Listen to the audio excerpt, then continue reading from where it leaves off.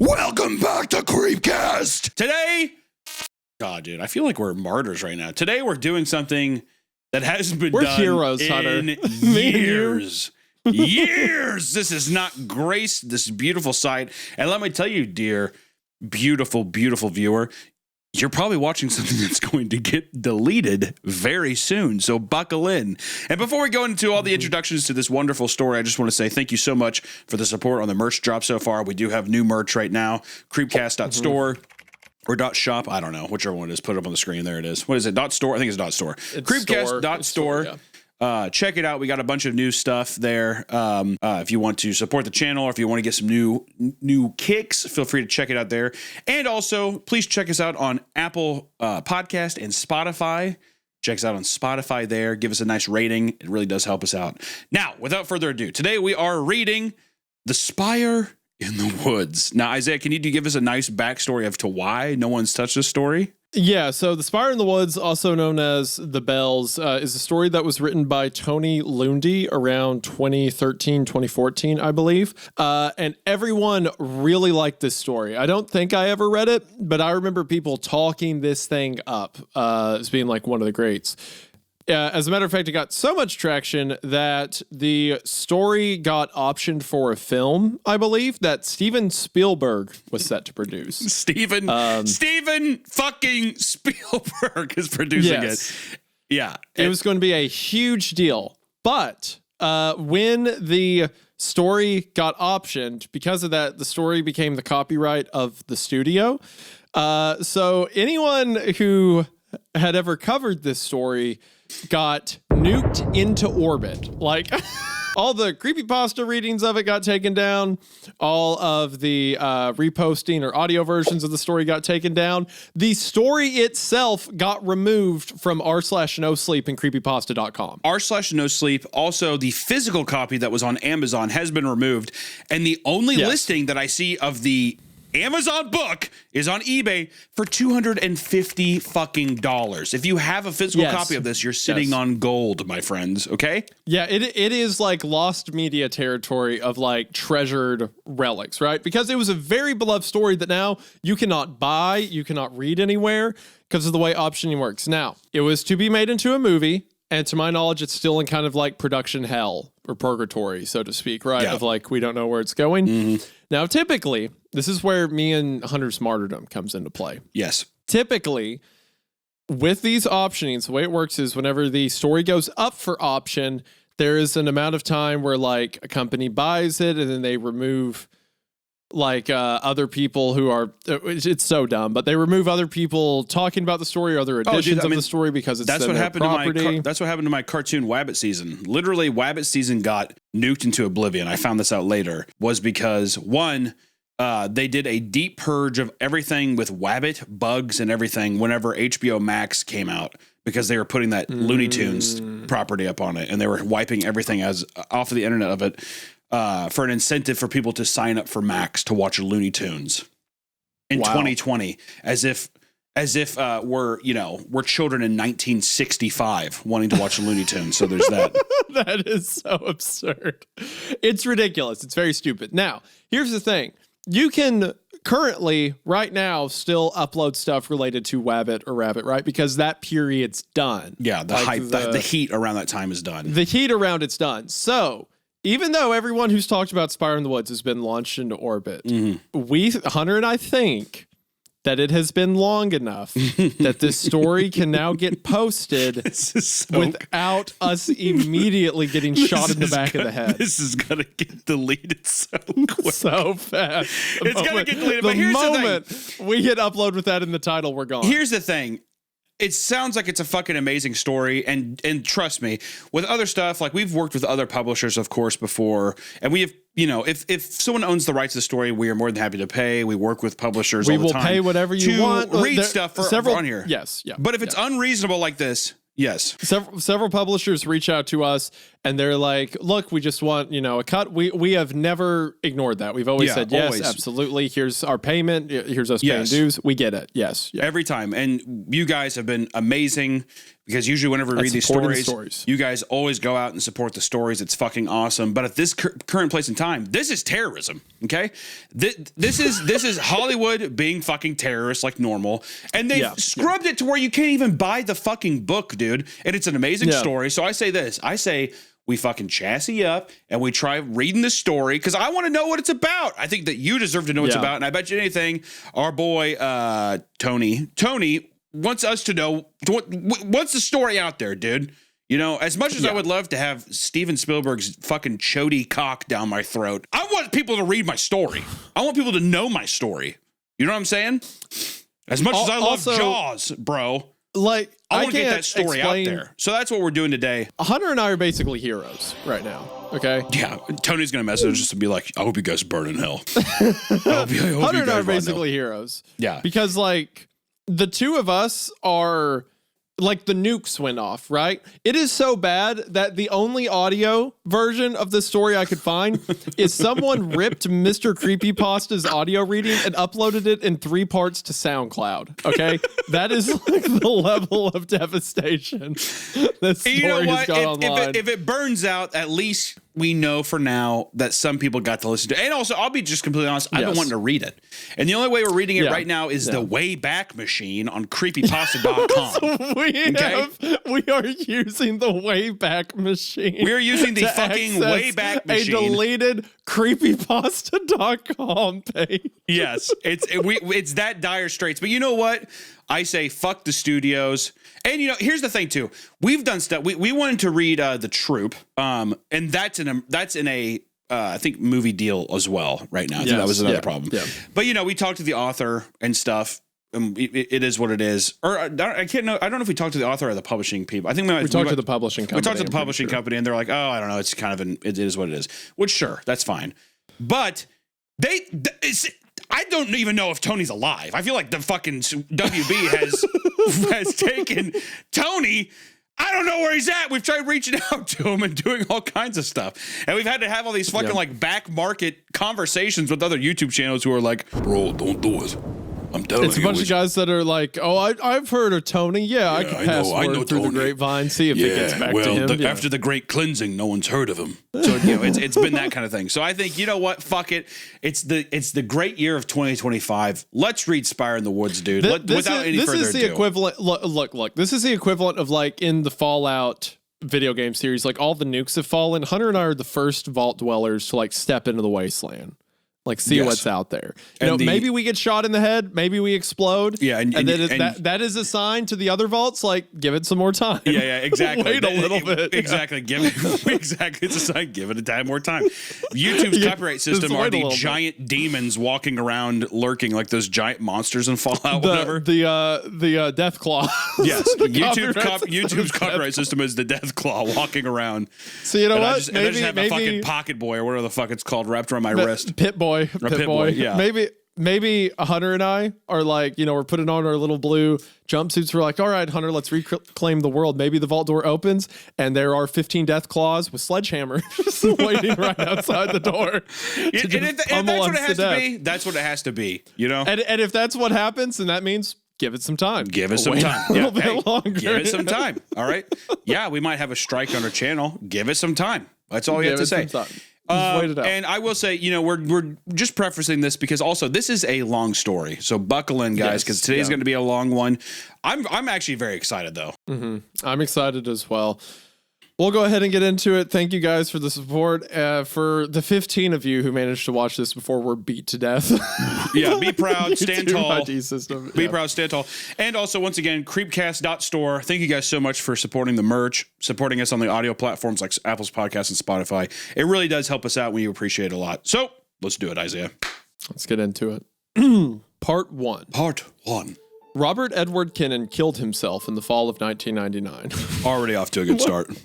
Already. As soon as a episode or a story begins with a suicide, I'm like, all right, I'm buckled in. I'm ready. Like so behind the death clause that are the copyright system, there's a bunch of those. What are those? The big wasp things from Fallout New Vegas. The centaurs. I've never played any of them. The big morphed humans, the centaurs, right behind the death claws are those, and that is the YouTube, not copyright, the content ID system, because now we're talking about killing yourself immediately into an episode. So if the death claws don't get us, then those centaurs back there will. The only knowledge I have of Fallout is just CreepCast's videos he's done on Fallout. That's about it. So that's rough. I know. That's rough. Fallout New Vegas is an all timer. That's what people say. The rest is, I think it's over. I want to know right now, is it overhyped? That's what I want to know. But maybe by some people, but I think it's one of the last, we are so off topic. It's one of the last like old school choose your own adventure, like kind of sandbox games where you can. I think that we should let's just literally restart with Robert Edward Kennan killed himself. Let's just start from the top. One more time in case they didn't get us. In the back. Robert Edward Kennan killed himself in the fall of 1999. I wasn't there, but it's where my story begins. It begins with Rob, 17 years old, sitting in a burning car in the middle of a crowded parking lot one Monday night in October. He burned for nearly 4 hours before the police let the firemen near enough to put out the flames and pull out his body. I didn't know him. Not really. We lived in a small town. I knew him by sight, knew his name, but I doubt we'd ever exchanged more than a few perfunctory words. It makes me feel funny talking about him, like I'm not justified doing it. But if I'm going to tell you about the Spire, it's unavoidable. I have to tell you about Robert Edward Kennan and how the suicide notes he left behind tangled my life up with his. Back then, we both lived in a sleepy town in New England, a little over an hour northwest of Boston, just across the New Hampshire border. It's the sort of place that's nice to live if you're the sort of person that doesn't like doing very much. There's really only 3 reasons anyone ever steps foot in my hometown. The first is that they're on their way to Nashaw, the shopping mecca of the Northeast. The second would be the ice cream. We have a dairy farm where they sell the world's best ice cream, all of it made right there on the premises. And the third is because they bought one of those haunted New England books. Usually, you can find our town listed in those books twice. The first entry will likely be the story of how our high school, which is one of the 10 oldest in the country, came to have the Silver Spectre as its mascot. I always loved the Spectre. It reflected how steeped in folklore rural New England once was, and as mascots go, it's much more interesting than the fighting, fill in the cat species here, everywhere else seems saddled with. Bro, I got called out by that one. Every single town around where I grew up, I could think of the fighting bobcats, the fighting tigers, cougars. the fighting lions, the cougars, yeah. Oh, yeah. It was either that or the Bulldogs. I feel like that was my high school. My high school was the Bulldogs. That's funny. I like immediately this kind of world building. How it feels like natural, right? Like his description of like, well, we have the world's best ice cream. It's also haunted. Silver Spectre is a cool mascot.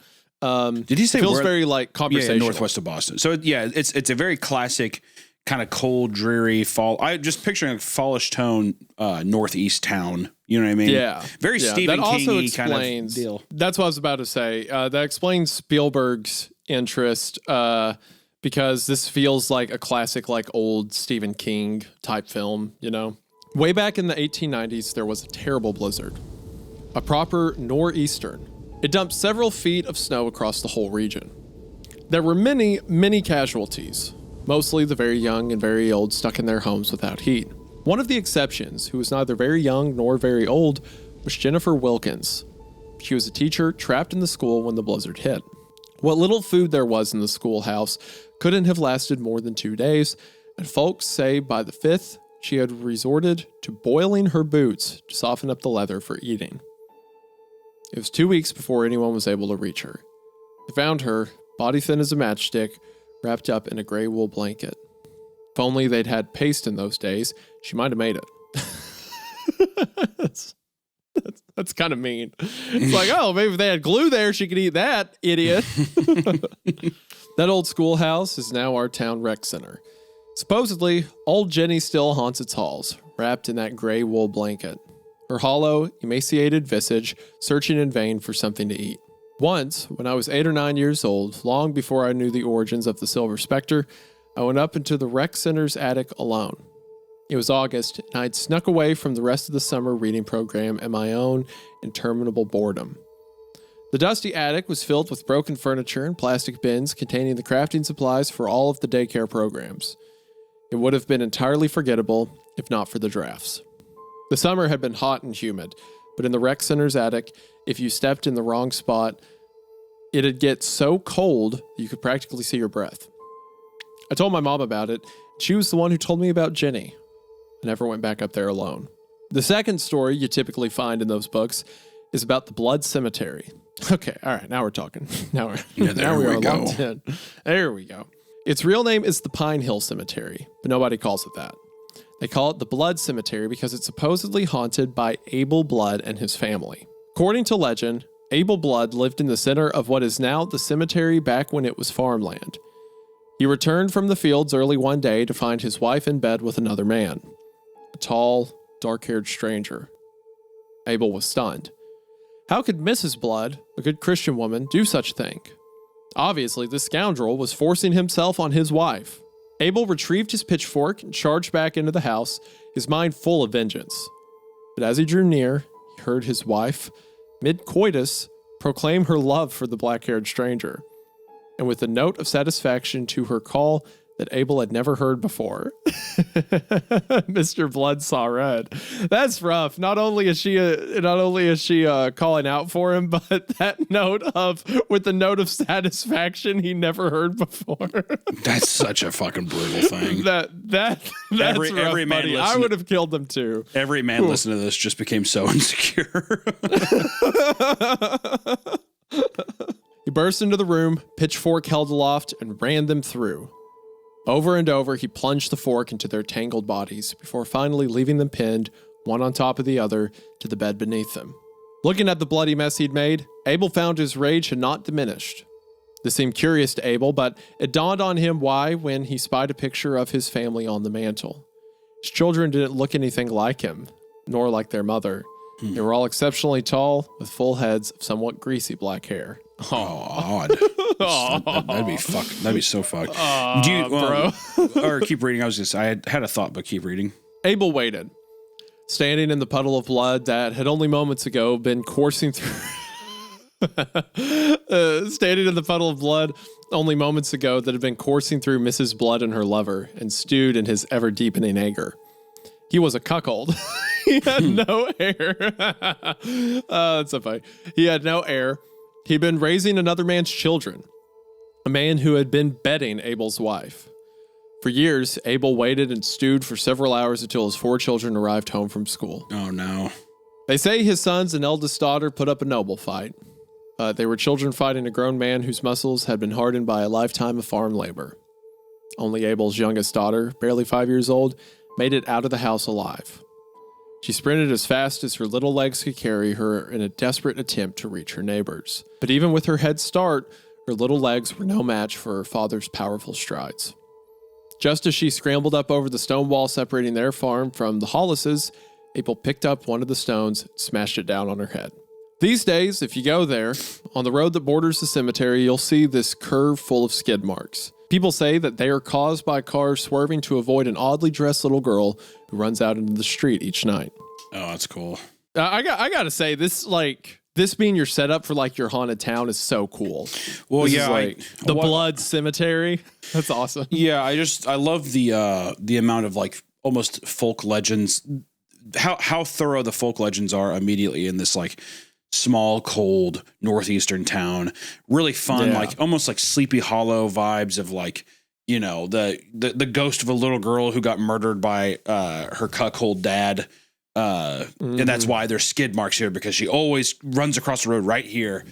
Just little stuff like that's nice. But then even just like little world building stuff too, of like, you know, it reminds me of like almost Sling Blade or something when he catches his mom having sex with somebody, or whenever the dad catches his mom cheating on him, whatever. I think that's like a just these little vignettes and little moments really add to the mystique of the town. While it's haunting, it's really fun, isn't it? Like it's like a little kind of like you were saying before, classic ghost story type stuff. Mm-hmm. Yeah, I think it's cool. Back home, we had a rite of passage. As soon as one of your friends, were old enough to drive, you had to trespass into the Blood Cemetery at night and make a rubbing of the Blood family's gravestones. I did it, and you should feel free to. Be prepared to be disappointed because none of the Bloods died on the same date. A lot of ghost stories are like that. Doesn't mean they're not fun, but once you come to realize as you get older is that they're mostly a form of social control. Jennifer Wilkins really did die a horrible death, but the story of Abel Blood is nothing but a fantasy story with a rather dark, misogynistic message. Cheat on your husband and he'll kill you. I loved ghost stories growing up. Loved them. That's what gave me my not entirely unearned reputation as the spooky kid. It was the reason that about a month after he died, Rob Kinnon's suicide note wound up in my lap. There, buried in the middle of apologies to his family and clear evidence of severe depression, was my first push towards the Spire in the woods. The only ghost story I truly believe. Oh, brother. Oh, what a opening. Now our protagonist is led to believe that 17, correct? Or just Rob was 17 when he killed himself? I think he was 17. Okay. I think he was also 17. I think they were the same age. Okay. Yeah, and Rob also burned to death in his car, which is a brutal way. Well, also for 4 hours. Just the addition of like it was 4 hours before police would let them go near it or whatever. It's just pretty fucking insane. Yeah, excessively grisly, you know. Yeah, that's a pretty rough way to go. It's time to talk about something scary. Your health. I know I don't go to the doctor as much as I should. I have a diabetic foot that's rotting off, but I ignore that every day of my life. If I'm bleeding or feeling sick, I'll just lie in bed and sleep it away. That's only because I don't want to deal with appointments and talking to insurance ladies, you know. Ugh. That's why I use ZocDoc. ZocDoc is the free app and website where you can search and compare high-quality in-network doctors. Choose the right one for your needs and click to instantly book an appointment. We're talking about in-network appointments with more than 100,000 healthcare providers across every specialty, from mental health to dental health, eye care to skincare, and much, much more. And the nice thing about ZocDoc is that you can filter for doctors that take your insurance, are nearby, and are highly rated. It's super easy to use, and you can find an appointment time that works for you with the right doctor that fits your needs. Plus, ZocDoc appointments happen fast, typically within just 24 to 72 hours of booking. You can even score same-day appointments. Oh. You don't want to admit it, but you should probably see a doctor. So stop putting off those doctor's appointments and go to ZocDoc.com/CreepCast to find and instantly book a top-rated doctor today. That's ZocDoc.com/CreepCast. ZocDoc.com/CreepCast. Thank you, ZocDoc, for sponsoring this spooky episode. Uh-oh, let's get scared again. In 1999, I was a sophomore in high school. Rob was a senior. He wasn't what you'd call real popular. Part of it was that he wasn't born in my hometown, but moved there in the 7th grade, right when kids are at their cruelest. The first I ever heard of him was a year later. There was a rumor floating around that he and a mentally handicapped girl were found naked in the woods together. The implication being that he tricked her into having sex with him. A couple of years later, I heard another that his parents were forced to move because Rob had been molested by their old priest down in Amherst. Those are some rough rumors to spread around about a guy. Oh, man. To the best of my knowledge, these stories are entirely untrue. And I'm deeply ashamed to admit that when I was in the 6th grade, I did gleefully repeat that first one. I found it funny at the time. The second I also repeated, just not as glibly. I whispered it to my friends, adopting a sage tone and offering it as an explanation for why the first rumor was probably true. I felt so damn smart. I had the inside scoop, something interesting to say, and everyone wanted to listen to me. I wish I kept my mouth shut. I wasn't smart. I was just kicking a kid while he was down, spreading the lies that may have contributed to him killing himself. The rumors followed Rob everywhere. He was a quiet kid. By all accounts, very bright and kind. And I want to be clear here, he did have people who cared about him. Friends. Not many, and maybe they weren't too popular either, but they were there and they were nice guys. One of them was my ride to school. Nathan Fletcher. Fletch and I lived in the same neighborhood. We were never all that close, but we got along well enough. He was a lovable goofball, always saying the wrong thing at the wrong time, but it never got him down. He had this grin that stretched from ear to ear, and he always managed to get me excited about his latest musical discovery or restoration project. Fletch used to buy old cars, fix them up, and resell them. While it helped pad his savings for college, it also meant he was stuck driving whatever hunk of junk he hadn't managed to fix up enough to sell yet. That year, Fletch was driving a 1984 Honda Civic. I still hate that car. I found out something was wrong on Tuesday morning when Fletch's rust bucket didn't show up in my driveway like it usually did. Instead, his dad, an Air Force officer, nowhere near as affable as his son, was waiting for me. I liked Mr. Fletcher fine. He was a good, if not particularly affectionate father to his boys and a respectful neighbor. But his presence in my driveway was odd, especially since I could see that Fletch wasn't in the car. Sir, is everything okay with Nate? Yeah, he's fine. We're just giving him the day off from school. Come on, grab your bag. I'll explain on the way. Mr. Fletcher turned around and started back towards his car before he'd even finished speaking. I grabbed my backpack and hustled after him. Did you know the Kinnan boy? He asked as we pulled out of my driveway. Not really.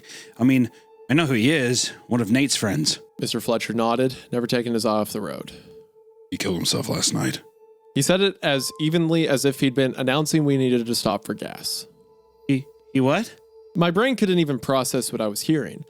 I'd seen Rob Kinnan in the hallway yesterday. How could he be dead? Mr. Fletcher proceeded to lay out the cold, dry facts. Rob had hand-delivered a letter to the house around 7 p.m. Fletch wasn't home when Rob dropped it off, so he didn't open it until later that night, at 9:45 or so. Upon reading the letter, Fletch went white as a ghost and tore out of the house without permission. He raced to, I'm going to omit this detail, just know it's the location that Rob killed himself. But when he arrived, the car was already burning. Apparently the letter was a suicide note. Nathan's too upset for school. Something in how he said it made it seem like Mr. Fletcher was implying there was something unmanly about his 17-year-old son being too upset to sit through pre-calculus after one of his best friends killed himself. He should have called you. I didn't think to, and it didn't occur to me until it was too late for you to catch the bus. Sorry about that. My initial shock gave way to resentment. No one could have made Rob Kinnan's suicide pleasant news, but it was difficult to imagine anyone being more callous than Mr. Fletcher. No wonder Fletch complained about his father so much. Don't worry about it. We rode the rest of the way in silence. I got to school and found it changed. Compared to the day before, it was an alien landscape. It reminded me of Tartarus in Greek mythology. A bunch of people milling about, a vacant and lost look in their eyes, unsure of what to do, what to say to one another. Friends clustered silently in small groups. It was like Rob's funeral was being held in the hallways. Classes weren't canceled, but nothing was done. Mainly, the teachers made us aware of special counseling being offered for anyone closely affected and told us that we could come to them if we ever needed to. Their nerves were also frayed. I recall specifically my study hall teacher, normally a very soft-spoken man, banging his hand on his desk and swearing that it was completely fucking unnecessary. Adding a moment later that no one needs to do that. No one. We, all of us, drifted through the day in a haze. You'd hug your friend and ask them how they were holding up or how well they knew Rob. You'd hear about who was there that night at the omitted location. It was a popular teen hangout. And you heard about the cops that could have saved him, but didn't. I mentioned earlier that Rob Kinnan was left in his burning car for 4 hours. This is not an exaggeration. It was 4 hours. Later reports said less time had passed, but Fletch was there, screaming himself hoarse. Screaming at cops and firemen and anyone who would listen that was his friend in there and he was dying. It was 4 hours. Being teenagers, we were quick to question the actions of the police, but I now believe that, while their delay proved to be without merit, they made the best decision they could have with the information available to them. Rob hadn't lit himself on fire to be dramatic. He didn't intend for there to be a fire at all. Rob had wanted to shoot himself but couldn't acquire a gun, so he built one. There's so many dynamics happening and so much this. Okay. This is good. I'm very invested. I'm getting progressively more upset that you can't find this story anymore by legitimate means. Yeah, it's unfortunate. I do wonder. It is odd though, isn't it? 4 hours and not doing like nothing. That's extremely suspicious. Like the more that it's brought up, the more I'm like, well, why would you wait that long? I think we're about to get an explanation to it, but I'm sure because it's enough that our author is saying like, I now understand why the police did that. So it's got to be something, right? Yeah. Well, I mean, also he would die in how many seconds of being burned alive? I mean, it takes It'd be shorter than 4 you're- hours. If you're torched, but if you're on fire, you don't die that quick. if you're being consumed, engulfed in flames, there's no way you're gonna live for more than a minute, right? I mean, you're fucking. You would first. I think you would suffocate. I mean, not only would you be your flesh is burning, but also like suffocation. I mean, like maybe 2 minutes at max. 2 minutes, I would say. I think it would depend on the heat of the flames and also, the ventilation. Your fucking brain would melt. Your brain would get too hot. You'd black out. It's an awful way to go out. Horrible. Of course, yeah. But I do think, I think within 2 minutes you're dead. I'd say. But let me pull up my statistics on this. Let me pull up my catalog of times it takes people to die by different means. Oh, well, yeah. I mean, I was trying to look something up, but it's mostly like if you were Smoke burning, inhalation. if you were burning and they saved you, like it's giving me the stuff afterwards, but it's not telling me like, oh, like if you were burning to death, it would take X amount of time for your heart to stop or whatever. But anyways. Yeah, you're right. We should conduct more research about it. Back then in the 90s, in a pre-9/11 world, terrorism wasn't part of the zeitgeist. It was bad, absolutely terrible, and we knew it. We'd had Timothy McVeigh and the failed bombing of the Twin Towers, but we hadn't entered into the neo-McCarthyism that marked much of the early 2000s, where the mere whisper of the word could get you thrown off an airline or placed on a watch list. And there was a certain cachet, a mystique that some of the equipment and ideas surrounding terrorism carried in the imaginations of adolescent boys, which is probably why Rob Kinnan, like virtually every other guy I knew growing up, had copies of the Anarchist Cookbook and the Terrorist Handbook, saved up to a 3.5 floppy disk that he had stashed in his room. When he failed to get a gun, he built one. I'm a little wary to Google it, but if my memory serves me, the instructions for it were listed in one of those text files as the homebrew blast cannon. Rob's blast cannon consisted of little more than a lead pipe capped at one end and filled with gunpowder and bits of metal. It did the trick, but it also launched burning gunpowder all over the interior of his car. Some of the people at the scene thought they had seen someone else in the car with Rob, a girl, and relayed this information to Officer McCullough, who was the first emergency responder to arrive. Officer McCullough hadn't seen anyone else in the car. All he saw was a burning car, a crowd of teenagers who all reported having heard an explosion, and the lead pipe that had rolled out of Rob's unconscious hand and onto the passenger side of the floor. Terrorism may not have been a big part of the zeitgeist at the time, but school shootings were. The Columbine massacre had happened only 6 months prior, and Officer McCullough was looking at a fairly typical teen loner, reports of an explosion, and what very well could have been an undetonated pipe bomb still in the burning car. He made a tough call. It may have cost Rob Kinnan his life, but then again, he might already have been dead. You have to ask yourself about what the officer did. Was it worth risking more lives to find out? So what do you think about that call?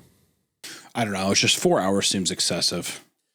4 hours is excessive, but if He's all that they obviously saw dead. was like the pipe weapon roll into the passenger seat, I mean, you could think that's a pipe bomb, right? Oh, sure. And also, if Columbine was 6 months ago, one of the things they did at Columbine was rig up explosives. They didn't go off, but I mean, that was like part of the police. I think that's fair then. That's probably fair, just to make sure nobody gets fucking blown up trying to check out the car. And if he shot himself in the head, even if it was with a makeshift gun, he's probably dead. Probably don't send another officer close to a car that's on fire and might have a pipe bomb in it, right? Yeah, no, that's true. Yeah. I remember thinking that Officer McCullough, at that point only known to me as the cop who always gave kids a hard time for riding their bikes without a helmet, was a bastard. And maybe he was a bastard, but if he was, it wasn't because of this. He couldn't risk more lives. Besides, whether or not it was a suicide, if there had been a second person in the car, where the hell was she? Nobody who knew Robert Edward Kinnan at all, even people like me who barely knew him, believed for a second that he was out to kill a whole bunch of people. But there was something else that could have been going on. Rob had a crush on a girl that bordered on obsession. It had lasted years and only seemed to be getting worse. The girl in question, Alina, worked at the omitted location, and Rob would go out of his way to stand in her line or linger in the parking lot after hours, hoping to speak with her as she was heading home. Everyone immediately wondered if the mystery girl in the fire had been Alina. Did he pull her into his car to once more profess his love for her and, unable to handle another rejection, take his own life before her eyes? Or, God forbid, try to take Alina with him? Alina's friends and coworkers shouted her name. Alina! Alina, where are you? When she didn't respond, they fanned out to look for her. It was the manager, Mrs. Jaffrey, who found her. Completely overwhelmed by Rob's suicide, Alina had retreated into one of the walk-in freezers. She was bawling her eyes out as Mrs. Jaffrey threw her coat over Alina's shoulders and led her to the manager's office. Oh, it's not your fault. The older woman whispered into Alina's ear, but it didn't do any good. No one else was unaccounted for, and no mystery woman was ever found. No second bomb ever exploded, and no accomplices ever turned up. I guess we all assumed that those eyewitnesses were mistaken, that the smoke and the flames had played a trick on their eyes. We were wrong. I just got to say, the way this story gives us information, where it's like, well, this is the tragic case that happened here, but Rob had a crush on a girl. And then it like reads about the death, and it's like, we assumed that they were mistaken.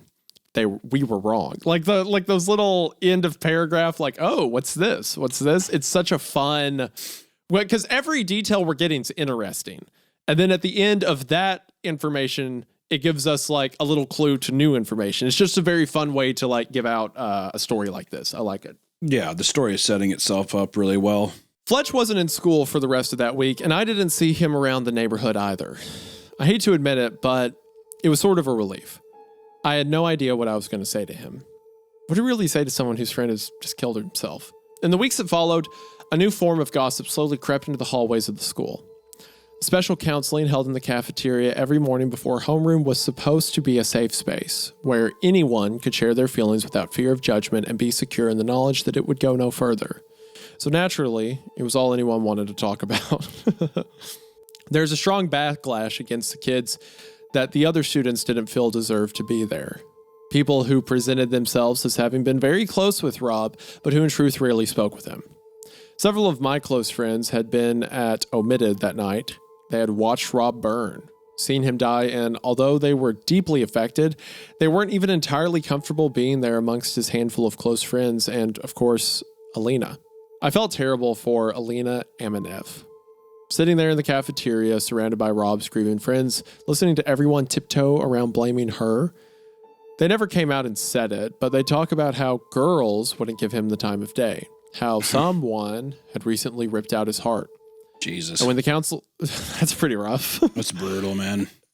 It's a weird place to be, because it's like, if someone dies, you know, the dead have settled their debts. You don't want to talk bad about them, right? And you want to give them the benefit of the doubt. But at the same time, just because someone's dead doesn't mean they were virtuous, right? So it's like... Well, yeah. Well, that's just the thing, is that fucking teenagers are dumb, very dumb and cruel and surface level. So of course they're going to like blame this. It's the easiest thing to leap to, you know? Mm-hmm. So they're just going to torment Alina for no reason. Yeah. Cause like you don't want to like blame him, right? But you want to blame something. So a bunch of them are like, oh, well, girls, right? Am I right? Girls led to a problem. And it's like, it's kind of like an easy out because you're not thinking about the girl who is affected, who's still alive by what you're saying. Yeah. It's very human. It's very natural. Mm-hmm. And when the counselor spoke about how challenging it can be to cope with the insensitivity of other teens, many in the room cast sidelong glances in her direction, waiting for her reaction before adding in their own 2 cents. The year before Rob's death, Alina had suddenly found herself with a kind of unexpected popularity. She was born in Russia, but her parents had managed to immigrate to the United States when Alina was still an infant, which was during the tail end of the Cold War, so no easy feat. Kids used to tease her about her family being Soviet spies, but when she started to come into her own, the teasing turned to flirting. She never quite reached the ranks of our school's alpha females, but her je ne sais quoi was undeniable.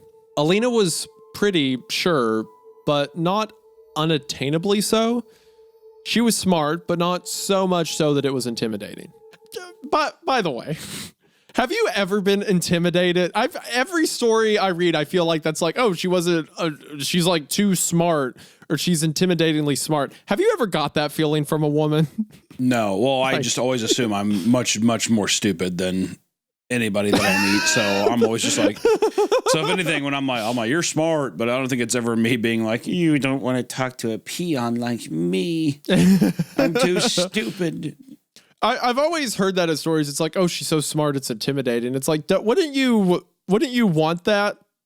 Like, that'd be like, oh, what if like your partner? What if she like was magically super good at one thing? It's like, sure, why not? Like, why would that be a problem? If we're on the same side, wouldn't that be like an asset for me? Why is what that? Is it jealousy? I'm guessing. Is this supposed to be jealousy type shit? Like if it's like if the man is not the breadwinner, does he feel inadequate as a man? Or something that might be what it is. That might be what like same note of thing. I don't know. I hear that in every story, and it's never. I've never understood what it's talking about. Yeah. Like, what do you mean intimidating? That's like, oh, she's too beautiful. I can't stand it. Like, if a girl's too beautiful, I can see people being insecure about being like, I'm too ugly. She's gonna like fuck somebody else, or maybe that's what it is. You feel like you don't deserve someone who's too smart. I think that's. I think inevitably that's what it boils down to. Yeah, insecurity for sure. That's more reasonable, I think, yeah. She had fair skin and wild hair. Her eyes would sparkle whenever she said something clever, and she had this smirk that spread like a wave from left to right across her lips. Most alluring of all, Alina had this attitude, this way of carrying herself. It was like she was sure wherever she was the place to be. It was infectious. In short, Alina Amenev was exactly the kind of girl that an unpopular guy could fool himself into thinking he had a chance with. God knows I did when I found myself suddenly talking to her in late November of 1999. Alina had grown quieter in the weeks that followed Rob's death. Even as the rest of the school began to show signs of moving on, she continued to retreat. She quit her job, and though I don't quite remember when the season started and stopped, either quit or never signed up for cross country that year. She just sort of shut herself off from the world and everyone in it, which was why I was so surprised to see her at Drew DeLuca's birthday party. She looked nervous. She used to be her element, and no one at Drew's that night was inclined to blame her for Rob's death. This was not his circle of friends, this was hers. But whenever she approached someone or tried to join in on a conversation, she looked like a gazelle approaching a watering hole it wasn't sure was safe. And once she was in the conversation, she mainly shifted her weight from foot to foot or fidgeted with some part of her outfit, never really engaging anyone unless they addressed her directly. I was telling a friend of mine about a recent trip I had taken to Greenfield with Scary Carrie, the only one I could ever drag along on my ghost hunting trips, when I felt a gentle tug on the back of my shirt. I turned around half expecting to see DeLuca's kid sister, but it was Alina. Can we talk? Oh, yeah, sure. Outside? She looked over my shoulder at my friend before adding, Alone? Hunter, you right now, you're in this position. The Russian girl comes up to you. It's like, can we go alone? Hell no. Hell no. Why not? Get away from me, commie freak. Was what I'd say. Yeah, there we go. USA. Then you exactly punch her really hard.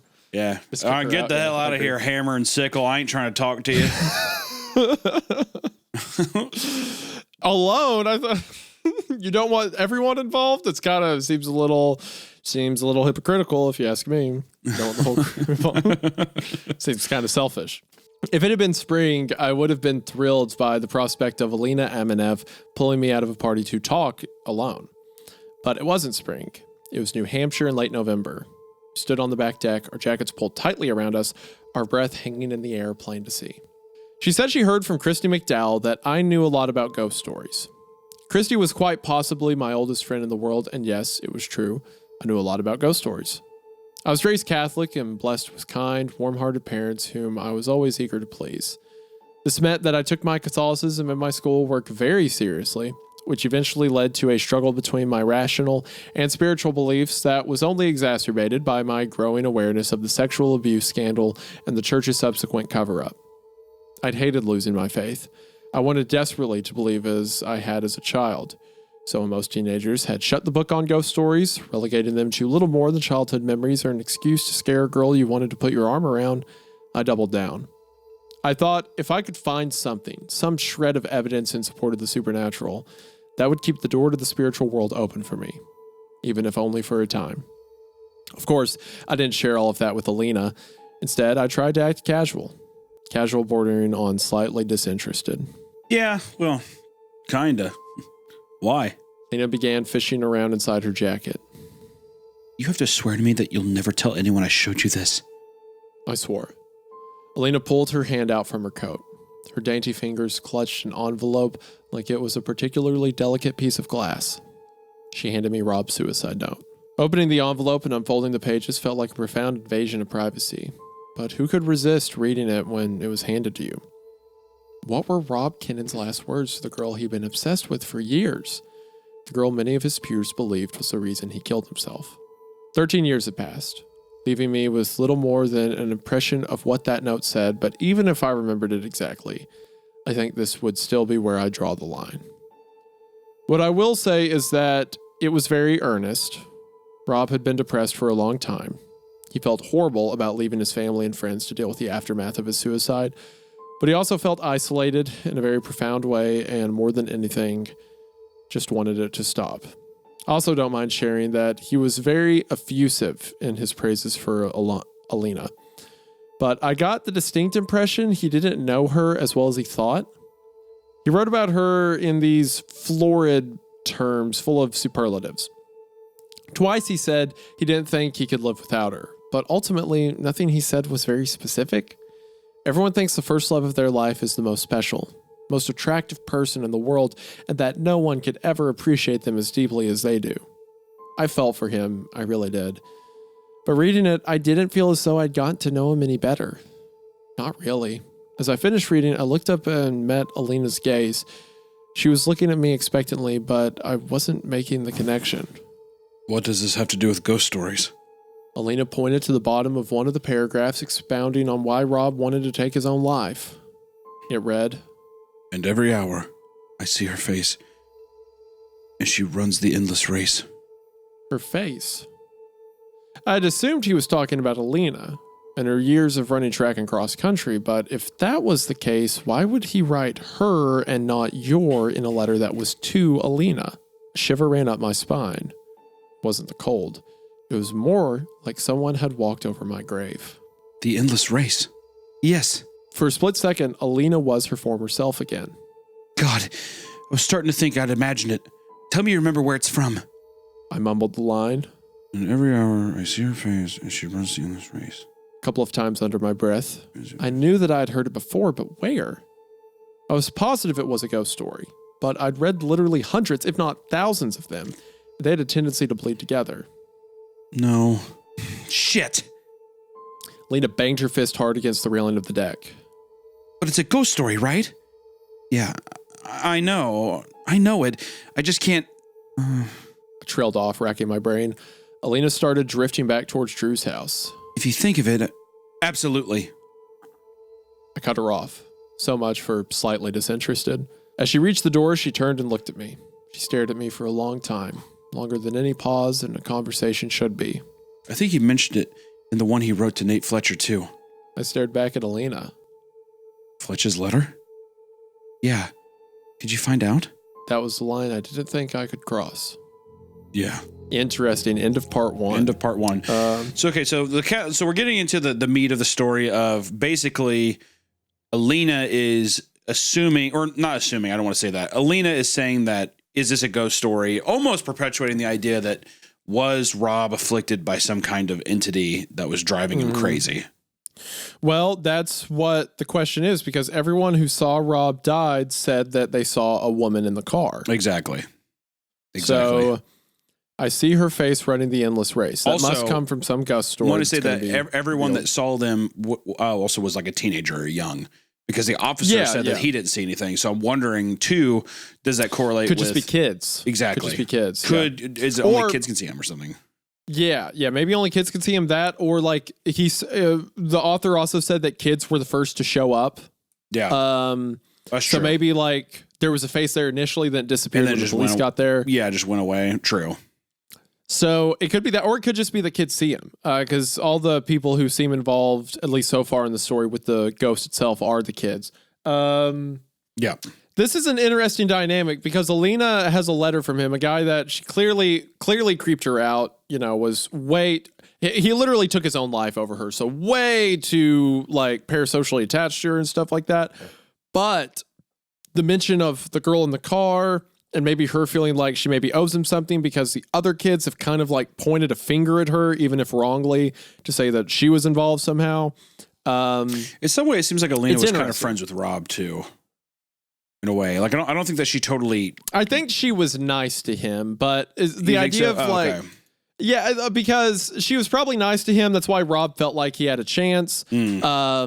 Especially because Rob's a social outcast. But it also says that Rob would come to her place of work constantly and just like try to profess his love for her and stuff like that. So that's desperation for sure. right? Yeah, yeah. But she still feels kind of maybe this obligation to figure out what it was about, or a curiosity to figure out what it was about. Right. And also, I like that paragraph that was like, he said twice that he couldn't live without her, but he never said anything specific. That is very accurate, I think, to a lot of like high school Young love, obsessions dude. and stuff Young like love. that. Yeah. And that thing about like everyone thinks that they are never going to be able to get over their first love. Very it's true. also true because I especially with guys, Oh. you'll hear that joke a lot where girls will be like, well, yeah, I can't date a man because he's still over the girl he broke up. He's not over the girl he broke up with when he was 16. Right.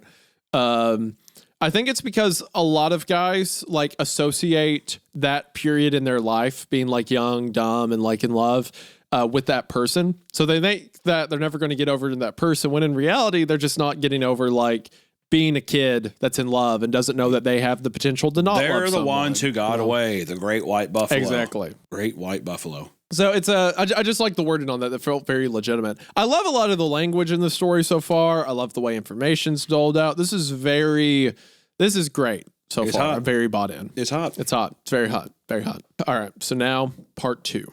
A few days after Rob's suicide, a handful of young reporters showed up at school trawling for quotes. Before the faculty could chase them out, they pushed hard for anyone to give support to the lone wolf school shooter angle.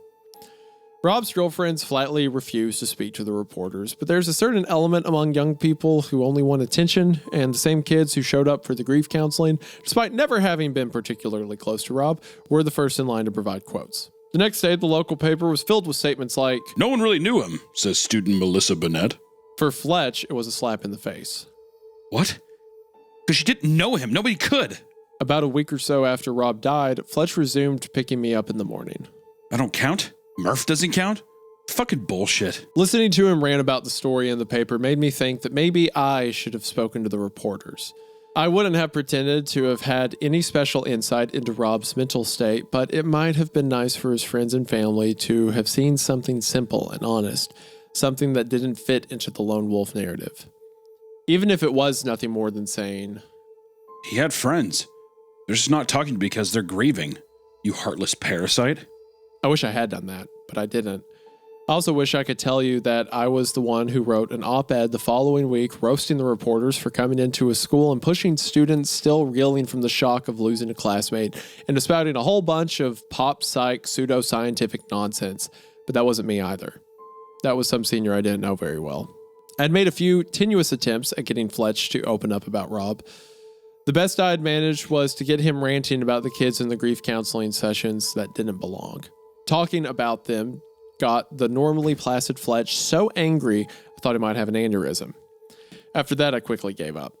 Once I resolved not to pry into Fletch's life, our morning ride settled into something almost comfortable. Our casual friendship was like a knee recovering from an injury. Fine so long as we didn't put any weight on it. And that was still the state of things the day we returned to school after Drew DeLuca's birthday. Today, tracking down the story that led me to the Spire would have been a piece of cake. For me, anyways. For you, I've changed too many details. I could have typed that little rhyming snippet of Rob's suicide note into Google and had my answer in seconds. But the internet wasn't as robust back then. Well, I'm pretty sure in 1999, I was still using Hotbot. Nonetheless, from the second I returned from Drew's until school started on Monday, I spent every waking minute scouring every haunted places book and paranormal website I could find, looking for the phrase, And every hour, I see her face as she runs the endless race. or some variation. By the end of the weekend, half the contents of my bookshelf had been redistributed throughout the house, and I had skimmed countless GeoCities pages, scrolling past Dancing Ghost GIF after Dancing Ghost GIF until my eyes bled. But still had nothing to show for it. I knew I couldn't bring it up with Fletch. Not directly, at any rate. Rob's death was still a raw nerve, so I went to the only person who knew even more about ghost stories than I did. Scary Carrie. Growing up in the woods of New Hampshire at the foot of the White Mountains wasn't all bad. My school had a hiking club that also taught us elementary wilderness survival skills. It was immensely popular, mainly because it culminated in a week-long hike, which meant you got to miss a week of school. As freshmen, my friends and I all signed up to go together that fall, but 2 weeks before the big event, I came down with a case of antibiotic-resistant strep throat that had to have my tonsils removed. Fun. Since the program was extremely popular, each student could only partake once. Even though I was allowed to make up my hike the following winter, it was still a bit of a letdown, since none of my friends could come with me. I was intensely jealous when my friends returned from the hike closer than ever with a slew of in-jokes and stories from their weeks in the woods. But by the time I left for my hike a few months later, things in my circle of friends had already returned to normal, and I was mainly just concerned about being stuck in the woods with random classmates I had little in common with. If you've never spent all day hiking with a large frame pack, you may not appreciate how grueling it can be. There's a high washout rate of kids who get sick or throw in the towel and have to be picked up and taken home. There's an even higher rate of kids who never shut up about how much their feet hurt. And by the time we stopped for lunch on the first day, any concerns I had of loneliness were replaced by my seething hatred for that group of kids. This is true. Anytime you ruck anywhere, there will be people complain. It's just fact of life. God. My legs, help. It's like, yes, that's the point. Your body's not used to an extra 60 pounds on its back. That's how it works. It doesn't know what's going on. Your legs are scared. Those of us capable of keeping our mouths shut, at least about our feet, quickly bonded. That's how I became friends with Scary Carrie Peterson, the last person on earth I'd ever imagined I'd become close to. Carrie was one of those unlucky people that seems significantly designed to be picked on. She was nearly 6 feet tall, quite overweight, crap at school, poor by the standards of my admittedly affluent town, and cursed with the head size of a large pumpkin. God damn, Carrie. Just roasting this girl left and right. I'd had classes with Carrie on and off for the last 9 years, and before the hike, I doubt I'd spoken more than 2 words to her. Although, in fairness to me, in middle school, she had deepened her own isolation from most of the class by becoming intensely goth in the baby bat way of the late 90s teens. Okay. Hold on. She's a 6 foot tall goth girl. Yeah. Is that, all right, hold on a second. She's the woman of my dreams. Hold on a second. What's everyone being mean to Carrie about? Like, Scary Carrie, what? She's a little. What was overweight even mean in the 90s? What? Nothing. Nothing. Means nothing. There was a blonde girl on the hike. I think her name was Stephanie Foster. That 2 hours earlier I found very cute, and despite her whining, I was still thinking I might like to get to know her better before she let this gem slip. God, I just wanted to miss school. Why do we have to walk so much? I rolled my eyes but didn't say anything. Carrie, however, could not let it slide. What the hell did you think a hike was? All right, don't do that to Carrie. What the hell do you think what the hell do you think a hike was? She's a 6 foot tall, overweight woman. What the hell do you think a hike was? Sweet cheeks. No. See, now you're mocking me. Now you're mocking my people, my group. I need you. What the hell did you think a hike was? That's closer. That's better. You're getting there. I need you to channel your best Margaret Qualley. I think that is. Margaret Qualley. She's a 6 foot tall, overweight goth girl in the 90s. She's not Margaret fucking Qualley. Overweight in the 90s means filled out. It means great. They had super size at McDonald's, dude. They were big old girls. All right. It could be a big old girl. You're right. Fair enough. You know what? What the hell did you think a hike was? Stephanie looked at her like Carrie was something she'd scraped off the bottom of her boots. Nobody's talking to you. And nobody wants to fucking listen to you. I still denounce your voice for Carrie, but Carrie's special to me. Okay? All right, that's fine, dude. Be stoked about it, man. I couldn't help it. Isaiah, oh. She's looking down at you, kissing your forehead. You're my little sweet pea. That other than the voice you're doing, that sounds lovely. If I obviously I'm a married man and my wife is the 6 foot tall golf woman in my life, but in like high school me, 1,000,000%. Like, yes. I don't know what you're making fun of. This sounds perfectly reasonable. I'm giving her a voice. Yes, but there's a tone. There is a tone of bitterness. Dude, don't let your insecurity get to me, man. All right. My insecurity, definitely not yours. Assigning your the voice of like a 40-year-old trucker like a big old girl Carrie. that's a goth chick. Just fucking lay it out there, dude. That's all it has to be. Okay. All right, well. Nobody wants to fucking listen to you. I couldn't help it. I laughed. I still didn't think of Scary Carrie as a friend yet, but it was suddenly a lot harder not to like her. After lunch, our line of hikers silently and seemingly unconsciously rearranged our marching order, with the whiners taking up the rear and those of us who could keep our aches and pains to ourselves leading the pack. By dinner time, Stephanie and 3 other kids from her clique, perhaps unimpressed by the franks and beans we'd be having, decided to throw in the towel. It gets dark early in winter, dark and cold. On the fall hike, after dinner, my friends were able to wander around the campsite quite a bit, but for us, there was only one thing to do: stick close to the fire. And that's where Carrie and I really bonded. Someone half-jokingly asked if anyone knew any good ghost stories. There was the usual student reluctance to step up and put yourself out there to be judged, and our chaperones weren't terribly interested in anything but double-checking our work setting up the tents. But after a few false starts from the other kids, I decided to tell an old standby, the story of an old woman that lived in Maine who had been caught abducting pets and small children. It was said that she was a witch who ate the flesh of her victims and turned their bones into china. Sick. It's pretty cool. Also, did you ever, I think I've talked about me doing this before, but did you ever have those moments in like high school, middle school where you told stories by the fire, like at a sleepover or something? No, not really. Okay. I guess I'm cooler than you. The second I finished, Carrie started telling one of hers.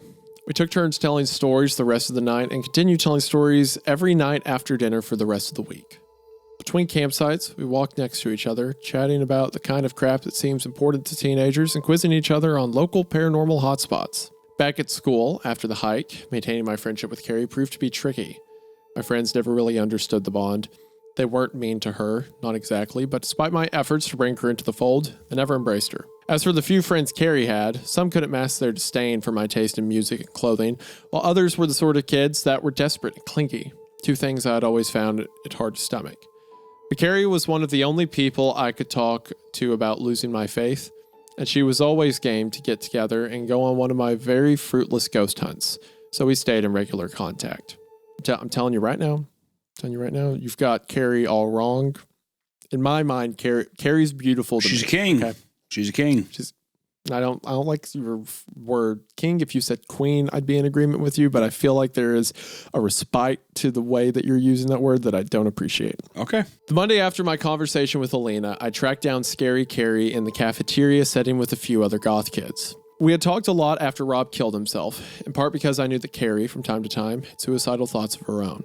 May have been the height of stupidity, but until Rob Kinnan actually ended his own life, I never thought it could happen in my town. At least not to anyone I knew.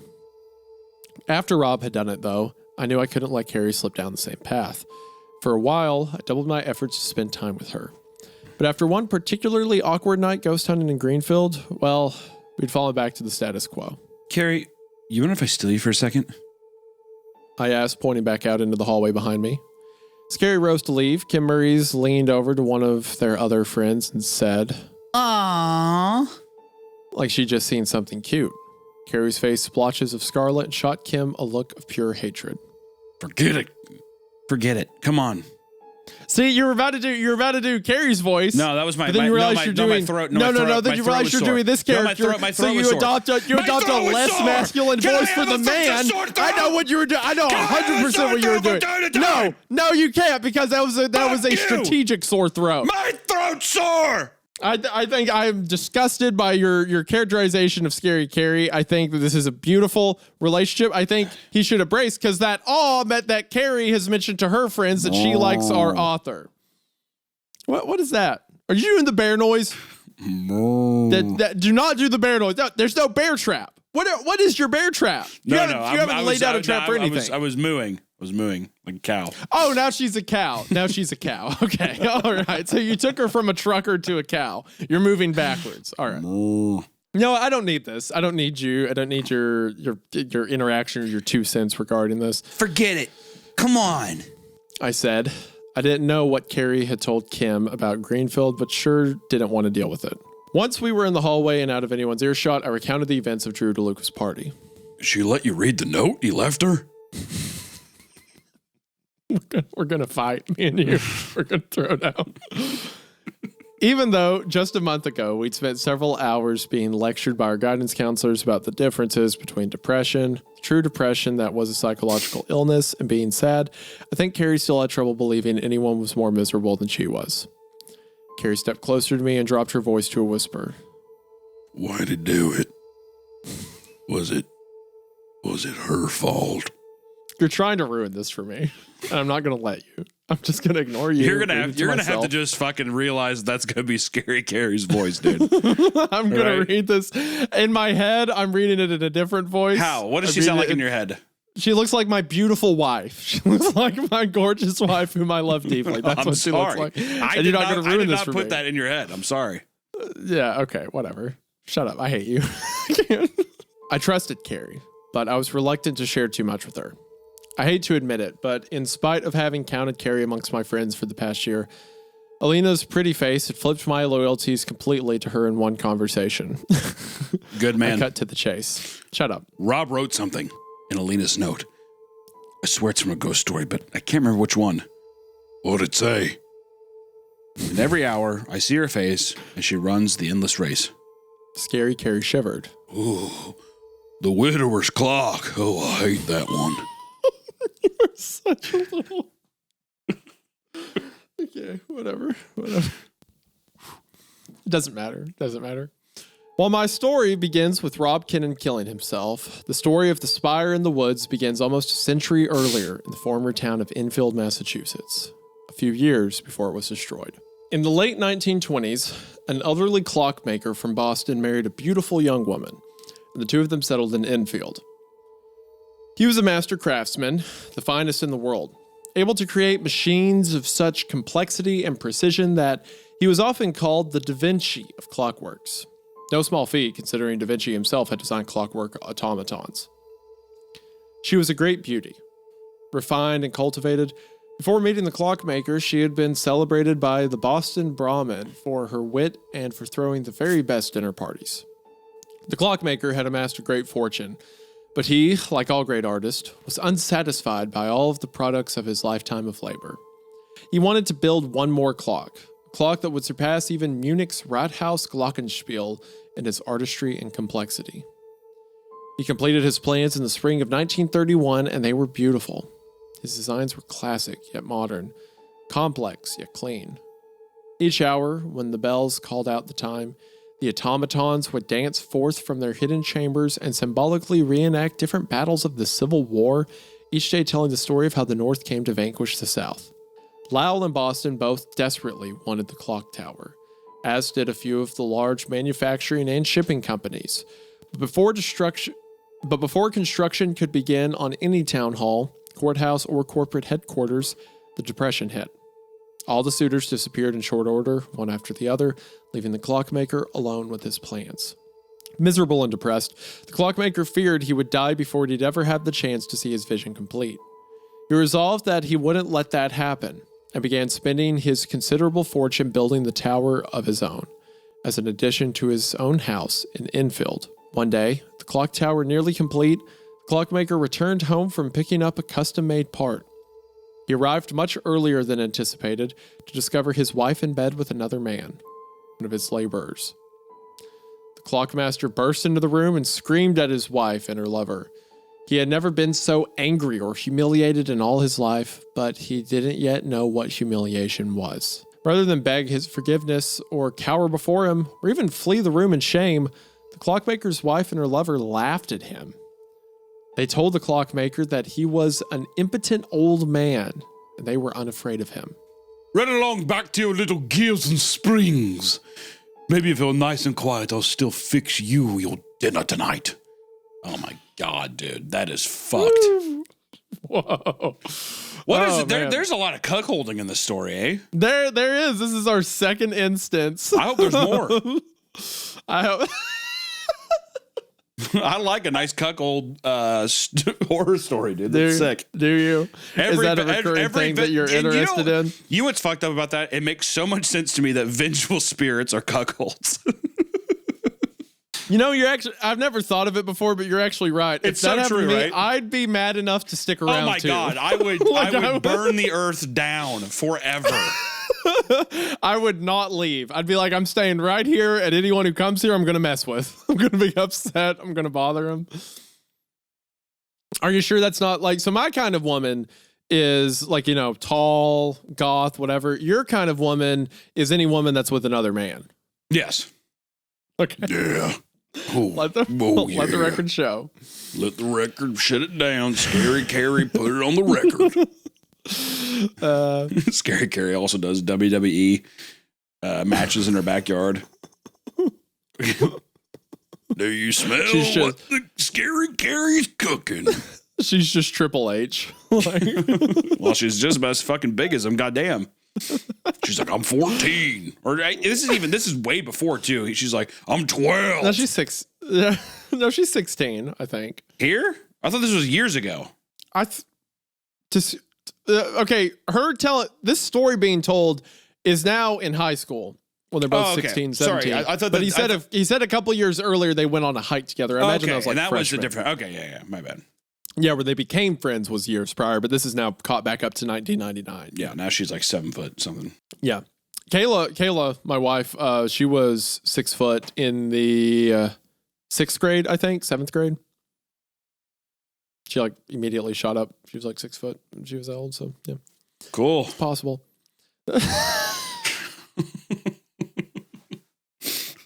You're such a jerk. You're so whatever. The clockmaker, in a state of shock, slunk back to his gears and springs, but rather than going to work on the clock, he went to work on a plan. He removed the automatons from their posts and set all of his meager strength to coiling the huge spring that ran beneath their tracks. He laid out his tools so they would be near at hand, and then he waited, listening to the rhythms of his marriage bed slamming again and again against the wall. Brutal. Oh my gosh. Eventually, the rhythmic thuds reached their... The rhythmic thuds reached their crescendo, then fell quiet. Soon after, he heard his wife call out to him, but he said nothing. Her calls grew in urgency and repentance crept into her voice. Could she really be concerned for him? After what she did, after what she said. Still, the clockmaker stayed silent. When the laborer entered the room, which was little more than a giant gearbox, the clockmaker stared at him, but did not move. The laborer leaned back out of the room and called to his lover. He's in here! He hasn't done anything stupid, has he? No, he's fine. The clockmaker was not fine. The laborer approached the clockmaker as cautiously as a man approaches an unfamiliar dog. It's your fault, you know. The clockmaker, his watery eyes unblinking, only responded by staring as the younger man approached him. Fine lady like that. Fancy. You can't keep her in a cage, especially around here in these dreadful place, and expect she won't get bored. It was at that exact moment that the laborer stepped across the path of the automaton's tracks and the clockmaker yanked out the pin holding the spring coiled. The post, unburdened of a man-sized figure brimming with heavy metal gears, raced along the track and collided with the soft flesh of the laborer's leg. The crack of the bone splintering was even louder than the man's screams. Clockmaker's wife called out at the sound of her lover's cries. I'm coming! I'm coming! The clockmaker picked up a large wrench and moved beside the door. As his wife rushed in, her eyes searching for her lover, the clockmaker crept up behind her and brought the wrench down on her skull. She awoke hours later with shooting pains running through her legs. She tried to look down, but her head was agony to move. The clockworker stood over her, his mallet hammering the metal support rods into her thighs.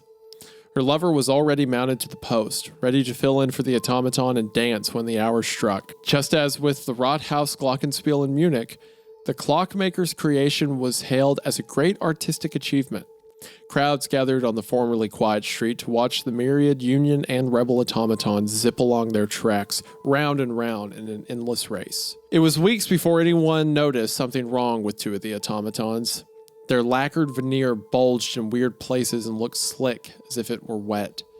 Then, one day, the finish gave way, and the crowd, which was mostly children at this point, watched in horror as two corpses zipped about the track, chasing and stabbing each other with their bayonets. That's awesome. That's so cool. That's so cool. He hooked them up to be the giant automatic soldiers. They say even after the clock was stopped and the lovers were laid to rest, all those who saw the wife's face were haunted by visions of her endlessly running along her track. That's cool. What a cool ghost story. That's great. I love that. I didn't have to ask why Scary Carrie hated the story of the widower's clock. She was the one who pointed out to me how ghost stories were frequently used as a form of social control. Here was another story where an unfaithful woman was put to death by an angry husband, and crueler still, children were also punished. Children whose only crime was having seen the corpse of the unfaithful woman, a corpse that the enraged husband put on display. I couldn't wait to tell Alina. I didn't have any classes with her, but we had lunch the same period. Alina was sitting at a table with her friends. Ordinarily, it would have been intimidating to walk up to a table of girls, most of whom were pretty and toned from years of soccer, field hockey, and track, but I could tell by the way Alina was sitting with her tray in her lap, her chair pushed back from the table, that she would like nothing more than an excuse to leave. We were allowed to eat our lunches outside, but no one ever did during the winter. We got some funny looks pushing open the doors and slipping out onto the yellowing grass. I've been looking forward to telling Alina the story of the widower's clock for hours, but now that I was alone with her, I hesitated to jump straight into it. Are you okay? Alina shifted uncomfortably. Yeah, but I haven't done so great with crowds lately, especially when I'm eating. We were huddled in the corner of the doorway, trying to use the building to block the wind. I was nervous as I reached out to rub her arm that I hoped was an understanding and reassuring gesture. She didn't flinch or pull away. She just stared at my hand for a long second before she whispered, "Thanks." I started telling her the story exactly as Carrie told it to me, but it barely begun when the switch flipped in Alina's head and she remembered where she heard it before. East Boston camps. Pretty much everyone in our town went to summer camp there when we were kids because it was only 15 minutes outside of Nashaw. One of the counselors there had been like Carrie and me, and he used to delight in telling ghost stories to the younger campers. He loved it when the kids were too scared to sleep and kept their cabin chaperones up all night. For a second, I forgot why we were trying to track down the story and got lost in old memories of camp, but Alina didn't. Do you think it has anything to do with why he killed himself? Her voice was steady, but she fixed me with her eyes, and I could see how desperate she was for me to say yes. Desperate to believe that it wasn't her fault. I think he suffered from depression. Alina's lip quivered, and her eyes filled with tears. I hugged her. Hey, listen to me. You didn't kill him.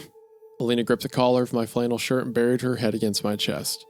I stood there, holding her, as she cried. The two of us were late to fifth period.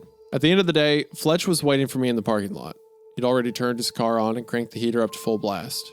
Even still, we were halfway home before it was warm enough for me to open up my jacket. He stared out the window. Dude, what's going on with you and Alina? I turned to look at him. His jaw was set, and for the first time in our lives, Fletch reminded me of his hard-ass father. I really didn't want to answer him. She asked me about a ghost story. Fletch's only answer was to let his eyes drift from the road. He studied my face for a long moment before he finally said, "Which one? The widower's clock? It's the one where I know the one. Are you in a hurry to get home?" "No." "Good." Fletch pulled over to the side of the road, took a shuddering breath, punched the steering wheel twice, and started bawling. It's kind of funny. It's funny. That's actually what happens every time I go anywhere with you. Well, luckily it's not too often, so your fist and your lips quivering. You'd be all right. I met you. You do that every time we go anywhere. That's true. That's actually very true. That's me outside the French Quarters in New Orleans. Not again! That's what I say as I get dragged in. My nails peeling off, digging into the cement. Every time I'm in the quarter now, I think about you looking at me going, "Get me out of here." Oh, you remember the day that you weren't hanging out with me, how you said you went to like a little bar area called the Dungeon? Yeah. Okay, and you said you enjoyed it there, right? Yeah. Okay, I was walking through the city a couple weeks ago, and I was talking to a guy who was a tour guide, and he mentions the dungeon. And I'm like, oh yeah, I've heard that place is cool. And he's like, yeah, it's a BDSM club.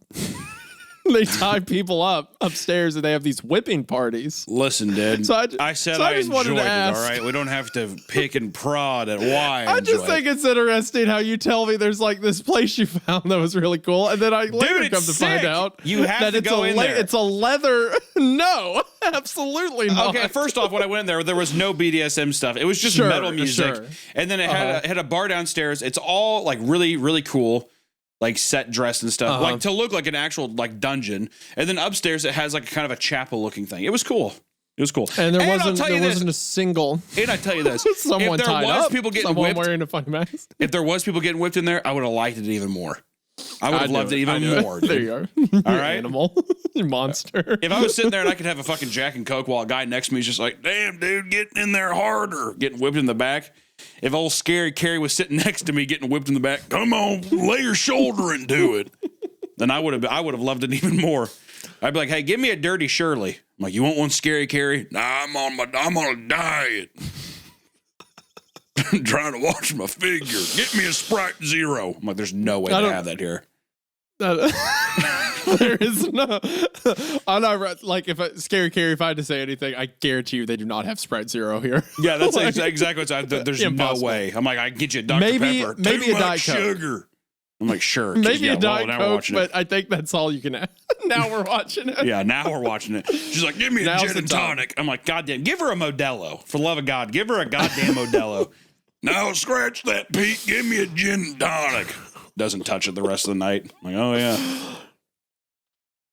I don't even know where we're at in the story.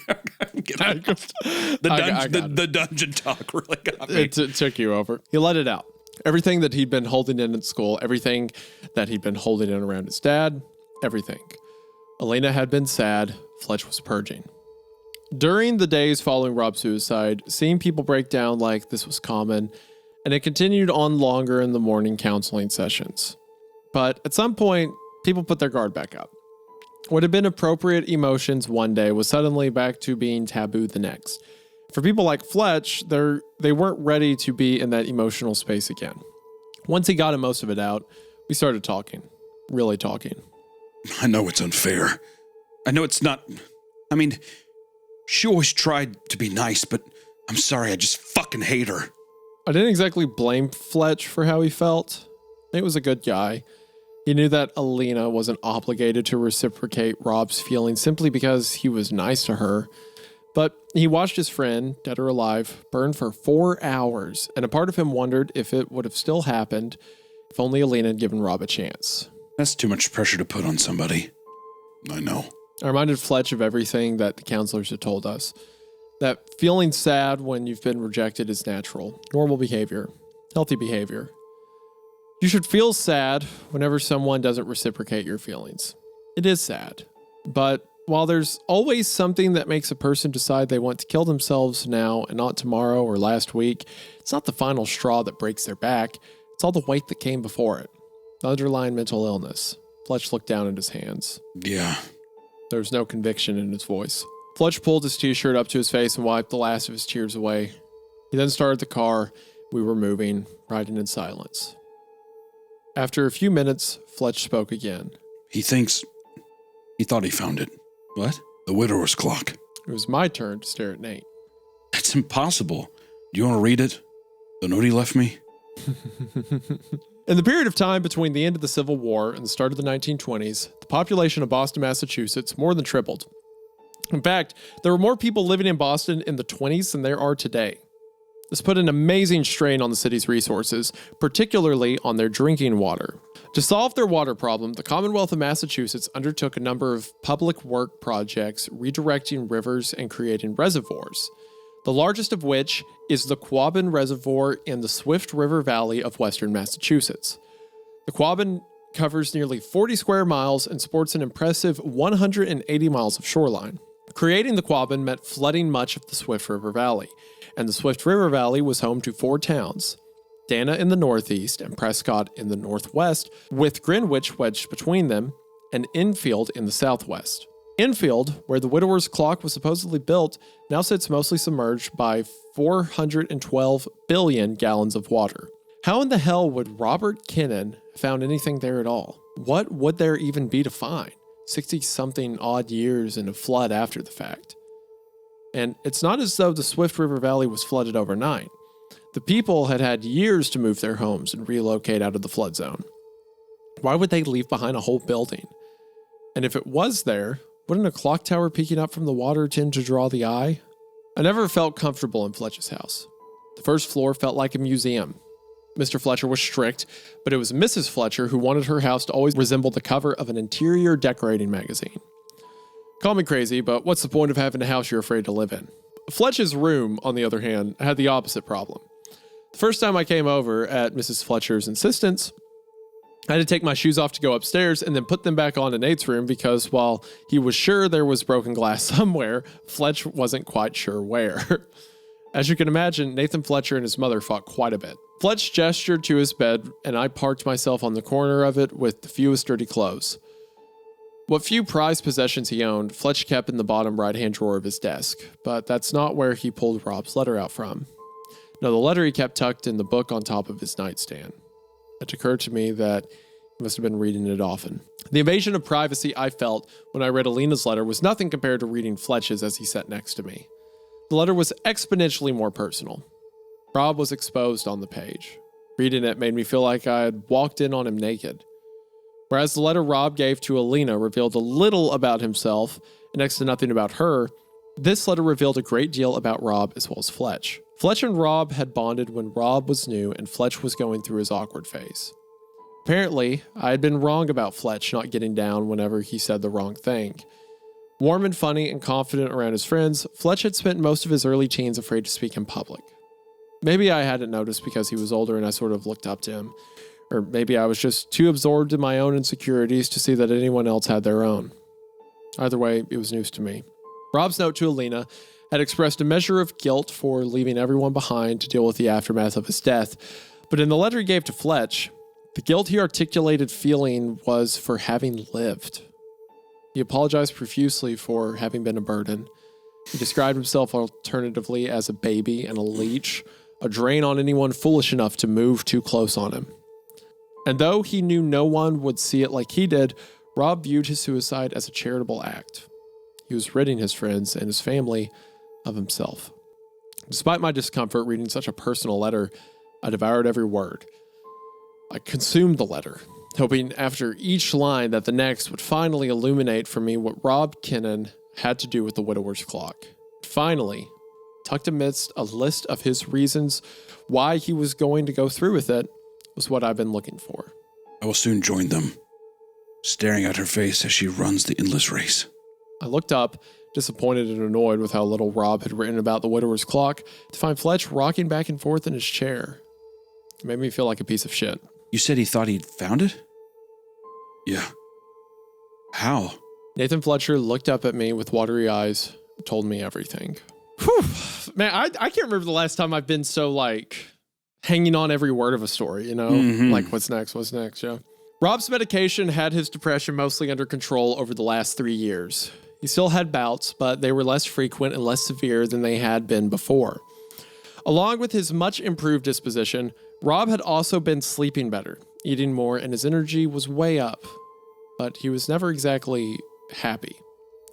See, that's something most people don't understand about depression. It's not a mood, it's a disorder. Having the symptoms of his disorder in check didn't make Rob happy, it made him not depressed.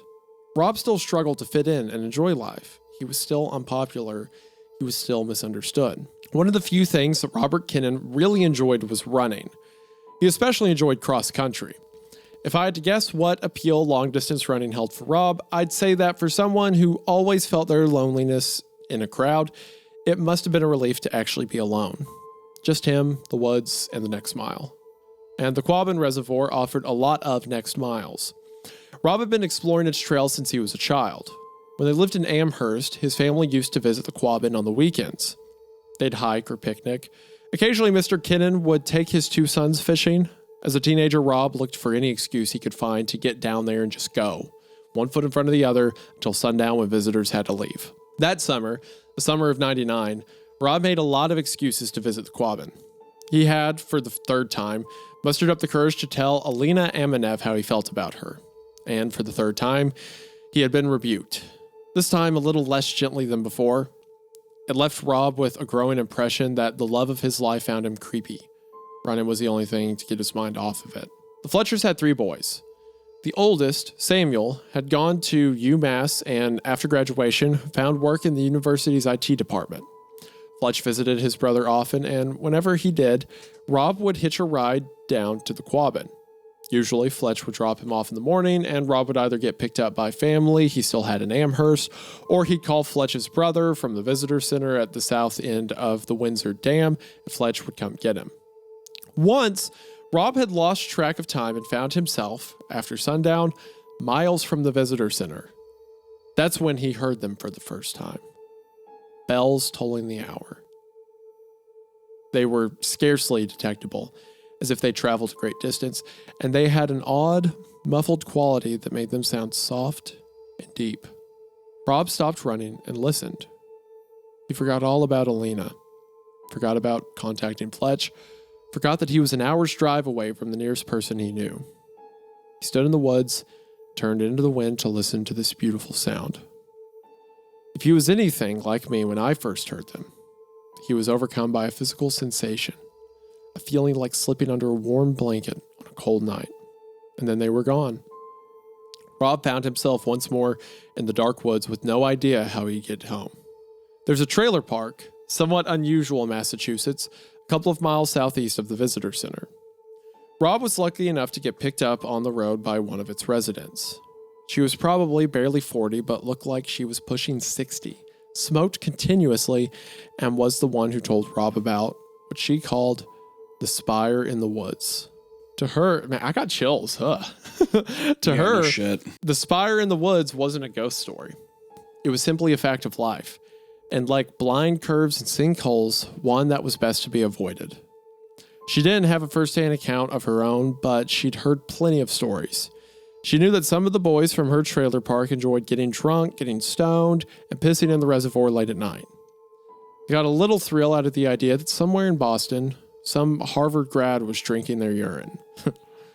Occasionally, one of these boys would come back to his trailer unsettled at having heard the eerie beauty of the bells.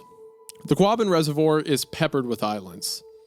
The woman said that the source of the bells was one of them, an island just to the north of where the old Ware infill road turns into Quabbin Hill. Somewhere, hidden in the island's wild-grown trees, the peak of an old spire, the sort you might see on top of a church, juts up out of the ground. Now and again, someone went looking for it and never came back.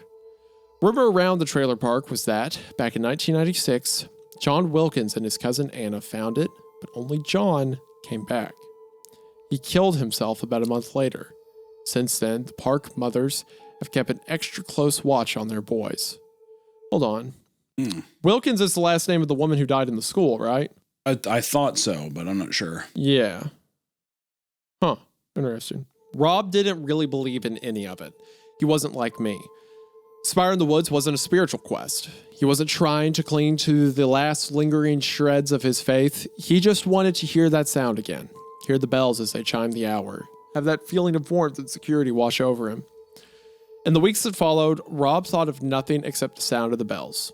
Fletch thought that Rob was embellishing the incident, letting his memory get the best of him. But Rob was adamant that they were the most beautiful sound he'd ever heard.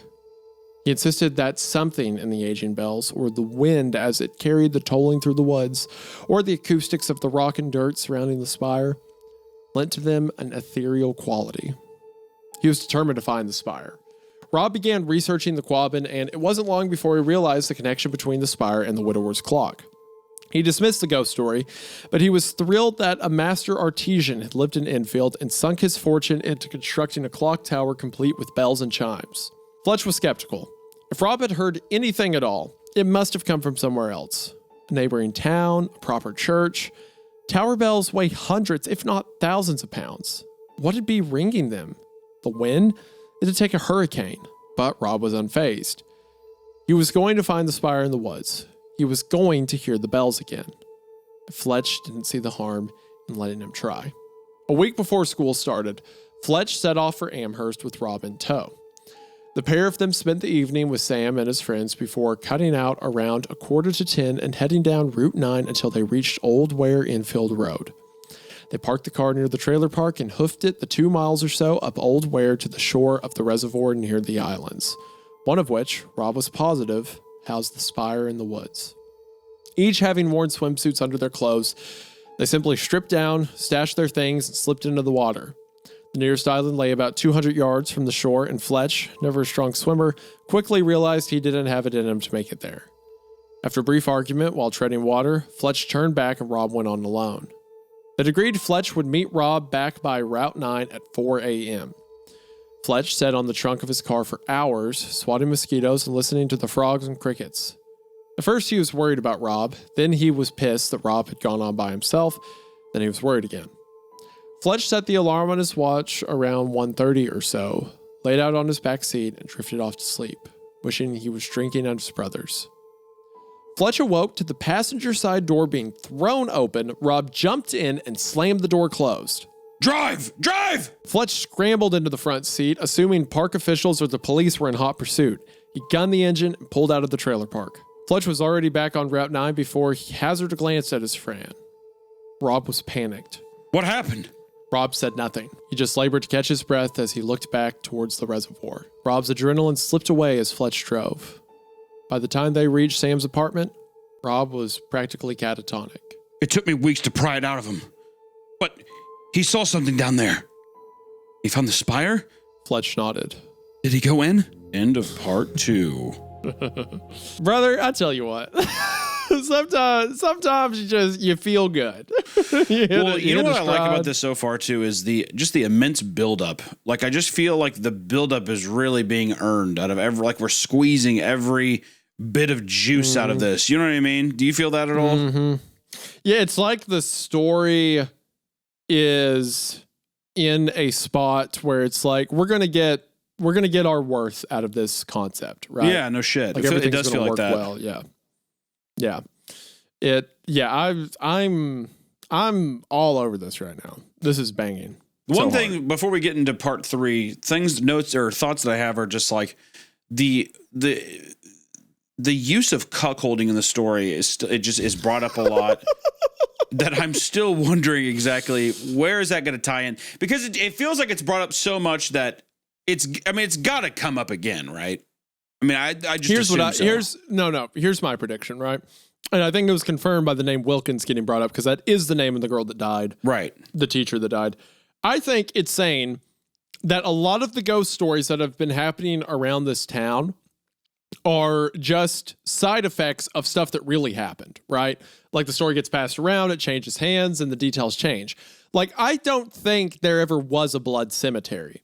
I think what happened is people knew the story of the widower's clock and the details got changed so much that it became the story of the blood cemetery. So I think there was one cuckold story, which the important thing there is not the cucking, but instead the fact that a man found another man sleeping with his wife and he killed both of them and hooked them up to his like clockwork machine. Right. And then that story became so well known that it eventually became other stories like the blood cemetery. I think that's where it's going, that all of these urban legends came off the true story of the widower's clock. I see. Yeah. That's my prediction, at least. I don't know if that's true or not, but. Well, I think that, I'm curious too. So do you think that, have they confirmed that the tower in the wood, is that actually a thing? Or is it just people are like, oh, it's interesting that someone put a clock tower in the woods? We haven't seen that though, have we? We haven't seen it, but it sounds like it's pretty well confirmed because it says that Rob threw out the ghost story part and was just fascinated that someone built a clock tower in Enfield. Right. So the clock tower's got to be real. The details about his wife cheating on him and the ghost story and all that stuff may not be, or the dead bodies hooked up to the mechanism may not be. Considering this is a horror story, I'm going to hazard a guess and say that they are real or something similar happened. But it seems that him being a clockmaker that built a clock is definitely real. Okay. I think at least. We're in thick here, but also there's still, it's taking its time. It's really it's building itself out to be, I don't know, something. Mm-hmm. I think we're getting ready to get into, because usually when we read a lot of creepypastas too, this is the big difference, is that usually there's like a little hook or a little something that kind of gets you going. Not to say that the ghost story angle hasn't been there yet, but I do think that, like, in other stories we've read, where it be Left, Right Game, Baraska, usually they do something to kind of show their hand to kind of entice you to be like, oh, this is, we're leading somewhere here, right? This story is like really building itself into that folk, like the folk tale angle is really building itself up to where I think we're gonna fucking hit the gas very soon. Is what I would assume. Yeah, I think you're right. I'm fully bought in right now.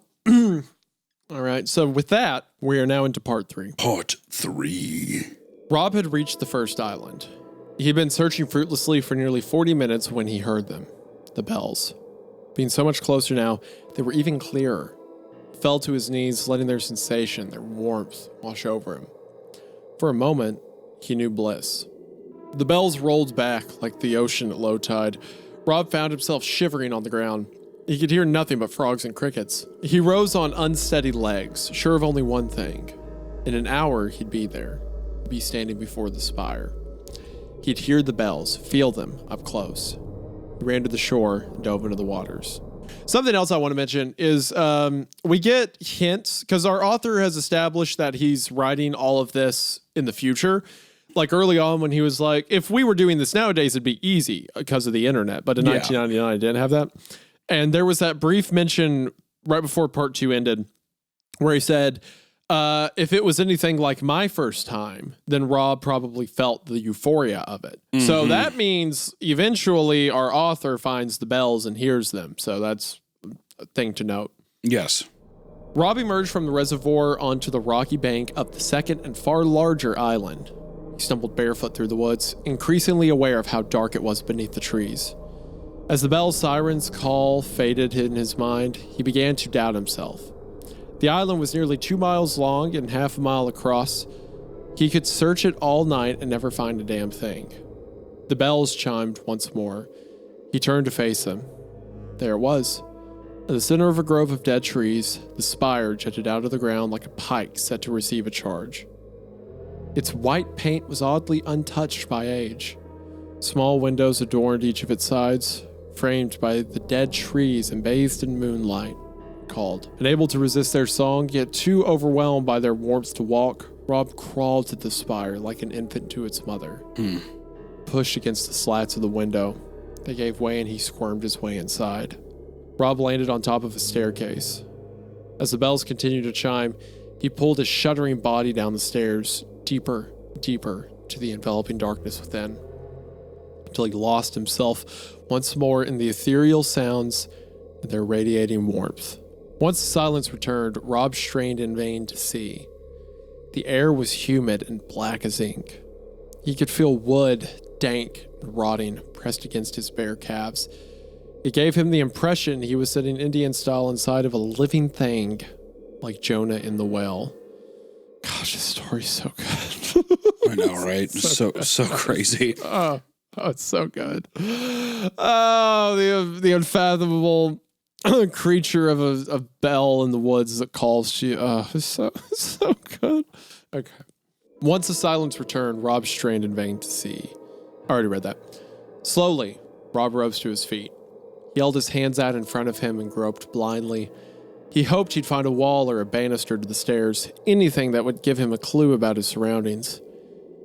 Instead, he found nothing, forcing him to shuffle deeper into the impermeable darkness. His outstretched fingers recoiled from the soft surface they encountered. What was it? He shook as he reached out, letting his hands land once more on the chest-high object in front of him. It was wrapped in cloth. It only extended out to about the width of his shoulders. The cloth hung loose over something hard that his hands couldn't identify. Rods? Dowels? His probing fingers traced up the object's outer edge until he felt something he could identify. He froze. His fingers were in the eye socket of a skull. Oh, his thumb rested on its teeth.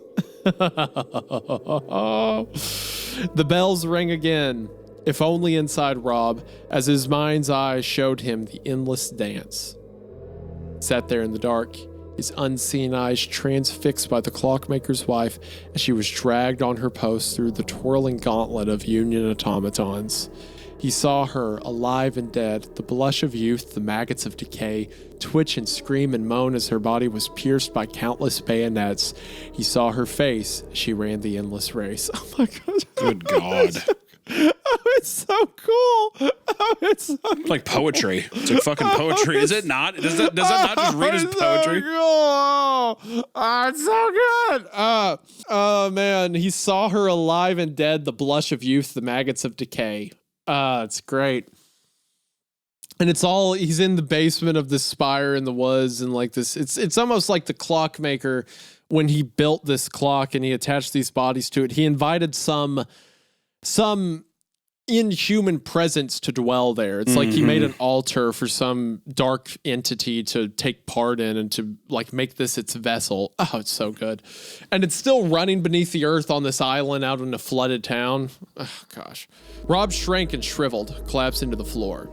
Like a wounded animal, he crawled and clawed his way back, until he hit the wall. And even then, he didn't stop, but pushed against it with all his strength, hoping to retreat further.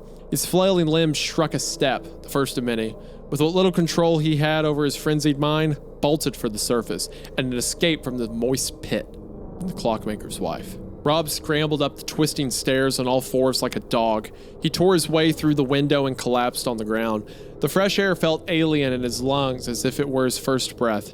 He took two more as he lay there on the ground before realizing that although he hadn't a clue what time it was, he couldn't be there when the bells chimed.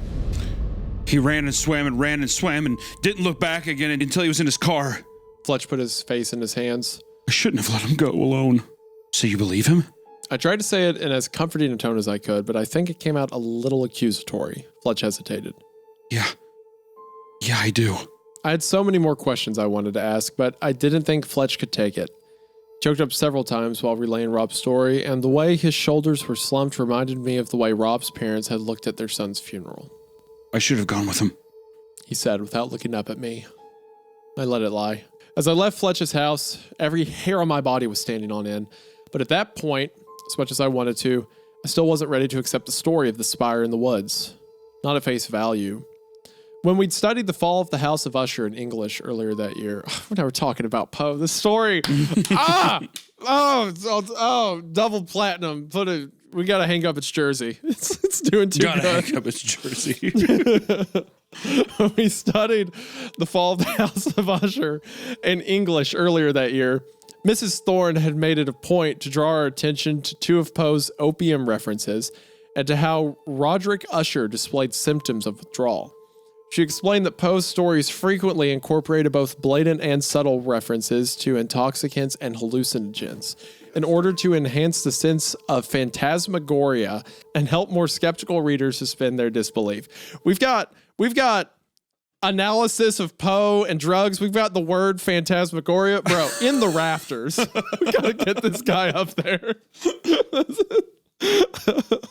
Drop his banner to be shown in the gymnasium for the rest of time, dude. Yes. Yeah, to be honest, at this point, I know this video is going to get taken down. I know, it's so sad. Isn't it? I was thinking about it too. I was like, oh God. Yeah. What if we find a way? There has to be some way to get this out there. Even just his story. The story's too good. I mean, I know. It's fucking poetry, man. Well, also just the what is it? The fucking the description of even just like the tower itself, or just like it's so beautiful. Like, I mean, just the way that it all presents itself is just all, even the way too, like squirming in there, crawling through, fingers in the eye sockets. It's just it's beautiful. So good. Okay. I knew very little about depression and even less about antidepressants, but at the time, I didn't think it was beyond the realm of possibility that Robert Kinnon's encounter with the clockmaker's wife had more to do with the sudden onset of a major depressive episode than with the dead woman. I spent the night reading about depression, MAO inhibitors, and SSRIs. There were no answers, just endless possibilities.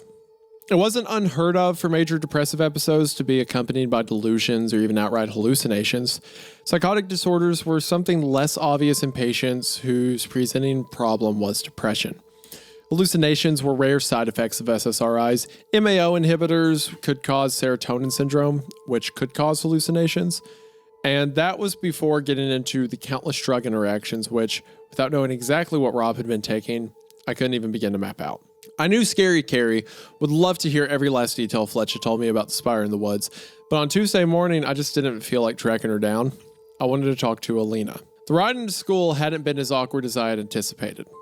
Fletch, also a 6-foot-tall goth girl, also being explicitly mentioned in this story. This video has to get shot down. I'm like, it's too good. It's too good. The world, it's lining up too much. The stars are aligning too much.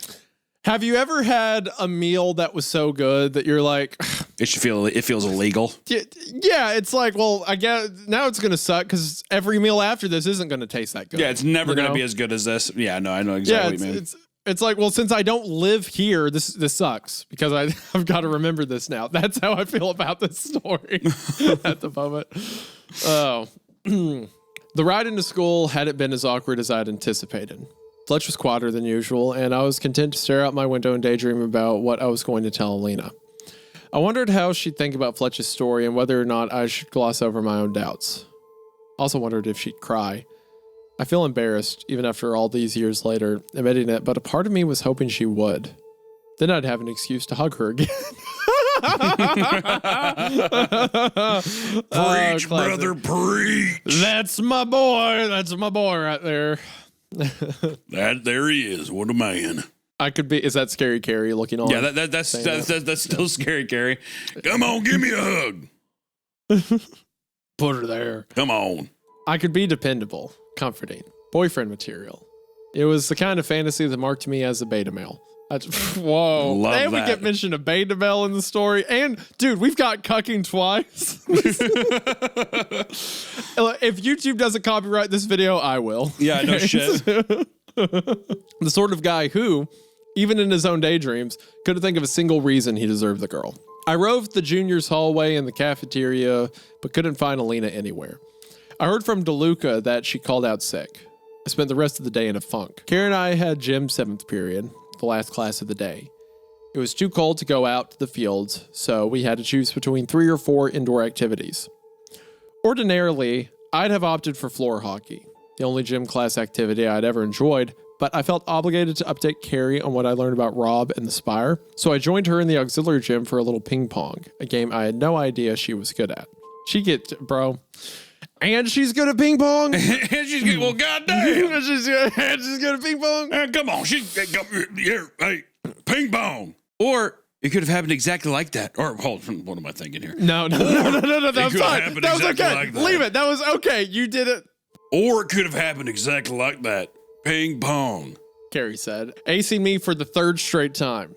I was surprised that Scary Carrie wasn't as skeptical as I was. I mean, sure, Carrie absolutely believed in ghosts, and of course, I desperately wanted to, but we weren't completely credulous about every story we heard. We didn't relish wandering around graveyards and old buildings for no good reason. We weren't looking to kill time. We did it because we wanted to find something. We wanted to pull back the curtain and glimpse the grandeur of creation. We wanted to feel small in the presence of the infinite and know, if only for a moment, there's more than food, sex, and the petty minutia of social interaction. What it came down to was, while I believe Fletch, and I believe that Fletch believed Rob, it didn't follow that I believe Rob. It was the difference between lying and just being wrong. Kara and I had developed criteria for identifying the more promising leads, and Spire in the Woods had a lot going against it. Secondhand accounts. Stories with an undercurrent of social control. Witnesses with a history of mental illness. There were red flags. Rob's story had all of them. You want to check it out? It's kind of cold for a swim. I just want to see if we can hear the bells. Yeah, maybe. I don't know. It's kind of far. Yeah, look at you not doing the voice for her that time. Thank you. Finally. You know what? I'm never going to be a good man again. How does that sound? You're never going to be a good man? What does that mean? I was throwing one out for you. I don't know. I thought you were letting me have that by not being overly critical of her. I see what you were. Okay. Yeah. I thought it'd be nice. All right. Well, okay. You cannot blame me. I'm going to do this. I'm going to do this. I'm going to do this. Don't do it. Okay. I just want to see if I can hear the bells. Yeah, maybe. I don't know. It's kind of far.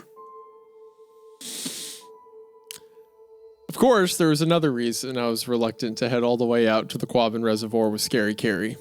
She looked at me like I had just insulted her. She knew precisely what my other reason was. Our last ghost hunting expedition had been a disaster. A very personal disaster. Carrie was old for our year. She turned 16 at the tail end of freshman year and had gotten her license the very first day of summer break. It was perfect, save for one thing. No car. Carrie's parents were divorced, and her dad had moved to New Jersey for a job. He paid his alimony and child support every month, but he just wasn't a very wealthy man. Carrie's mom had never gone to college. She had to work full-time at the deli counter at our local Market Basket just to make ends meet, which meant most days she had the car. But at night, when the store was closed, Carrie had access to the world's oldest, crappiest station wagon. For the most part, Carrie's newfound freedom changed her life very little. Mainly, her trips involved picking up the members of her small group of friends and delivering them to Dan Bergen's to watch anime and old horror movies in his basement. Go ahead, say something. Go ahead. I think it's cool. Hunter. I thought it was cool. Yeah, you think it's cool. Oh, so now Scary Carrie's cool. Now it's cool. Me who believed in her up until this point, and I'm going to be vindicated by the comment section, by history. By the end of the story, I have been right the entire time. You know what, Hunter? Bear trap. Scary Carrie is the. That's not a bear trap. This is a bear trap. You could not be more wrong. If you get to pull a bear trap over just reading one paragraph ahead in a story, I get to pull it over Scary Carrie being cool, which I said from the get-go. We only hung out twice that summer. Both times Scary Carrie picked me up in what I called Ecto 1, and we went ghost hunting. Our first trip was to the Blood Cemetery. That's how we discovered the story of Abel Blood was a steaming load. We dressed in all black, par for the course in Carrie's case. Yeah, brother. And brought flashlights, wax paper, and crayons. You bet your bottom dollar. I also took the silver crucifix my parents had given me as a first communion present and my mother's Bible, just in case we saw something. It was fun scrambling over the old stone wall, sneaking through the cemetery with our flashlights held low, trying not to step on anybody's grave. Even after seeing that the years of death didn't line up, we still checked out the curve where the ghost of the little girl supposedly ran out in front of passing cars. The blind curve was indeed full of skid marks. It also had, about 20 feet in front of it, a deer crossing sign. 2 or 3 weeks later, we went to a charity auction at the rec center and slipped up the stairs to the attic. The stairs squeaked beneath our feet, and even though, at worst, we'd just be thrown out of the rec center, we were terrified of getting caught. The attic hadn't changed in the 7 or so years since my last visit. A couple of card tables housed bins full of crafting materials, a pair of filing cabinets set against the back wall gathering dust, and most importantly of all, despite it being June, there were still cold spots. We stand just outside one of them, reach an arm in, try to define the boundary of the warm and cold air. It was tricky. The shift in temperature wasn't as great as I remembered from when I was a kid, and there were no hard, fine edges between the hot and cold air. The temperature just seemed to bleed from one area to another, like brine in an estuary. I experimented sticking my crucifix into the heart of the cold spot and felt nothing. If anything, it felt like the cold spots were fading away. Carrie suggested we tried talking to the spirit of Jennifer Wilkins while we still could. I shrugged. After you. We'd forsaken most of our ghost hunting kit, as it would have been awfully conspicuous carrying around a Bible and a couple of flashlights. Still had my crucifix, but I doubted it'd be necessary. The stories of the Silver Spectre were all quite tame. We had, however, brought a couple of sticks of incense, which we lit with a very old Zippo that had once belonged to my grandfather. Carrie had bought the incense from a New Age store, the sort of place you'd shop at if you were inclined to believe in neo-paganism or healing crystals. Saleswoman told her it was, look, I love that. Carrie is dangerously close to Kayla. This might be my wife being described. she like Kayla goes to these places constantly. She dresses like this. She looks like this. The saleswoman told her it was supposed to make it easier for spirits to pass into our realm, but to me, it just smelled like sandalwood. Carrie spoke in a lifting tone. Jennifer, are you here with us? I burst out laughing, and Carrie went beet red. She punched me in the arm and whispered for me to be quiet, pointing to the floor where beneath our feet the auction was taking place. Carrie tried again. Jennifer, if you can hear me, give us a sign. We stood still in absolute silence, waiting for an answer. It came in the form of the industrial air conditioner, mounted to the ceiling of the floor below us, cycling on. A few gaps in the floorboards lined up perfectly with one of the AC's large vents. We couldn't stop laughing as the spirit of Jennifer Wilkins returned the cold spots to full force. I also want to mention, since I brought it up, that I think I've mentioned this to you before, but I actually met Kayla going ghost hunting. Really? Have I told you? Yeah. Have I never told you that? No, you never told me that. The way we met is there was, where I went to college, there was an abandoned elementary school nearby that there were stories that there's ghosts that haunt it. There was a story about a teacher that had died there in like the 70s. And it's like, oh, if you go to it, you can still see the teacher roaming the halls. So me and 3 of my friends were like, okay, we're going to go check it out. Part of the story was you had to go at midnight. Like, you know, you had to be there between midnight and 3 a.m. or something. Right. So we were meeting at a grocery store to all carpool over there. And then one of our friends was a girl and she was like, hey, can I bring my roommate? And we were like, yeah, we don't care. And her roommate was Kayla. So we all got in a car and then we went ghost hunting that night and like freaked out. And then I also pulled a great prank on everyone that night. Okay. So there was a place nearby the college that legend has it used to be an old orphanage. I think I looked into it at one point and it wasn't an orphanage. It was actually like a department store or something, but it was some old brick building that burnt down in like the 60s. Sure. But legend has it, it's an old orphanage that's now next to a church to add to the creepy factor. Mm-hmm. And there was this, like, I guess you could say challenge or like ritual people could do. So the story is you drive your car up, has to be between midnight and 4 a.m. And you have to get out on the gravel road and you have to throw a piece of gravel towards the old burned out building. Okay. Then you get back in the car and you drive around to the other side of the abandoned school and you turn the car off. And then if you wait for a few minutes, you'll start to hear footsteps around the car. After you hear the footsteps, you drive away from the school. And if you get out and look at the car, there will be handprints all over it. Right? Okay. So that's how the legend goes. So me being evil, we pull down in the car. It's like 6 of us packed into a Honda, like a little, like, you know, two-door thing. We're all packed in. We get out of the car and everyone else goes to get a piece of gravel to throw. But I walk around to the back of the car while everyone's facing forward and start putting my hand all over the car. That's so fucked. So I laid out handprints and then we go do the whole thing. Everyone's like, oh, I hear something, blah, blah, blah. Also, this is like down a back road, middle of the night. It's like down a back road, middle of the night. And like, if you turn the car all the way off, it is pitch black. You can't see anything. Right. Like right outside of the car. So it adds to the creepy factor.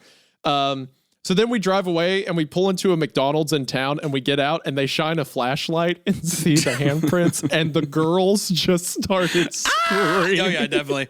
Jesus! Yep. And I'm like, oh, we could have done it, blah, blah, blah. Okay. Who could have done So this? So that's the night Kayla and I met, right? Yeah. And then over the next several weeks, like we were friends for a couple months and like I would talk about horror movies and I would like talk about scary stories and stuff like that. And then we start dating. A year after we're dating, Kayla was over at my house for dinner and I had never brought up that night since then, right? Right. I was just like mission accomplished. We're sitting around the dinner table and my dad randomly goes, did you ever tell Kayla about the night you pranked those girls by putting your hand all over the car? He sold you down the river. He sold me out. Immediately, Kayla was like, what? And my dad goes, oh, wait, she was one of those girls? Oh, damn. Kayla, I'm sorry. Yeah. Yeah, my dad was like, oops, sorry. And immediately Kayla told every one of those girls and people were with. He was like, absolutely. she's like, guess what? Guess what? Remember that night that we all to this day counted as a real ghost encounter? Guess whose fault it was? This was also all pre-YouTube, so I had no outlet for like the devilishness. So yeah. But yeah, fun story. Anyway, just to further prove that I think Scary Carrie might actually be my wife transmitted through time. Scary Carrie. Scary Carrie. After that cute anecdote, this episode's definitely getting canned. Once we'd regained our composure, Kara and I decided to head over to the Bickfords for a bite to eat while we conducted the post-mortem on our latest failure. Now, a deer crossing sign and an air conditioner don't necessarily disprove that the Blood Cemetery and our town rec center are haunted, but they certainly had made us feel rather foolish. So while I gorged myself on Eggs Benedict, which I had only recently discovered, and Carrie nursed a cup of coffee, we started tossing around ideas for other expeditions. No place local. Gotta stay objective. It can't be some place we've grown up thinking's haunted. You just don't want anyone we know hearing your little talking to the spirit world voice. I'd be like, you know what, dude? Fuck you, man. I'm trying to keep this ship afloat. You just don't want hearing your little voice. You son of a bitch. Yeah. Carrie, in mock anger, reached over, grabbed a home fry off my plate, and threw it at me. It had taken her a long time to get comfortable with me teasing her. I guess after a lifetime of being mocked about her weight and appearance, the idea that it was the only way I expressed affection took some getting used to. Also, since I've made the comparison throughout this entire video, I want to clarify my wife is not overweight, nor do I think that. And if she ever sees this clip, that is the one aspect of Scary Carrie. I was going to say, you better watch your shit, boy. To my wife. I'm like, you better watch your shit. I'm laying that out the entire clearly time right now. You've been talking about nothing but just basically you being like, yeah, she's just like her. And she's been like, she's a 16-year-old troglodyte. Okay? No. Look, in my head, she's 90s overweight, which means not anorexic. That's right. That's what it means in my head. Yes. Right. Well, that only makes sense. Yes. So that is what I'm telling myself till further notice, until the story explicitly outlines otherwise. There were a few places in and around Boston we wanted to check out, but most of them were landmarks or buildings that were still in use. Neither of us was eager to get arrested, particularly not Carrie, who was going to have a hard enough time getting into college. So Boston was out, and most of Lowell too. We dismissed a couple of nearby leads, the Gilson Road Cemetery, which had no actual history surrounding it, just a hodgepodge of random urban legends, and the Blue Lady out in Wilton, New Hampshire, who sounded somewhat promising, but was most frequently sighted during harvest moons, which we wouldn't get until late September. Eventually, we settled on the Eunice Williams Covered Bridge in Greenfield, Massachusetts. It had everything going for it, a traumatic death, consistent sightings, and no air conditioning. The only downside was that, for us, Greenfield was a solid 2-hour drive each way, and that was if the MapQuest directions were up to date. A mighty big if. I didn't see Carrie again that summer. Life just got in the way. For Carrie, it was difficult to work around her mom's schedule, especially after a tiny little accident she had backing out of a space at the mall resulted in her losing her driving privileges for a month. While for me, it was the pool Christy McDowell's parents had put in that June. While my feelings for Christy and our other mutual female friends were mostly platonic, I was 15 and they were in bikinis. Oh, man. Gosh. This story, like, this guy was a teenager in the 90s. He knows exactly. He knows the lay of the land. By comparison, ghost hunting just didn't seem quite as exciting. Knowing how my friends... Now, I'll make the counter that I was both. I was into the girls in bikinis and the ghost hunting. I was a man of many I was a man of many pleasures.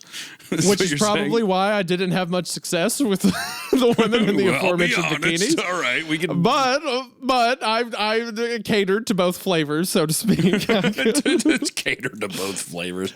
I was a man of multiple palates, all right? Knowing how my friends felt about her, I never invited Carrie to tag along. Of course, in fairness to me, pool parties weren't exactly her cup of tea. When school started up again in the fall, Carrie and I resumed talking about our trip to Greenfield. But it wasn't until Rob Kinnan killed himself and I made an effort to spend more time with her that we got around to actually going. Carrie picked me up early one Friday evening in mid-November. Mrs. Peterson had opened the store that morning and would be closing the next day, meaning we had Ecto 1 all night. We just needed to get the car back before she woke up and she'd be none the wiser. Driving around with friends was still novel at that point in my life. 2 hours passed by in a blur of jokes and gossip and screaming along to what little music Carrie and I could agree on. She used to have this mixtape dominated by 9 Inch Nails and Rage Against the Machine. Any thoughts on that, Hunter? I mean, I like 9 Inch Nails and Rage Against the Machine. I like both of them. Mm-hmm. Yep. I'm just further proving to you that there are more points in Carrie's camp than Yeah, especially Alina or anyone else it's in the fine. story. She's fine. Uh-huh. That was a staple of our time in Ecto 1. Uh-huh. Yeah, whatever you say. Bear trap. Bear trap for me. My bear trap. I think we listened to it straight through 2.5 times that night. We only got turned around once and arrived at the Eunice Williams covered bridge, absolutely pumped. Pulled into the bridge, got the motor, honked once, and waited for Eunice. Eunice Williams was not a resident of Greenfield. She had actually lived in nearby Deerfield back in the 1600s. At the time, Deerfield was the northwesternmost outpost of New England, deep in the heart of the former Pocumtuck Nation. Pocumtuck Nation? I think that's right, yeah. See, I'm not making fun of it. You are. That is Hunter Hancock on the record making fun of Native American names. Go ahead and write that down. Someone get that posted. Before the settlers had arrived in Deerfield, the Pocumtuck had already been weakened by European disease and war with the Mohawk people. When the settlers and Pocumtuck clashed over resources, the settlers easily drove the remaining Pocumtuck from their land. Pocumtuck, however, were not ready to admit defeat. They allied themselves with French settlers and other French-aligned First Peoples in Canada and, in 1704, led an offensive raid against Deerfield's English settlers. The French and Native Americans killed 56 settlers and burned much of the town to the ground. They captured over 100 survivors and forced them to march through brutal winter conditions into Quebec. The march would take months. Among the captured survivors was Eunice Mather Williams, her husband, Minister John Williams, and 5 of their 7 children. Her infant daughter and 6.5-year-old son were both killed during the raid, but John and Eunice were determined to be strong for their other children and fellow captives. The Williamses quoted scripture, led the group in prayer, and took turns carrying their younger children until they reached the Green River. Eunice fell during the crossing. Despite having survived her plunge, a Pocumtuck warrior decided that Eunice's exposure to the icy water had weakened her too much to continue the march, so he hacked her to pieces in front of her husband and their remaining children. Legend has it that Eunice appears on the bridge over the waters where she was killed, asking any mortals she finds there of news about her children and husband. Locals say she can be summoned simply by cutting your engine and honking your horn. I love ghost stories like that. That is so cool. You think a lot of this folktale shit is real, by the way? It might be. It could be like local. I bet if you Googled a bunch of this stuff, there probably would be local legends of it. It seems like it, doesn't it? That or like Tony here has an incredibly creative mind to come up with all these. Well, yeah. Well, I mean, it's fucking awesome. It's just it's real. So realistic that it makes you think. You're like, oh, it kind of feels like this is actually something. Yeah. Yeah, it probably is. I would agree. We'd been sitting there in Ecto 1 with the engine off and no heat when a thought occurred to me. Why would the ghost of a woman who died a couple of centuries before the invention of an automobile respond to a horn being honked? I could see the gears turning in Scary Carrie's head as she processed the anachronism. Well, maybe she's just... fuck. I laughed as Carrie turned on the car to get the heat going again. And you couldn't have thought of this before you drove out here? She asked. Well, doesn't mean the bridge isn't haunted. Just that Eunice probably isn't a car gal. We waited for a bit. They got out of the car and poked around the bridge on foot. I've always liked covered bridges, ever since seeing Disney's The Legend of Sleepy Hollow cartoon as a kid. There's a nifty little plaque at this one that tells the whole story of Eunice Williams. We scrambled down to the banks of the river. It's not exactly the Mississippi, but it was easy to see how difficult it would have been to ford, especially under the strained circumstances Eunice was facing. Skipped a few pebbles, difficult feet in fast-moving water, before we got cold and decided to return to the car. Maybe it was the increasingly likely prospect that another of our missions was going to prove to be a waste, or maybe it was just the hour and the warm air of the heater blasting in our faces, making us sleepy, but whatever the cause, our energy was fading fast and our conversation had turned serious. Well, serious by high school standards. Do you think Kim Murray's pretty? Okay, hold on. All right, I'm not gonna do my girl like that. Do you think Kim Murray is pretty? I feel too bad. Thank you. There we go. I feel too bad. I know. He gets some humanity redeemed. Look at that, kids. Hunter gets to go to heaven. Hunter has a heart. Hunter. They say his heart grew 3 sizes that day. And he died of a heart attack like Seabiscuit. Turns out your chest cavity is not nearly equipped to handle a heart 3 times its size, so it ripped against his inner rib cage and it exploded on the podcast. It's terrifying. Kim Murray. I did not think she was pretty, but that put me in a precarious position. Physically, Kim had her faults, but objectively speaking, she was significantly more attractive than Carrie. Aw. I love how like red pilled this kid is sometimes. You're like, what the fuck are you talking about, dude? That's like, what do you mean that she had her faults, but objectively? Sometimes, but not every time. Her cantle tilt was far off. And it caused her brow line to be cantle tilt. Her Cupid's bow was not nearly developed enough for someone of high IQ. Objectively speaking, she was significantly more attractive than Carrie. A girl Drew DeLuca once described with what was for Drew a considerable amount of sympathy as unfortunate looking. Damn! Oh, man. Poor girl. Carrie shifted in her seat to face me. I don't know. Never gave it much thought. Why? We were at Dane's the other night, and she was talking about how much she likes knowing the guys masturbate while thinking about her. Whoa! Yeah. Whoa! This is a topic of conversation I want to pursue.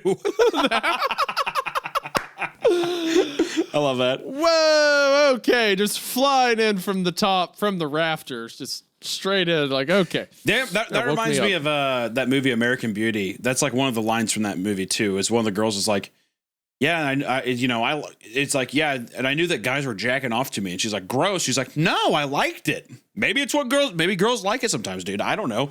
Carrie likes it. She's like, I wish the boys would fondle themselves over me. Okay, all right. We're reading. So she says, she was talking about how much she likes it. The other guys do it, and then our boy, we don't even know our author's name yet, right? I don't think we actually do. I don't think he's introduced himself. I don't think we do. Yeah. But our author's like, I don't like the direction. This is going. Maybe we don't do this, or can we talk about something else? Carrie grunted softly. That's what I said. It's kind of gross.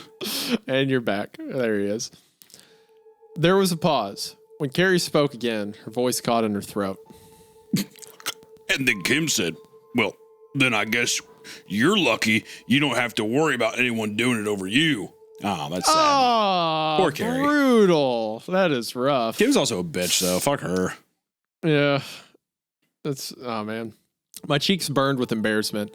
I didn't know. You know what? Honestly, I was trying to think, as we were reading the story, I'm like, I'm getting flashbacks to some other story we've read. Baraska. Like the way early on, like Kimber, and like, Kimber and Kyle and stuff were described. Like they would have these little conversations like this, and they'd be very chummy and stuff. That's what this is reminding me of. Yeah. That's fair. No, I could see that.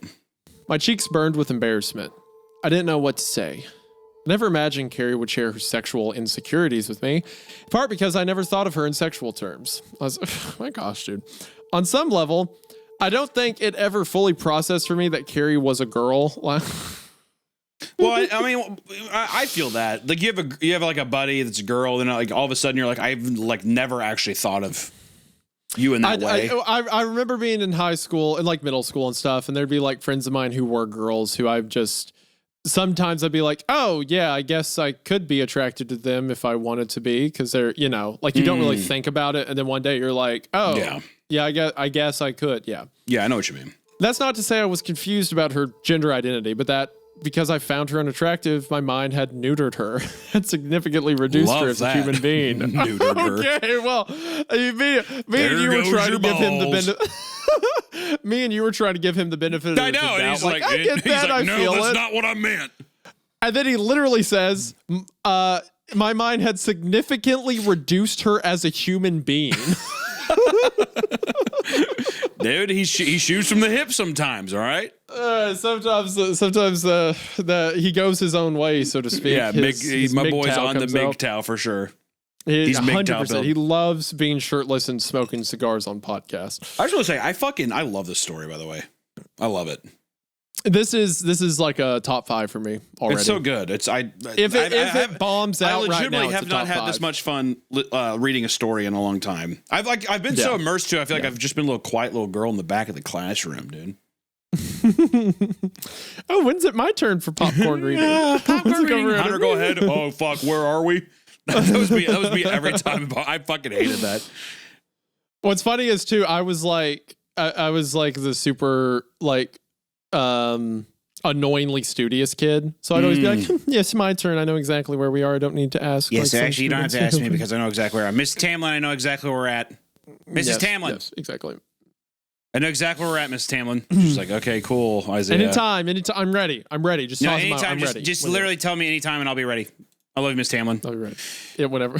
I wonder if, do you think we would have gotten along in high school?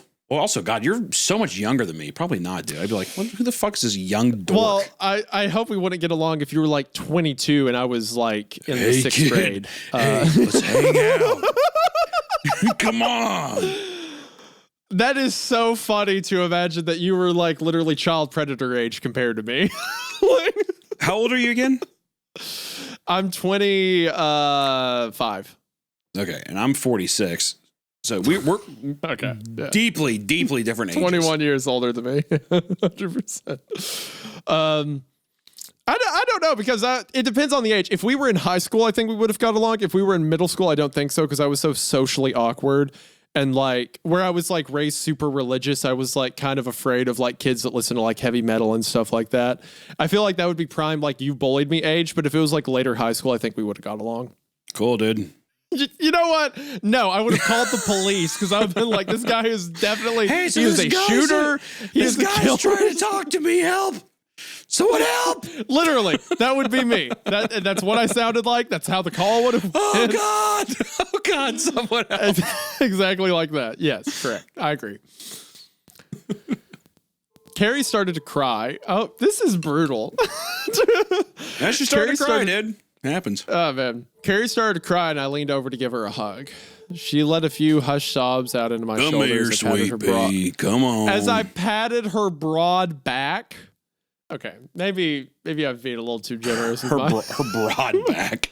God damn. I have not heard anyone you ever see the movie Blindside? Just like that, kid. That's like, what he's describing.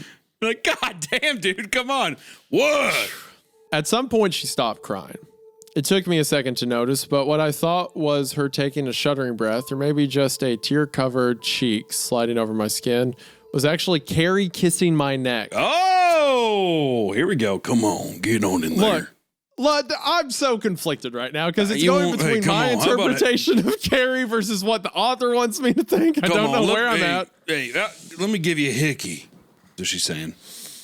Come on. Yeah, you know what? And if she looked like my wife, if she wasn't, as the story was trying to describe her, if she was like dare I bring it up, the Jacoby that's in my mind right now, it'd be great. It'd be awesome. But I feel like the author is dissuading this as a bad thing. I think he's just surprised. I think he's surprised. I think that he's going to fall for Carrie, dude. Come on. We have to have hope for Carrie. Yeah, I agree. I hope the story ends and it's like me and Carrie are married now. We have like 3 children. Yeah. God, of course you would say that. Why? What do you mean? Of course I would say that. It's just funny. You're like, I hope they get married at the end. Like, dude, come on. They're obviously not going to get fucking married at the end. That's it, with that attitude. Sure. Of course you would say that. Like, of course I'm the guy who wants a happy ending with 2 characters he likes. Yeah, what a jerk move of me to pull. Yeah. What a horrible idea. I wanted to leap into the backseat, to lurch away from Carrie and retreat into the furthest recess of Ecto 1. I wanted to throw open my door, sprint to the nearest house, and demand that its occupants permit to shower. Oh my God! Bro.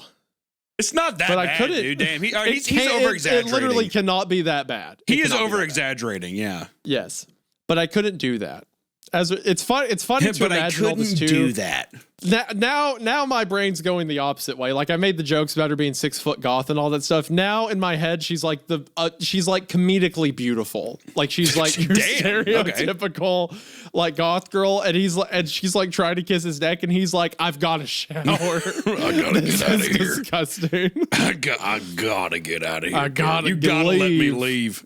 It's like no one's keeping you here. You gotta let me leave, girl. Come on. And she's like a dreamboat in like fishnets and like tall boots, and he's just like, "This is the most disgusted I've ever been in my life. I've never been more disgusted in my entire life, Gary. I'll be completely honest.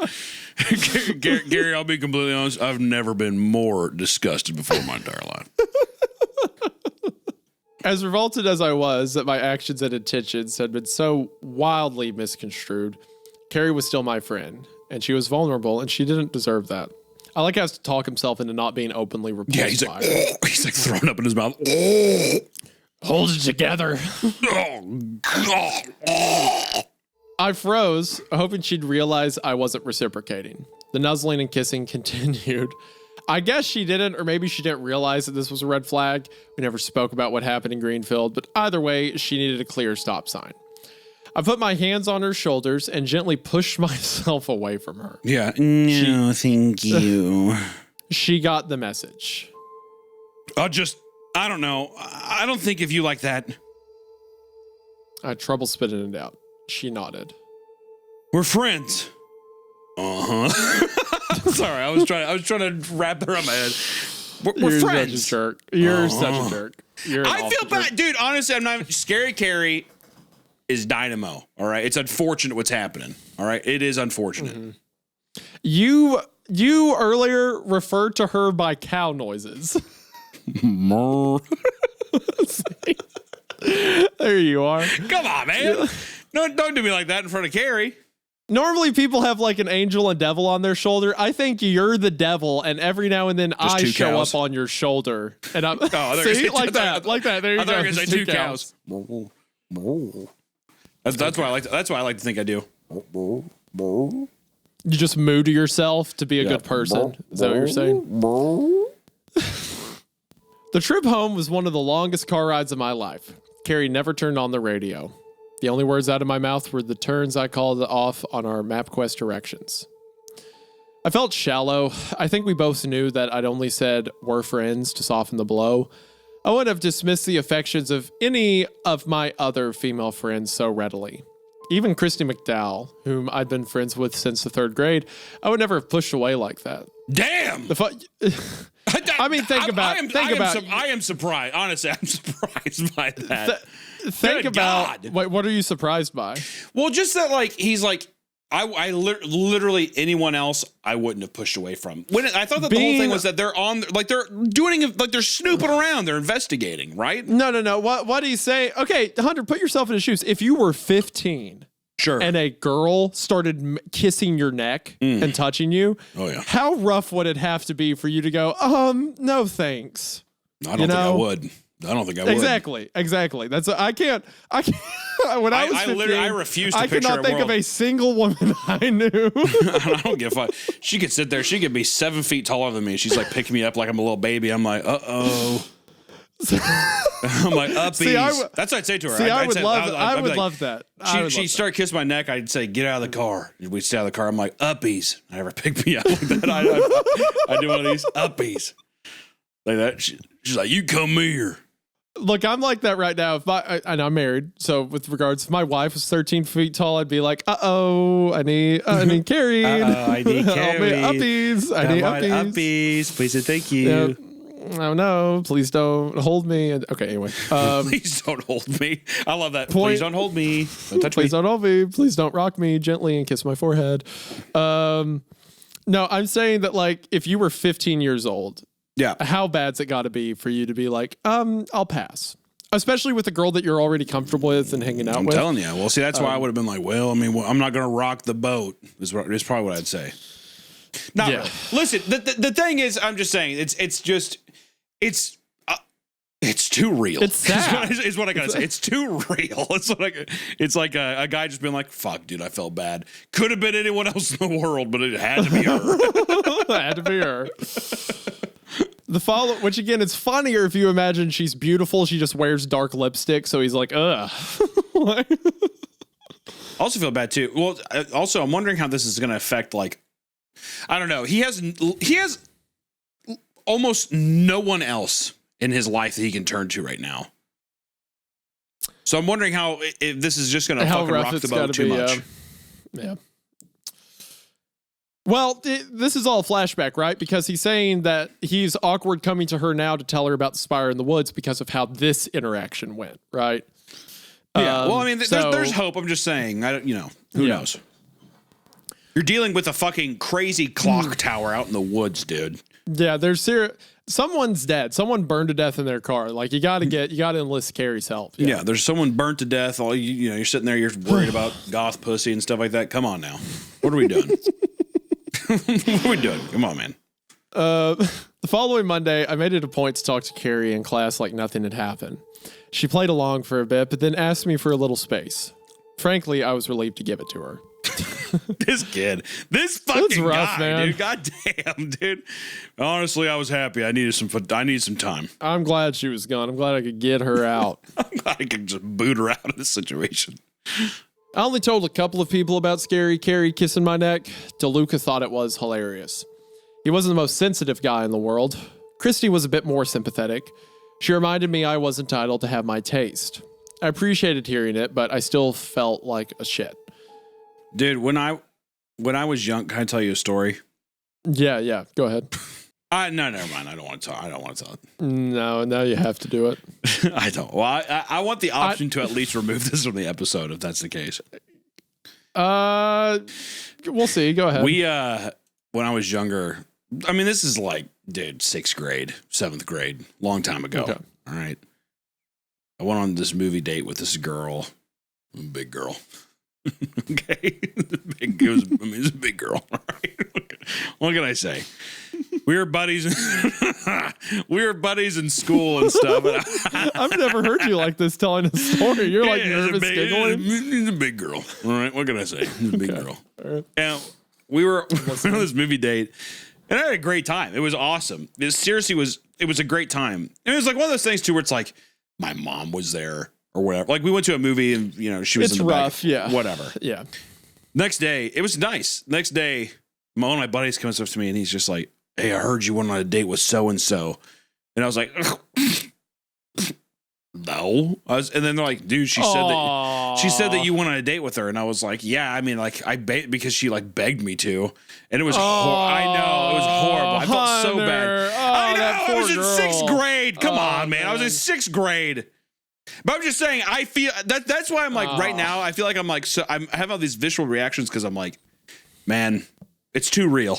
It's too hitting real. a little too close to home. You've been there. You've been in that seat. Well, and also, it shows how fucking cruel kids are. They're cruel. Kids are cruel, and there's also the fact that when you are like that age, you don't have as much empathy. You're not thinking about how the other person feels. Of course You're not. Constantly afraid of your social standing. And it was horrible because my friend immediately went up to her, and then she came up to me. She's like, "Why are you telling people that this was like?" I know, and I was like, "What are you talking about?" And like we like never talked. I felt so bad. Oh, that's so sad. But at the same time, like you're a young guy. You're just thinking about how other people perceive you. You're not thinking about her. I'm thinking about what the boys are thinking. Yeah, do the boys you're thinking like about what me? the boys are thinking. That's what's going through your head. Are the boys happy with me? That's what I'm worried about. And the fact that you're regretful and understand it now, like obviously the story doesn't speak negatively of your character or anything. That's just how kids are. Which goes to further prove, like you said, that this story is accurate in the way it's describing like a 16-year-old thinking about it. Yeah. No, I think that's fine. I think the fact that now, if you were talking about it now and you were like, there was So I'm not married. I'm just like, I went on a date with this girl last week. I'd be like, come on, that'd be a little bro. different. Come on, dude. It'd be like, okay, Hunter, let's not. Come on, we need to cut that one out. But you were in the 6th grade. I think it's okay. I mean, I was, exactly. I'd set out to make Carrie feel better about herself, and I'd done nothing of the kind. And I never thought of myself as the sort of guy who judged a girl based on her looks, but apparently I was. Alina didn't return to school for a whole week after our last conversation. She told everyone who'd asked that she'd had the flu, but later confessed to me that she couldn't take being surrounded by people. Too noisy, too overwhelming, too many eyes staring at her. She needed to be alone. I didn't see her at lunch that day or ever again. The anxiety she felt being surrounded by people was at its worst when she was trying to eat. So her parents arranged for her to eat in her guidance counselor's office. When I found out, I knew it was good for Alina, but I couldn't help but feel like my days would be a little drearier without being able to see her across the cafeteria. Her wild hair, that smirk if it ever returned. And that was to say nothing of the wonder that years of track and cross country had done for her legs. Do you think, now here's the thing too, do you think that our main character is kind of falling into the same tropes as Rob? I actually hadn't thought about that yet, but there is a little bit of the parasocial going on here. The amount of times he's talked about it, he's really sinking into it to where I wonder if she's going to start perceiving him as like a Rob character and if he's going to get, upset as well. You know, I don't know. I just feel like that connection, it feels too similar. You know what I mean? That's a good point. I hadn't thought of that before. I will say it's different because Rob like confessed his love to her several times and she kept saying no. Well, bro, we haven't been there yet. You know what I'm saying? That's true. That's true. He could. I'm just saying it could be the same track. Exactly. Could be the same that's all I'm saying. Yeah. That'd be an interesting similarity, especially considering how our author kind of views Rob as like a spectacle almost, like everything that happened to him. Well, whereas he's a confidant right thinks. now. You know, he's like a confidant right now, but how easily can that change? And I think that the answer is extremely. Yeah, that's a good point. I could see that. I finally caught up with her on Friday morning. She was at her locker. To cut down on the amount of time she had to spend jammed between chatty classmates, Alina had taken to cramming every book and binders she'd need until lunch into her backpack. She looked like a freshman. Hey, Alina. She didn't look up. Oh, hey. I dropped down next to where she was crouching and lowered my voice. I spoke with Fletch. Alina froze. I couldn't tell if she was nervous or excited. She took a couple of deep breaths as she turned towards me. Did you see it? Yeah. Basically said the same thing as yours. She deflated, but I continued. But then he told me what happened. You gonna be at lunch? She bit her lower lip as she considered for a second. No. Oh, well, we could. What do you have last period? Just gym. Can you skip it? I never cut class in my life. Absolutely. See, I'm telling you, he's a little dirty dog. Mm-hmm. He is. But it's like you said, it's realistic. He's constantly thinking about girls and he's thinking about his standing and stuff like that. This feels like okay. So I see now why people like Spielberg were attached to like the adaptation and stuff like that, or probably still are. This is such a great coming of age story so far with like how well that's what I was going to say too. It feels so high school. One thing that it's done differently from other creepypastas, and correct me if you think I'm wrong, I just feel like the slow burn aspect of like the setup and the character dynamics are extremely strong. Like it feels ridiculously strong. Versus everyone feels so well built out. Yes. Not that Baraska didn't have that, but I just feel like they kind of like, I feel like whenever it was telling the story, it really needed this emphasis of like needing to give you a punch like every once in a while. This story is just like so slowly unveiling itself. And it's like, I mean, we just spent that long talking about like an awkward interaction he had with Carrie, right? Just like a side character. And it was interesting. It didn't feel like the story dragged or pulled anywhere. It was like, it felt relevant. Even if it was just set dressing, it felt important to know all of that. This is it's very expertly written. I love all the characters. I love the direction. This is great. This is awesome. No, it's awesome. Is like if the rest of it sucks, it's already top 5. Like even with what it's built right now. Well, here's my so into part 3, we're going into part 4. I think that I don't know. I hate to say like I think that in the reveal of the story when we start getting into the thick of it, because here's the thing too. Usually when we're reading these stories, there's creepy moments. There's a lot of like, you know, atmosphere and stuff where you're like, oh shit, that, you know, you kind of like get on your toes a bit. This is taking so long to where I'm thinking that the reveal is going to be it's going to be hook, line, and sinker. Is what I think. If it pulls off a good scary reveal, this is going to be an all timer. I mean, so far out of all the things we've read, this is by far one of the most enjoyable so far. Yes. Yeah. This is stellar. I'm in love. I'm Jin Love. Part 4.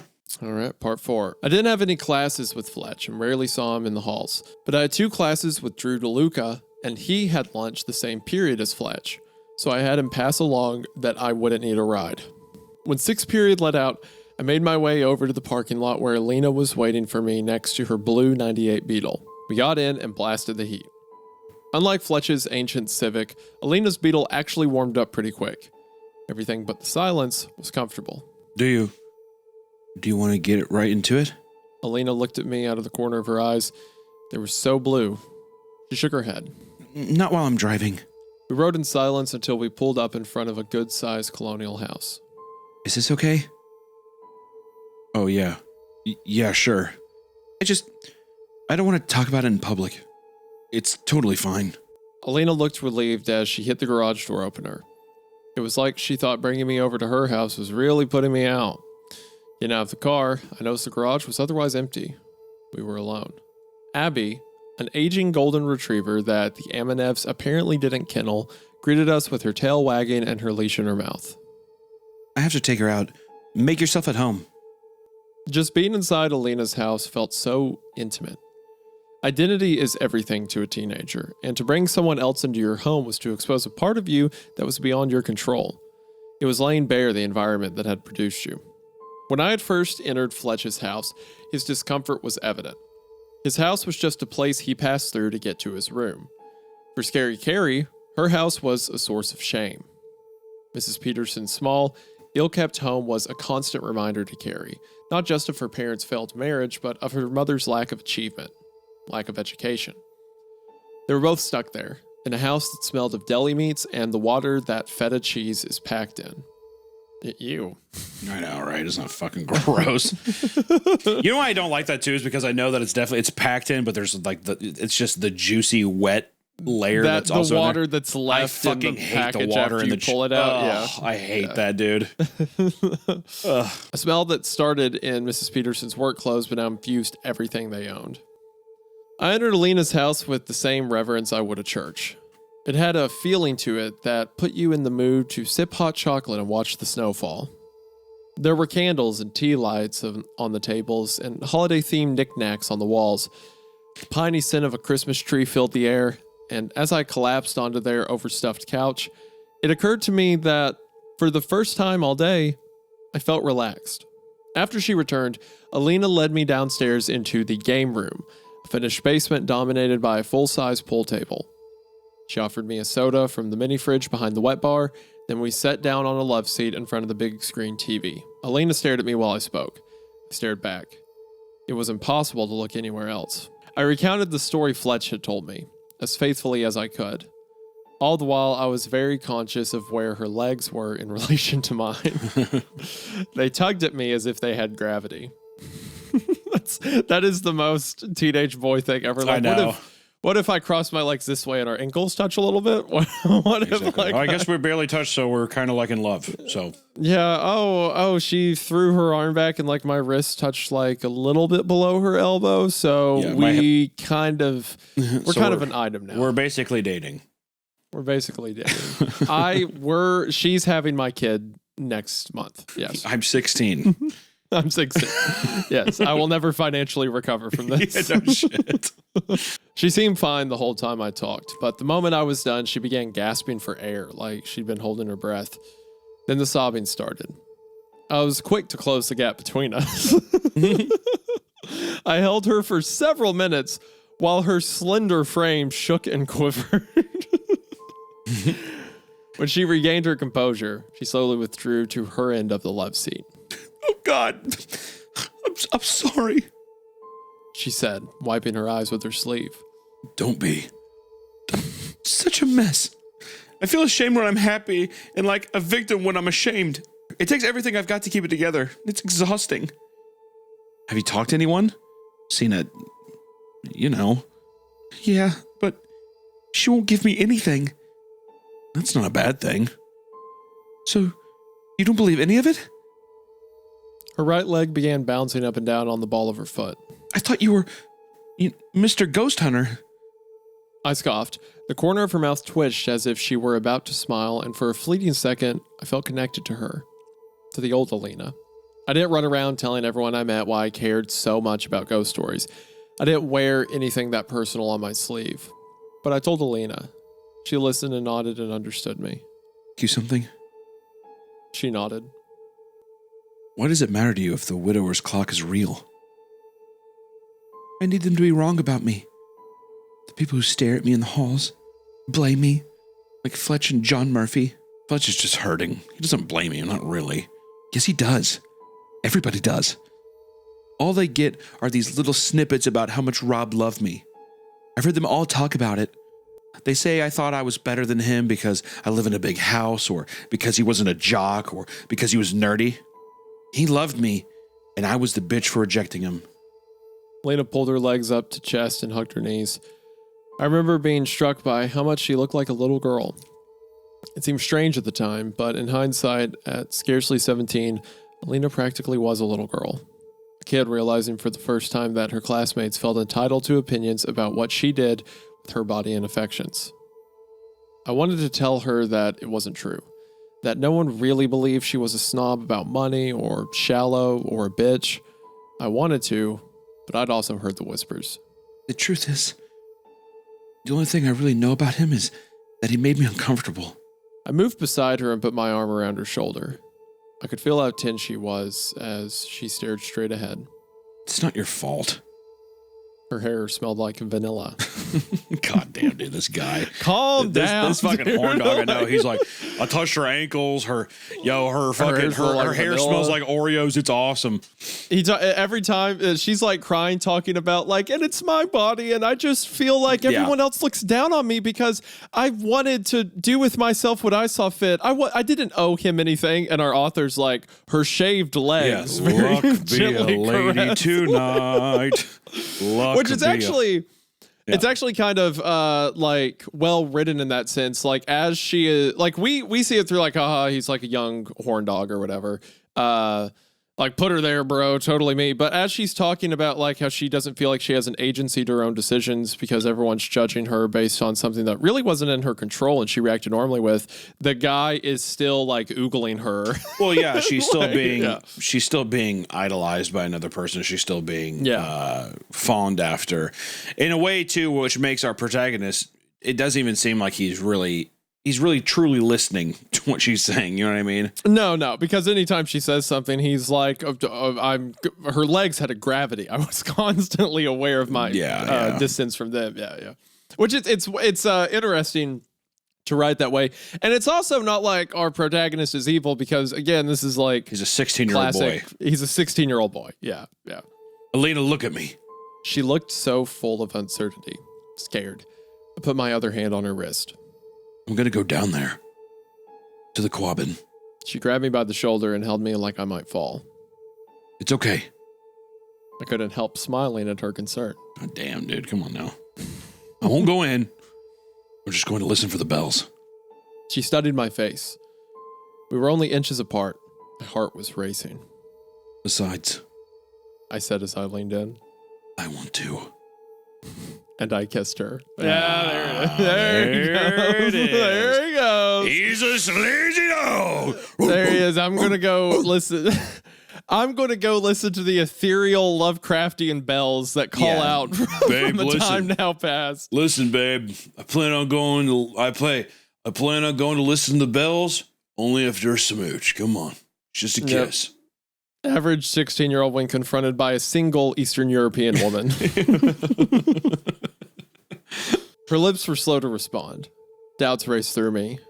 Was she surprised? Was this a rejection? Had I crossed a line? I felt like Scary Carrie must have back in Greenfield. But Alina didn't withdraw. Maybe it had nothing to do with me. Maybe it was just survivor's guilt. I don't like the wording on that one. Maybe it was just survivor's guilt. That's rough. After a very long couple of seconds, Alina kissed me back. My brain went fuzzy. I almost had to stop. It's tough to kiss with a grin. Damn, dude. This guy's a player. This guy needs to get beat up at least once. It'll be good for him. It'll just humble him a bit. Dude, he's stoked. He's happy. Can a man not be happy? Yeah, I guess. I was kissing Alina Aminev. I slipped my fingers through her wild hair. Alina, who ran track. I could feel my leg pressed against hers. Alina, who smelled like vanilla and smirked when she used to smile. I tried to press my leg between hers, but she... Whoa. Hold on. Tried to press my leg between hers, but she kept her legs closed. And that was fine. I was just happy to be kissing her. This reads like, you ever watch the show Peep Show? No, I haven't. It's this British comedy show. It's like one of my favorite comedies ever.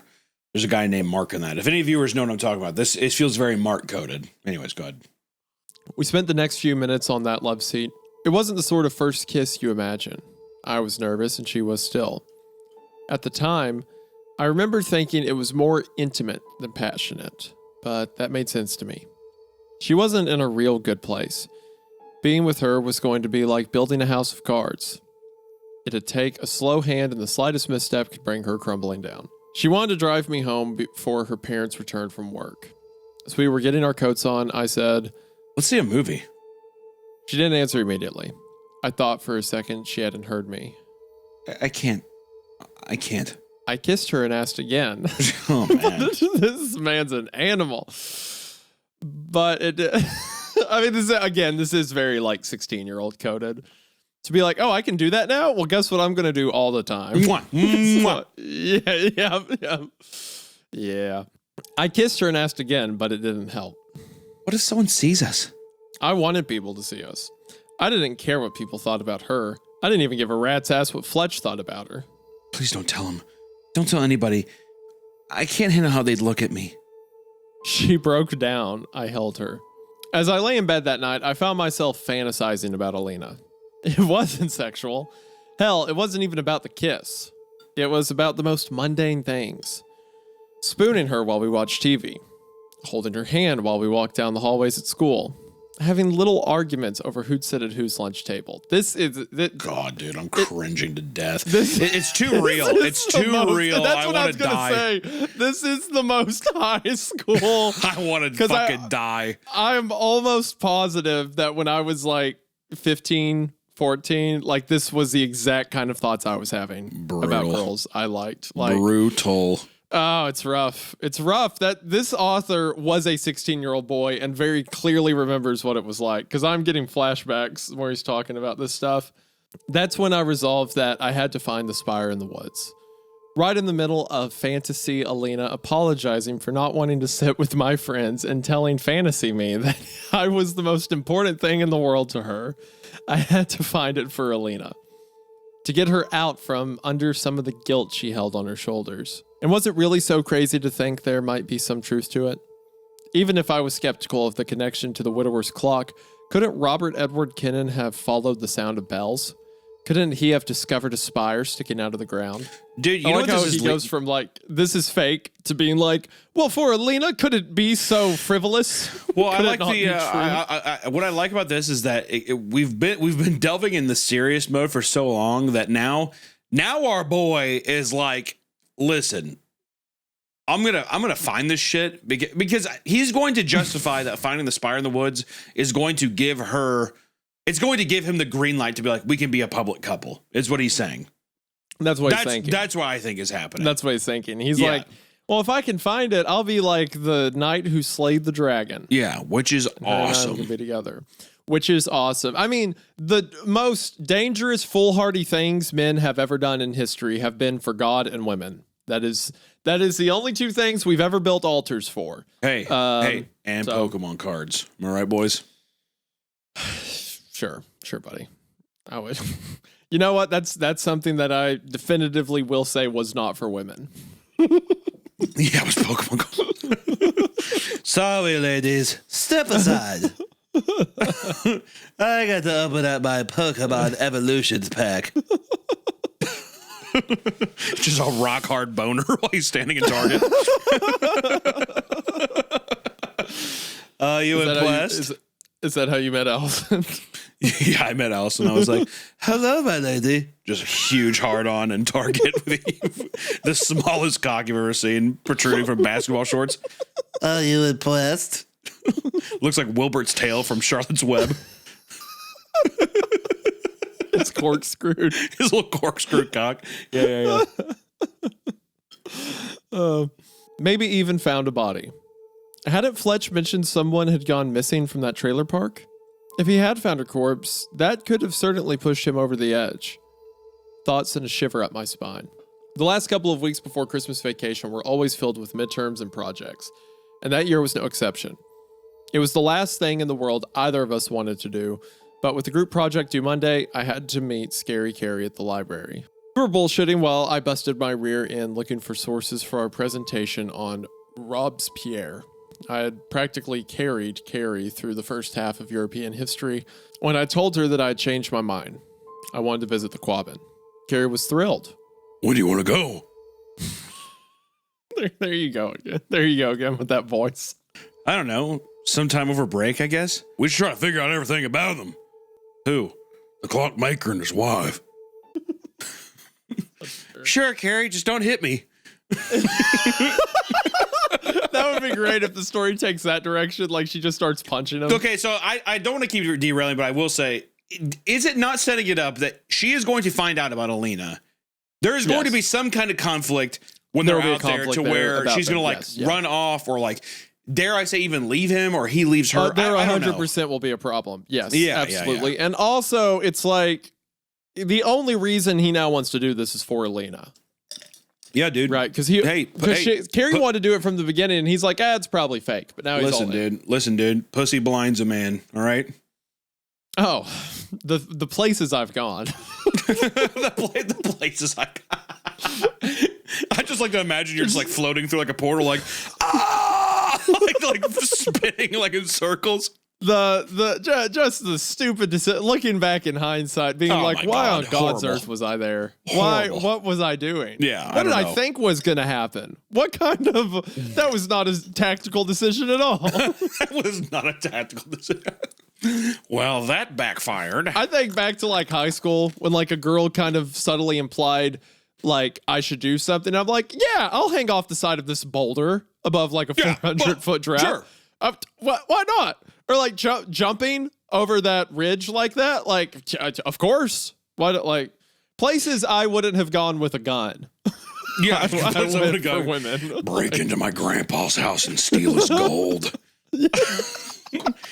Anything for you, Rebecca. Right, you have like a Desert Eagle in your hand.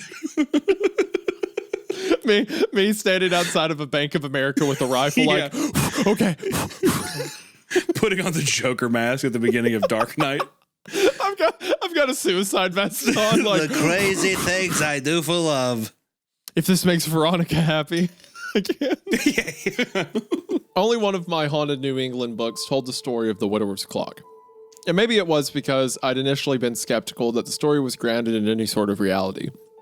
But it honestly never occurred to me that there was anything more to know. But if there was a clockmaker, he had to have made clocks. And if there had been a murder, there must be an obituary. Harry disappeared into the basement where the library kept their microfiche? Microfiche. What is that? Whatever. I assume it means microfilm. Probably. With her gone, I was able to finish researching our paper in short order, and by the time I wandered downstairs, she found out quite a bit. The clockmaker was a German immigrant named Adolf Reifler, born in 1857. He was hired sometime between 1905 and 1907 to construct the clock for the Custom House Tower in Boston by an architect named Robert Swain Peabody. The clock was a failure. In an effort to show up his two brothers, who were also master clockmakers, Reifler attempted to miniaturize several of the motor's components. While the clock ran, it failed to keep accurate time. The clock was referred to by some as Adolf's Folly, till the mid-1930s, when Hitler's infamy outstripped Reifler's. The bride was Robert Swain Peabody's niece, Amy Lowell Putnam, born 1892. She was just 16 when she married Reifler, who was, by that time, 51 years old. I suppose the age difference wasn't that unusual in those times, but back in 1999, when Alina was 17, the idea of her with a man in his 50s made my skin crawl. That is so funny. That he hears a story about, like, a girl who was 16 married a 51-year-old, and he's like, that's almost like Alina. Yeah, exactly. Don't you dare touch her. Don't you touch my beautiful vanilla cupcake. Don't. If I see my grandpa come towards my Russian flower. My sweet kitten. I'll fucking kill him. My Russian vanilla kumquat. I ain't nobody gonna get near her. It also made me regard Amy Lowell Putnam with more sympathy. Imagine being married off at 16 to a man more than 3 times your age. Bruh. Imagine 20 years of marriage to that man. Waking up to find yourself in your mid-30s, still in the heart of your sexual prime, with the husband in his 70s.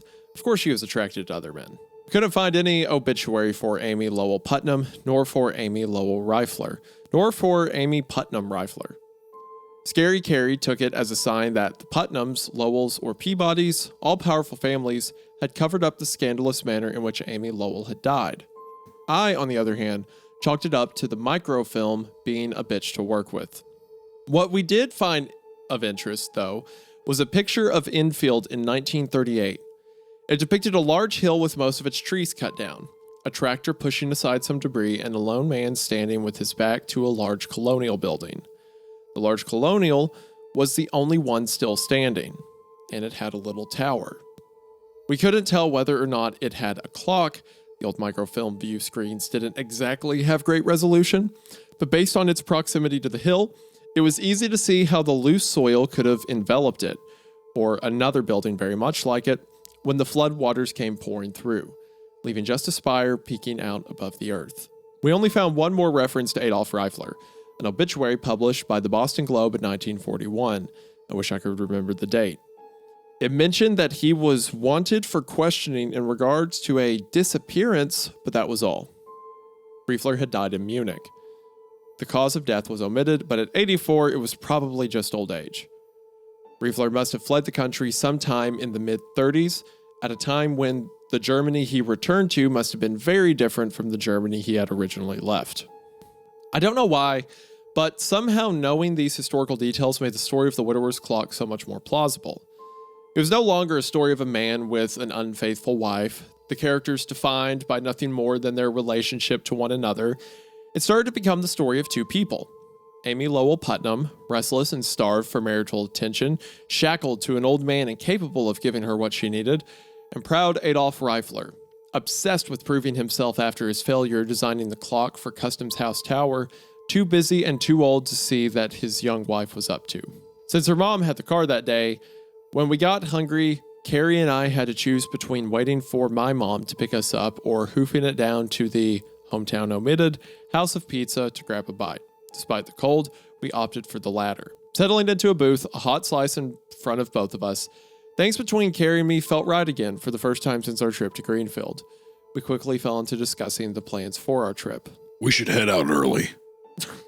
The first time Ron heard the bells, it was just after sundown. Yeah, but the later it is, the less likely we are to bump into some park ranger. You think there are gates or fences? The roads in and out might be gated, but fences? Nah, the Quabbin's too big. Just as the words left my mouth, Fletch plopped down right next to me, his friend Murph lingering behind him. Hey, I didn't see you guys come in. How long you been here? I didn't know what I felt exactly. Embarrassment? Shame? But even though this guy's a jerk, dude. Well, I thought he was going to be pissed off because, I thought he was going to not like Fletch now because he's like, You talk shit on my girl. I thought it was going to go that angle. No, because the last time he talked to Fletch was when Fletch let him see the letter. Right. And the two of them had like that whole like heart to heart about it. So they're fine. But it's his embarrassment about being seen, not even in a dating sense, just seen. Oh, you think it's still with her? Carrie. Oh, okay. Yeah, that's what he's talking about. Yeah. Embarrassment, shame. Yeah. But even though there was nothing in Fletch's face to indicate that he'd heard me, I got the feeling you get when your parents tell you, we're not mad, we're just disappointed. And this also coming off the back of immediately seeing a girl who has all this trauma about a guy who she is blamed for the death of. And he's like, oh, her smooth legs. I kissed her twice. I want to go to the movies I kissed her with multiple times. And then immediately after, he's like, oh, my Fletch sees me with this animal. Fletch, listen, buddy. The times are tough, Fletch. Fletch, listen, you know I'm not that guy, man. Come on. Fletch, have you seen the stock market lately, Fletch? There's no time for this. It's do or die, Fletch. It's do or die, Fletch. Come on, Fletch. Come on. Throw me a bone, Fletch. I'd been so wrapped up in the fun of going on a ghost hunt and clicking with Scary Carrie again that I'd lost sight of the fact that Rob Kinnan had killed himself. I'd forgotten that the only reason I knew about the Spire in the Woods was because of his suicide notes, and had actually been happy about the whole thing, while two guys who had lost a good friend, quite possibly because of the Spire, were sitting right behind me. Bruh. I don't know. A bit. You want to ride home? I can take both of you. I really didn't. Sure. Carrie said. Carrie said. I love that. I love that tag in at the end. Carrie said. So sad. So sad. Because I have sure.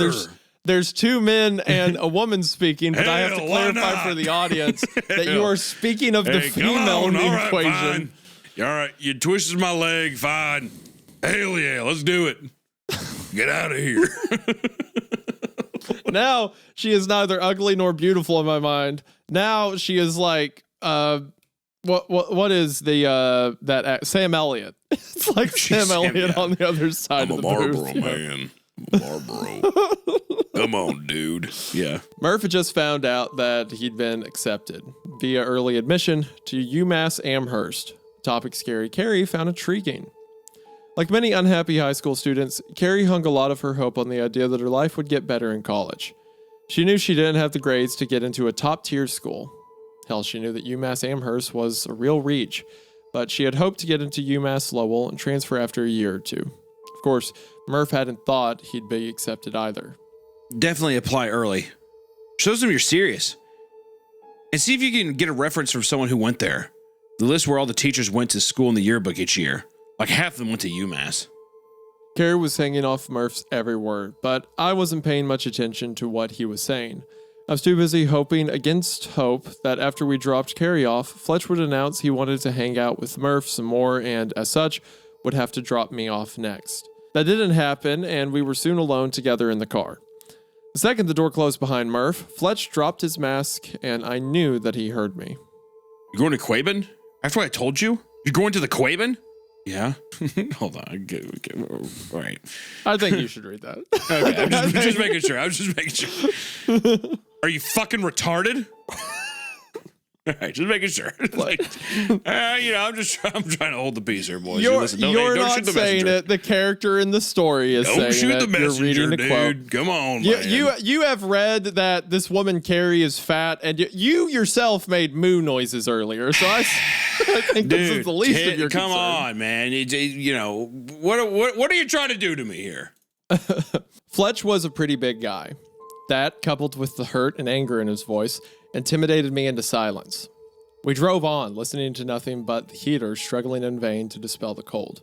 After a few miles, I found myself resenting Fletch. Who was he to speak to me like that? And why should I feel guilty for his sake? He had lost a friend and he had my sympathy, but that didn't entitle him to treat me like garbage. What'd you tell me for? Fletch didn't answer my question. He just kept driving. Huh? Why'd you tell me about it if you didn't want me to look into it? Fletch tightened his grip on the steering wheel and ground his teeth together as if he were literally chewing over the question. We were in our neighborhood before he finally answered. Who else could I tell? Did you know the school's been contacting parents of everyone who goes to the special counseling sessions? They're reporting any early warning signs they see in the sessions. You think I want my parents making me see somebody or sticking me on meds? I can't go there with a fucking ghost story. Fletch's anger had left him. By the time we pulled into the driveway, he looked deflated. I thought you'd believe me. Or could disprove it or shit. I mean, I don't know. It seemed like both Fletch and Alina were looking to me to absolve their sins. Alina wanted me to prove that Rob had found a spire sticking up from the ground in the middle of the woods, and it was the reason he'd taken his own life. Fletch wanted me to tell him it was just a ghost story. I honestly couldn't say what I believed, but I had to know. I haven't even told Murph. I just couldn't handle it if he blamed me for letting Rob go on his own. What would you have done if you'd been with him? I don't know. Fletch wouldn't look me in the eyes. At least he wouldn't have been alone. Well, you don't have to worry about us. We just want to try to hear the bells. It's not like we're going to swim out there or anything. Yeah, I know. I'm not going to let you. I had no idea how Fletch intended to stop us. It's not like we needed his permission to visit a public park, and I told him as much. Fletch looked at me like I was an idiot. If you're going, so am I. I didn't argue. If he felt guilty for letting Rob go looking for the spire in the woods alone, maybe being there with Carrie and me would help him get over it. As Fletch backed out of the driveway, I realized there was another reason I didn't protest. Scary Carrie. Yes, things that day had felt normal again between us, but I was still gun-shy about spending that much time alone with her, especially on the shore of a moonlit lake. And as an added bonus, now we didn't have to worry about getting Ecto-1 for the night. Alina kept her distance at school, especially after I attempted to steal a kiss from her the Wednesday before winter break. I had left class to use the bathroom and bumped into her on my way back. There were these moments, a few minutes here and there, where she seemed like nothing was wrong, where her smile and her laughter would come easily. Walking her back to class that day was one of those moments. The corridor was nearly deserted. Just before we reached the door to her classroom, I stopped her. I slid one hand around. Bro, in school? Yeah, man. He's trying to, hey, listen, he wants to hold her hand. Were you one of those people? Did you kiss girls in school? Hell no. I never did it. I never did it in no. school. That was way too weird. I'm too that was embarrassed. Way too strange. I can't say some of them on the podcast, but I had some awful stories of guys and girls just 2 p.m. middle of economics class. Oh yeah. Oh dude. Oh man. Awful times. Just before we reached the door to her classroom, I stopped her. I slid one hand around her slender waist and slipped the other through her hair towards her neck. I leaned in to kiss her and she withdrew from my touch as if I was on fire. Yeah, man, you're going to 11 on the way back from class. And just like that, the old Alina was gone and the broken one was left in her place. We stood there apologizing to each other, her reassuring me that I had nothing to apologize for, me doing the same, before she finally backed into her classroom and shut the door. I was thankful Thursday was our last day. Winter break couldn't arrive soon enough. By the way, this is the classic rom-com dynamic of like the guy is all about like, oh, the popular girl, the cheerleader, even though that's not Alina, but she's like the stand-in for that. Meanwhile, he has a friend who's actually into him, who he doesn't see as attractive as the other girl. Typical teen comedy setup, yeah. Well, also too, I like how he's just like, she withdrew from me like I was on fire. When it's like that, I feel like the literal one thing she said was, "Hey, really don't want people talking shit behind me." You know what I mean? And like being all weird with it. Yeah, I just want to keep everything out of public, especially why people see me this way. He's like, got it. Sure, so grab babe. your waist in the hallway as you're walking into a class. That's what she meant. Yeah, Exactly. I saw Alina twice over the break. Once before Carrie, Fletch and I went to the Quabbin, and once after. Alina's parents had a cabin at the foot of Shawnee Peak in Maine, where they usually spent New Year's Eve. But that year, they decided to go up on the 27th and come back down on the 30th so Alina wouldn't miss her weekly therapy session.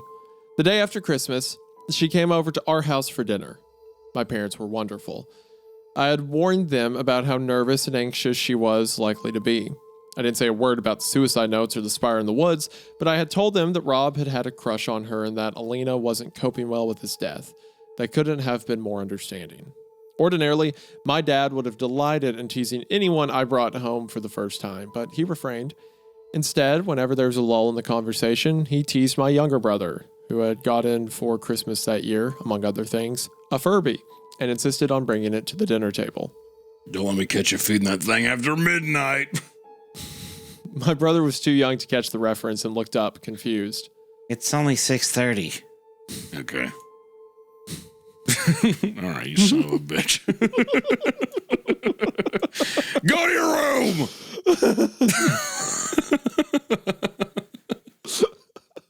I like to think that's what he says.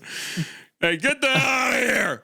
I like the idea that one day, like 15 years from now, we're going to be old. We're going to be sitting around with our kids at a dinner table. And you're going to be like, don't feed that thing after midnight. And your kid's going to be like, huh? And you're just going to beat the brakes off. You little son of a bitch. Just right there. No one blinks. Just completely normal. Hunter does this all the time. Well, it's always midnight somewhere. My mom, for her part, also resisted her natural instincts. Usually whenever someone came over to my house for the first time, she'd practically interrogate them, stopping just shy of shining a spotlight in their face. This habit of hers had been particularly rough on Scary Carrie, whom my mom was briefly convinced was on drugs. What do you After mean? dinner. I mean, that's... Shut up. That is a very, like, mom way to view a goth girl in the 90s. Yeah. Like, I bet she does drugs. I bet she does weed. Yeah, she does weed. After dinner, my dad suggested that I show Alina the TV that I had gotten for Christmas the day before. The TV that was in my room. He really was a great dad. Now that is a dad. That's a player move.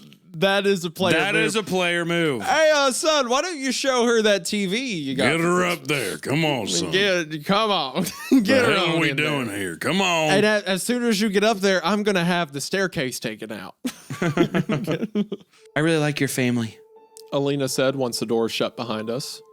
I scoffed. Believe me, they were on their best behavior. Drew DeLuca was a firm advocate of the idea that a romantic movie was not the best movie to watch with a girl you wanted to get romantic with. It's way too on the nose. For starters, most of them were, in his view, of very crappy movies, and the good ones ran the danger of actually holding a girl's interest. What you wanted was a movie that was pleasant and charming, but light enough that you could miss a good chunk of it without feeling lost and needing to rewind. The sort of movie you'd stumble across while watching TV on a Sunday afternoon, and finish even though it was already midway through. I threw in Maverick. Alina sat on the floor and I followed suit, but not before grabbing a couple of pillows off my bed. Her movements were stiff as she settled down on the pillow. I tried not to appear too eager. As I got down behind her and draped my arm over her waist. What is he describing there? He's like cuddling up to her. He's like has his hand around her. Oh, they're spooning. Yeah. Okay. I was thinking she is laid down like away from the TV and he just like slides underneath her. Slides underneath her. I was like, what kind of a move is that? Okay, but the spooning. Got it. As the movie started, I kept thinking about those fantasies I'd had the night. Gosh. Like you said, the story's too real. As the movie started, I kept thinking about those fantasies I'd had the night after our first kiss, about how pleasant it'd be just to lie next to Alina watching TV, just being near her and nothing more. I was right, but actually being beside her, my hand resting lightly against her flat stomach, I found other ideas even more enticing. I pulled myself closer to her, savoring the fragrance that her vanilla-scented shampoo left in her wild hair. My fingers crept slowly, almost imperceptibly, up her toned body. Alina stopped my hand. Do your parents ever come up here? She whispered. No, we're alone. Actually, would you mind if we just watch this? I haven't seen it before. Oh, no, that's cool. Destroyed. Decimated. Fatality. The war room right now losing their minds like, get him out of there. It's over. Run. We need evac. See, that's why if you're ever trying to do a little Netflix and chill, always put on a World War II documentary. Every time, no interest in watching that shit. I'm telling you. That was my move. It was to put on a war movie or an action film that I knew for a fact. You can't put on Hamburger Hill. No. What? Never like that. You got to be subtle. No. Nothing that's like she looks up and she sees a man holding his guts crying for his mom. Nothing that intense. Mom.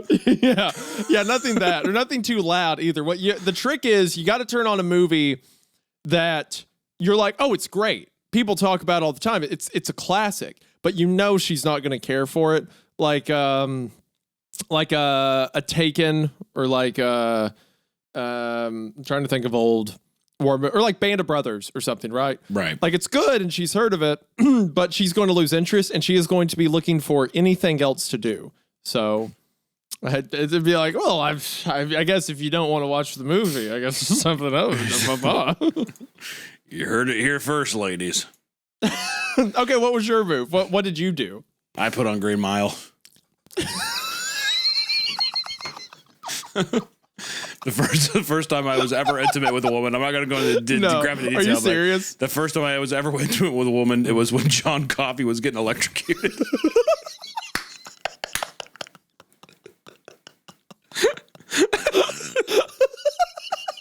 So you're saying first time you ever had a moment just over the shoulder? It's like, literally, I'm tired, boss. No, it was literally keep the lights on. I'm afraid of the dark. The scene where he's being executed. So now I have a very odd relationship with that movie. Dude, it's cool. It's cool. So actually, since you disclosed that, one of my first, not like first kiss levels, but like one of the first intimate times I remember was Children of the Corn was on. Okay. Little Children of the Corn action. Damien in the background. I don't like grown-ups. Yeah, so it's very similarly, I have very mixed feelings about that film. Sure. Now, Like, because I remember being like super engaged in one thing, and then like it catches my attention for a second. It's like kids screaming through town. It's like, okay, well, maybe I'll just turn away from that. That's funny. Anyway, this is a really good story because every single part reminds me of something. I'm having PTSD. It's like, yeah. I understand what it's like finally for a Vietnam vet. That's how I feel. This is your stolen valor, Hunter. This is literally my stolen valor moment. Yeah. Okay, so she just shot him down. Said that's, and he's like, oh, that's cool. I said, mentally cursing the day DeLuca had been born. I spent the next hour knowing the agony of a man without any fresh water, stuck on a life raft adrift at sea. After the movie, my luck didn't improve much.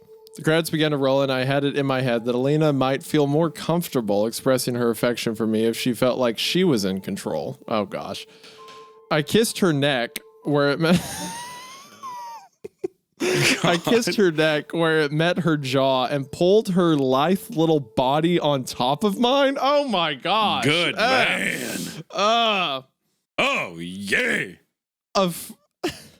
This is insane to read. This is insane to have this voice clip of me out there on the internet. Yeah. The pressure of her weight pressing down on me was an excruciating pleasure. My eyes rolled back in my head. Conscious thought melted away. This is exactly those books that are that you see in Barnes and Noble, like the erotic fantasy books, whatever. This is what this feels like. This is what the girlies like, dude. All of our girl fans are gonna love this shit. I mean, probably, but doesn't mean I do. He did what? Oh, damn. That's hot. That's all the girls are saying.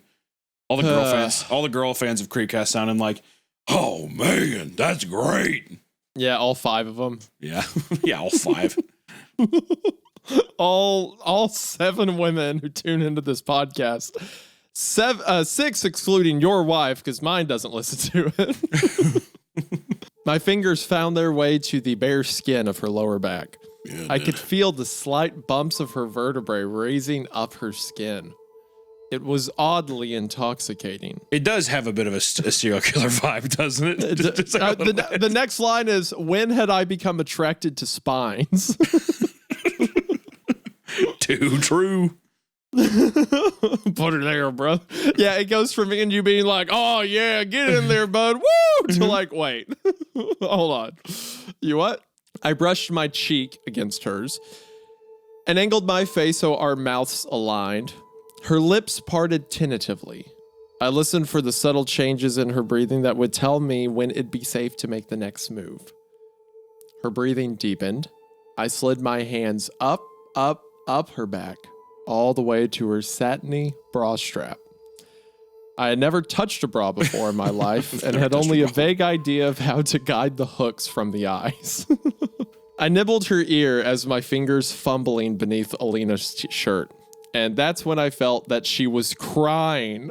Oh my God. No. Get him out of there. Oh, no. Man down.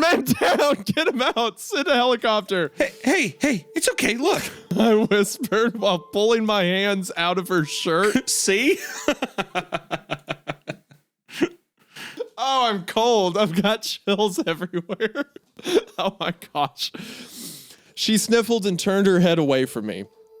I was so scared. I knew I couldn't be too eager with her. I knew I couldn't press her too hard. She was in a fragile state, and there I was thinking with anything but my head. My only defense was that I just wanted to make her feel good. That is the most 16-year-old justification. Yeah, no shit. I thought since she liked me, she'd like my touch as much as I craved hers. But I'd thought wrong on many levels. I gently pushed her chin up to look her in the eyes. I didn't mean to push you too fast. You okay? She nodded, and I held her until she pushed herself up off me. Yeah, you were really, I won't say bear trap necessarily, but you were right earlier when you were talking about the similarities between him and Rob. Like how Rob only saw, like he thought he knew her, but didn't really know her. And now we kind of see that with our main character where he's like, oh, I thought she liked me, but we really haven't had any indication of that. She just wants someone to be a comfort, to comfort her in this time. And she's putting up with your sexual advances because you're one of the only people who will talk to her about the stuff and she feels comfortable around. And you're kind of taking advantage of that so that, you can speak to her because that's what you want out of it, even though she just wants some company out of it. Yeah, she doesn't necessarily like you. Exactly. I mean, that's the whole thing is that I don't know. It's like the parallels are just so there, and I think to a point too, to where I'm wondering, does he follow down the same kind of like slippery slope as Rob did with this Spire in the Woods thing? Like how much does this obsession with the Spire in the Woods keep unraveling to him? Or to prove his love or whatever. I don't know. It wouldn't be out of nowhere. It is kind of setting up that direction. Yeah, exactly. Alina paced around my room doing a breathing exercise her therapist had taught her. I went downstairs to grab us a couple glasses of water. It was less than the least I could do. While I was in the kitchen, my dad gave me a questioning look and a thumbs up behind my mother's back. Good man. I shook my head no and felt like a failure. Once she was calm enough to sit down, we sat on my bed, far apart from one another, sipping the water and talking. It's not you. Yeah. Don't worry about it. I know you like me. Bro. Dude. Oh my gosh. Alina gave a little nod as she stared down at her water like, yeah, sure. Yeah, This will pass. People at school will move on to something else and leave you alone, and you can get back to normal. God, what a king. I mean, you can make out and go to movies. What and a make king. out. Yeah, you can finally get back to not being such a freak.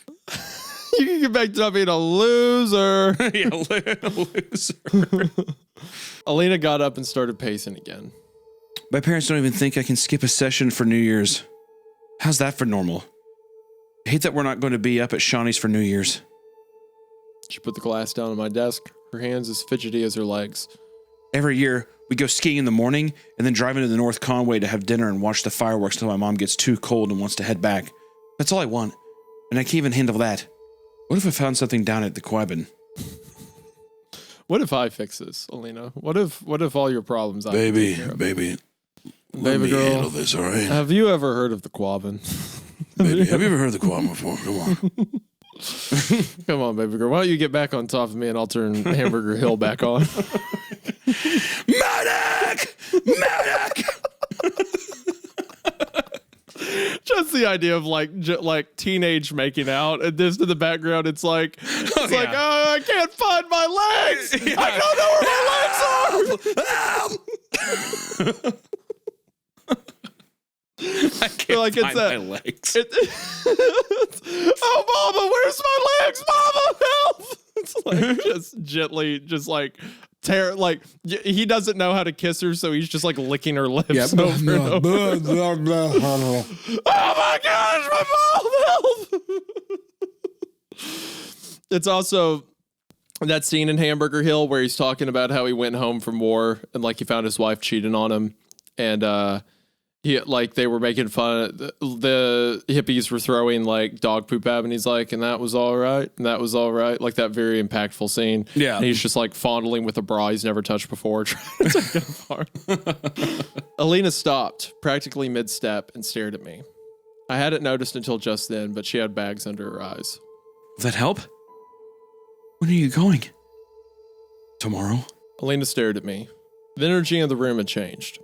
I could practically smell her desperation as easily as her vanilla-scented shampoo. She needed me to find the Spire in the woods and prove that it was the widower's clock. Prove that Rob hadn't killed himself because she broke his heart, but because he'd been haunted by the ghost of Amy Lowell Putnam. And if Alina Aminov needed it, so did I. To hell with Fletch. To hell with just hearing the bells. I was going to find the Spire. Okay, into part 4, into part 5. Places I wouldn't go with a gun. Places I wouldn't go. Yeah, that's my boy. That's her boy, all right. That's my boy. So I do want to say that like we've been joking about it going on. I feel every one of these characters is so well thought out. Yeah, they feel legitimate. I want to see them succeed. There's this interesting dynamic which our author kind of highlighted where it's like he's going to the Spire in the woods, but for opposite reasons, because Alina needs him to prove that the Spire's real, and Fletch needs him to prove that the Spire's fake. Right. And it's like his loyalty lies more with Alina because he's horny, but it creates this interesting kind of this conflict with himself. And it's neither like Fletch and Alina are both understandable, but they're also not necessarily in the right, either of them, because Alina's like, well, I need to prove that it's not my fault and that he was possessed by some ghost thing. And it's like, well, that's kind of, that seems like a lot on this. Huh? And then meanwhile, Fletch is like, I need to prove my friend's not crazy and that stupid chick did it. And it's like, well, that's also like selfish. Yeah, Like, well, that's probably not a the best lot way of to the think about onus that. comes back on your friend. Yeah. Yeah. It's an interesting position. It's a very unique dynamic to have I like in a story Fletch. like this. I like Fletch a lot. Yeah. I think he's going to be he a pretty seems to be important one of the character. more legitimate actors, I Yeah. think, and everything's going down. Because he's just reacting off emotions for a friend of his that died. It's true. It doesn't really have any ulterior motives like some people do. And Carrie, I like Carrie. I feel like she's just got dealt a bad hand. But she seems loyal. She seems like a good friend, I think. Okay. Part 5. Are you ready, Hunter? Part 5. What's with the bag? Fletch asked as I tossed my duffel bag onto the back seat and got inside the car. If memory serves, it had been 25 or so that day. It felt even colder in that little Civic. Supplies, incense, my mom's Bible, a couple flashlights, some miscellaneous crap I borrowed from Carrie. Fletch acknowledged he heard me with a soft grunt. We were on our way to pick up Scary Carrie. I'll also say, I know we keep diverging the story, or I do, to talk, but that's what the podcast is for, I guess.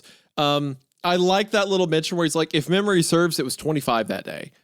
So that tells us immediately that what happened on this day was important enough that years later writing the story, he remembers how what the temperature was. Yeah. So it's like, okay, well, what's about to happen? Just a neat little like storytelling technique to pull out. That's true. Truth be told, while the bag did have my mother's Bible and the flashlights, the miscellaneous crap I borrowed from Carrie was actually a bicycle pump and a pool raft shaped like a small boat that I'd borrowed from Christy McDowell earlier that day. I didn't see the sense in telling Fletch yet that I wanted to do more than just hear the bells. At least not while we were still in my driveway and he could back out. Better to wait until we were down there, and the worst he could do was leave us without a ride home. Oh, you dumb son of a bitch. This is the pivoting point, dude. I'm telling you. him not telling Fletch to. I'm just saying, like, that's just no bueno. Mm-hmm. Yeah. We grabbed Carrie and we're probably on our way shortly after 8 o'clock. For the first hour or so, the drive was surprisingly pleasant. Carrie asked Fletch questions about where he was hoping to go to college, which schools were his safeties, and how he was going to pay for it. Fletch answered all of her questions and was even joking around a bit, but as we got deeper into Massachusetts, his nerves started to creep in. He fell silent around the time we cleared Worcester. It didn't take a mind reader to know he was thinking about Rob. It was impossible not to. We were retracing the steps of a boy who had killed himself. Whatever he'd found down there, whether it was supernatural or not, whether it was something or nothing, Rob had blamed it for driving him to madness and death. I'd never been scared on any of my other ghost hunting trips. Not really. Usually I was filled with a sense of anticipation, a giddy feeling that I could soon make a discovery that would forever change the way I saw the whole world, accompanied by a touch of anxiety that I might get caught trespassing. Trespassing. That I might get caught trespassing somewhere I didn't belong. But as we pulled into the trailer park, my heart was pounding in my chest and my palms were covered in a cold sweat. 10:13. Fletch said, cutting the engine. If we hustle, we might be able to hear the bells till 11. Kara and I nodded dumbly. I could tell she was feeling it too. This was different than the Blood Cemetery or the Eunice Williams covered bridge. We were walking into the ghost story of Robert Edward Kennan, and the only thing we knew for certain was that he was dead. Pass me my bag. Okay, this is him talking to Carrie. Thank you. I said to Carrie as we stepped out of the car. I thought it said Carrie, my bad. No, you know what? No, you don't get to redo that line. You don't get to redo that line because that was your malice for this woman, and we're leaving it. Okay, that's what he said to her. Pass me my bag. No. You went even worse. It's Yeah, him. It's the author talking to Carrie. Pass me my bag. Shut up. Fletch wordlessly led the way. The crunch of the dead leaves beneath our feet echoed out into the forest. Even though the moon cast more than enough light for us to see, I fished the flashlights out of my bag just to have something to do. It hadn't snowed yet that year, or at least not at the Quabbin, but it was cold. The temperature had dropped into the high teens, and the wind ripping through the bare trees wasn't helping matters any. It was no surprise we didn't see anyone as we crossed into the park. We were in the middle of nowhere. Hell, if it weren't for the metal pole that served as a gate stretched across Old Ware Infield Road, we probably could have driven in without anyone noticing. The smell of wood smoke hung faintly on the wind. Somewhere, miles away, people were sitting around their fireplace, probably commenting on what a good night it was for a fire. I bet they felt cozy. Fletch rubbed his nose and sniffled. It could have just been the cold making his nose run a little, or maybe he smelled the smoke too. Either way, it reminded me of something I'd read once. Firemen say that when a person burns to death, their flesh smells like pork. I pitied Fletch. Thank God I hadn't been there to smell Rob burn. By the time we reached the fork where the access road splits off from the Old Ware infield, my legs felt like blocks of ice. We hadn't been stupid. We had warm hats and jackets, but a 2.5 mile walk at night in late December is too much for just a pair of jeans. Stomped my feet to warm up. What I wouldn't give for some ski pants. At least you brought some gloves. Carrie said. She had one hand buried deep in her coat pocket, the other holding the flashlight I'd given her with her sleeve pulled down over her fingers. Fletch cast a baleful eye in our direction. Even though we hadn't been particularly loud or said anything disrespectful, he looked at us as if he'd caught us dancing on Rob's grave. As far as Fletch was concerned, we were on hallowed ground. We pressed on in silence until, just ahead of us, we heard whispering gently through the trees. It sounded vaguely like the Friday the 13th soundtrack was being carried on the wind across a great distance. What the hell's that? Carrie hissed. Ice? Ice makes noise. Yep. People think of ice as an object, solid and inert, but ice expands and contracts a great deal.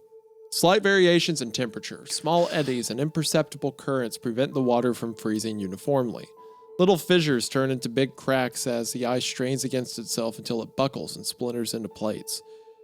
What we were hearing was like continental drift in miniature big ice plates pressing against each other until something snapped with the resulting sound echoing over the reservoir's frozen surface. We cleared the tree line and, sure enough, the Quabbin was frozen. I was surprised. Bodies of water as big as the Quabbin don't usually freeze until mid-January or so. Guess we won't be needing the raft. I thought. That's when the bells chimed 11. Bliss. My body shuddered. I felt like I was beneath Alina, her weight pressing down on the parts of me that strained to meet her. My flesh tingled. It was as if the smooth skin of her back that my fingertips had danced lightly across now surrounded every inch of me. In that lingering moment, I was sated. The bells had nourished me like a feast nourishes the starving. I wanted nothing but to be exactly where I was, hearing exactly what I was hearing, feeling exactly what I was feeling. Then all was silence. I was, once more, out in the cold. I heard them. Carrie breathed. I turned to her and saw that she had a wistful gleam in her. It was the first and last time I ever saw her truly happy. Fletch fell to his knees, tears rolling down his cheeks. Oh my God. Oh my God. He was laboring to breathe. That was beautiful.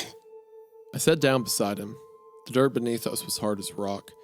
The echo coming off the ice sounded like a gentle tide lapping on the shore. I looked up at the sky.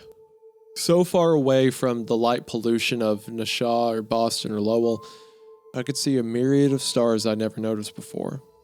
It's the sort of thing that makes some feel small, but not me.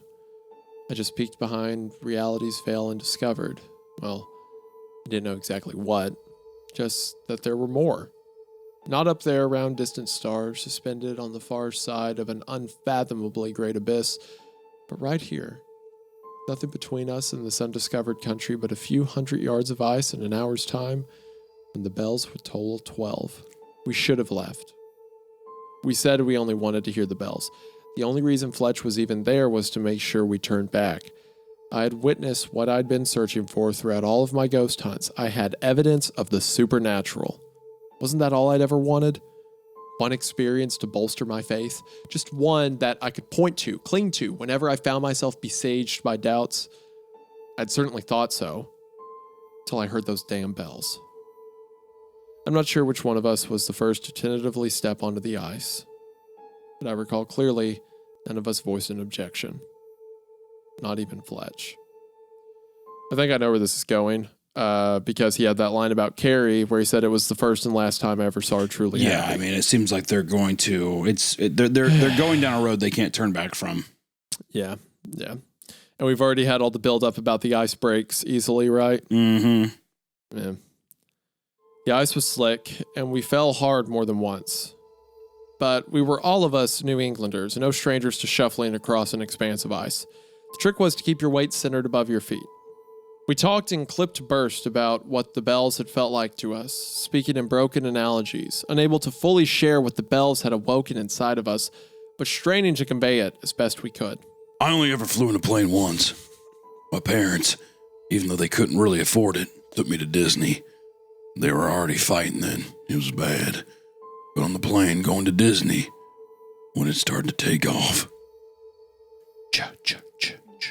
Carrie trailed off. The echo was louder than we'd heard it from the shore. In my head, when I was 7, only rich people flew anywhere, and my parents weren't fighting. I felt lucky, you know? You're the only man I know who would make fun of a woman on her way to the gallows. Like as she's Well, death. here's the problem. The problem is I've committed too much to where if I went normal now, it'd be too weird. Don't worry, Hunter. She's about to be out of your hair, it sounds like. The way this is going. Fletch grunted his acknowledgement. What time is it? I checked my watch. About a quarter past. It must have been right on top of where the ice was grinding against itself. We froze. Each of us strained our eyes and ears, trying to determine if the ice was safe. We knew if the ice wasn't safe, it'd be dangerous to press on. We knew it, but we didn't care. Maybe you should go first. You're the lightest. Yeah. I said and shuffled ahead. Being closer to the bells felt worth the risk. Any risk. Carrie and Fletch followed in my wake, neither following directly behind me so as to spread our weight across a broader area. We pressed on. The conversation died. The wind blew hard across the reservoir and tore through our clothes like a knife. We didn't care. The sound was growing fainter. We had crossed nearly 3/4 of the distance to the island that housed the Spire. I never heard the ice crack, just the sharp inhalation of breath for a scream that never escaped her lips. Carrie plunged through the ice. I turned just in time to see her head go under. Carrie came up thrashing, but as she hit the sides of the hole she'd made, more and more of the ice broke away, expanding the hole to the size of a kiddie pool. I shuffled my feet as fast as I could towards the edge. Fletch screamed for me to stop. No, it's not stable! Cold water sucks the heat from your body 32 times faster than air. Every second Carrie stayed in that water increased the likelihood her arms and legs would go numb, and she wouldn't be able to pull herself out of the water even if the ice stopped breaking. Laying on my stomach to spread as much of my weight across the surface as I could, I dragged myself over to the water's edge. Grab on! I held onto the shoulder strap and tossed my duffel bag into the water as close to Carrie as I could. Her hands fumbled, already rendered useless from the heat loss, but she managed to wrap her arms tight around the bulk of the bag. I pulled her up to the edge. She got most of her body out of the water before the ice cracked, and she fell back in, almost taking me with her. Strong hands grabbed my ankles and pulled me away from the hole. Fuck! Fletch grunted as he struggled for traction on the ice. I don't know how he did it, but Fletch managed to get enough of a purchase that we were able to drag Carrie out of the water. Oh, thank God. Scary, I was getting worried there. Scary Carrie was white as a bone and panting for breath through chattering teeth. She struggled to get to her hands and knees. We've got to get her out of here, Fletch said. The pull of the bells had been broken. What had we been thinking? Bring the car around. We'll meet you. The car was easily 2 miles away. Fletch nodded and was off, shuffling his feet across the ice as quickly as he could. I was afraid to stand too close to Carrie out on the ice, but what choice did I have? She was still struggling just to crawl. I grabbed her by her ankles and dragged her across until we were far enough away from the hole that I felt comfortable enough to pull her to her feet. Still, the ice went So I watched Fletch slip out of sight behind the trees. Didn't sound gentle anymore. I put her arm over my shoulder. We shuffled along best we could. Each time one of us slipped, I thought the ice had given out again. My heart would race and I'd think, This is it. This is how I'm gonna die. but instead we would just be slammed down against the rock-hard surface. Carrie followed my instructions. She didn't seem confused, but she wasn't talking either. By the time we reached the access road, her lips had turned pale blue and the water in her hair had frozen. At the fork on Old Ware Infield Road, I insisted that we trade jackets and I gave her my hat and gloves, one of which was wet from pulling her out of the water, but I figured it was better than nothing. Carrie fumbled and struggled to get out of her jacket. We had to stop walking so I could help her with the zipper. She fought me as I tried to get my hat over her enormous head and with slurred speech complained that she was hot. I knew what that meant. Carrie was in trouble. If I had had a cell phone back then, I'd have bitten the bullet and called her an ambulance, but I didn't get my first cell phone until 2001. I made Carrie run the rest of the way, even though she moved like a drunk in an old cartoon. Fletch saw us approaching the gate and, leaving the engine running, ran out to meet us. How is she? He asked, putting her arm over his shoulder. We need to get her to a hospital. Fletch and I were moving as quick as we could while dragging Carrie along between us. Do you know anything around here? You don't know where the hospital is? I screamed as we got into the car. Why the fuck would I know where the nearest hospital is in Western Massachusetts? Fletch put the car in drive and started heading towards Amherst, figuring they'd have a hospital there and we'd see signs for it on Route 9. Had we gone the other way, back towards Shaw, we'd have been at a hospital in 11 minutes. Fortunately, the way we chose, the nearest hospital was in Northampton, over an hour away. Oh, God. Even with the heat on full blast, the car was freezing. Practically as soon as the doors closed, Carrie started stripping out of her clothes. You gotta get back there with her. He was right. Before our week-long winter hike, our instructor chaperones taught us what to do in the event that someone displayed any signs of hypothermia. You get them out of their wet clothes, you strip down, and you get into a sleeping bag with them. It's called passive rewarming, and Carrie clearly needed it. Crawled over the emergency brake into the back seat with the half-naked, scary Carrie. She didn't fight me or complain about being warm, but it was difficult to get close to her. She had wedged herself down on the floor, mostly behind the passenger seat, a space I would have never imagined could accommodate me, let alone both of us. You got a blanket back here or anything? I said, looking around in the mess of clutter that Carrie sat on top of. No, but hang on. Fletch wrestled himself out of his jacket while he drove. It occurred to me that I could use the uninflated raft as a blanket, but when I looked for my duffel bag, I realized I must have dropped it somewhere between the reservoir and the car. Fletch threw his jacket back to me. It'd have to do. I stripped down to my underwear. Scary Carrie was completely unresponsive.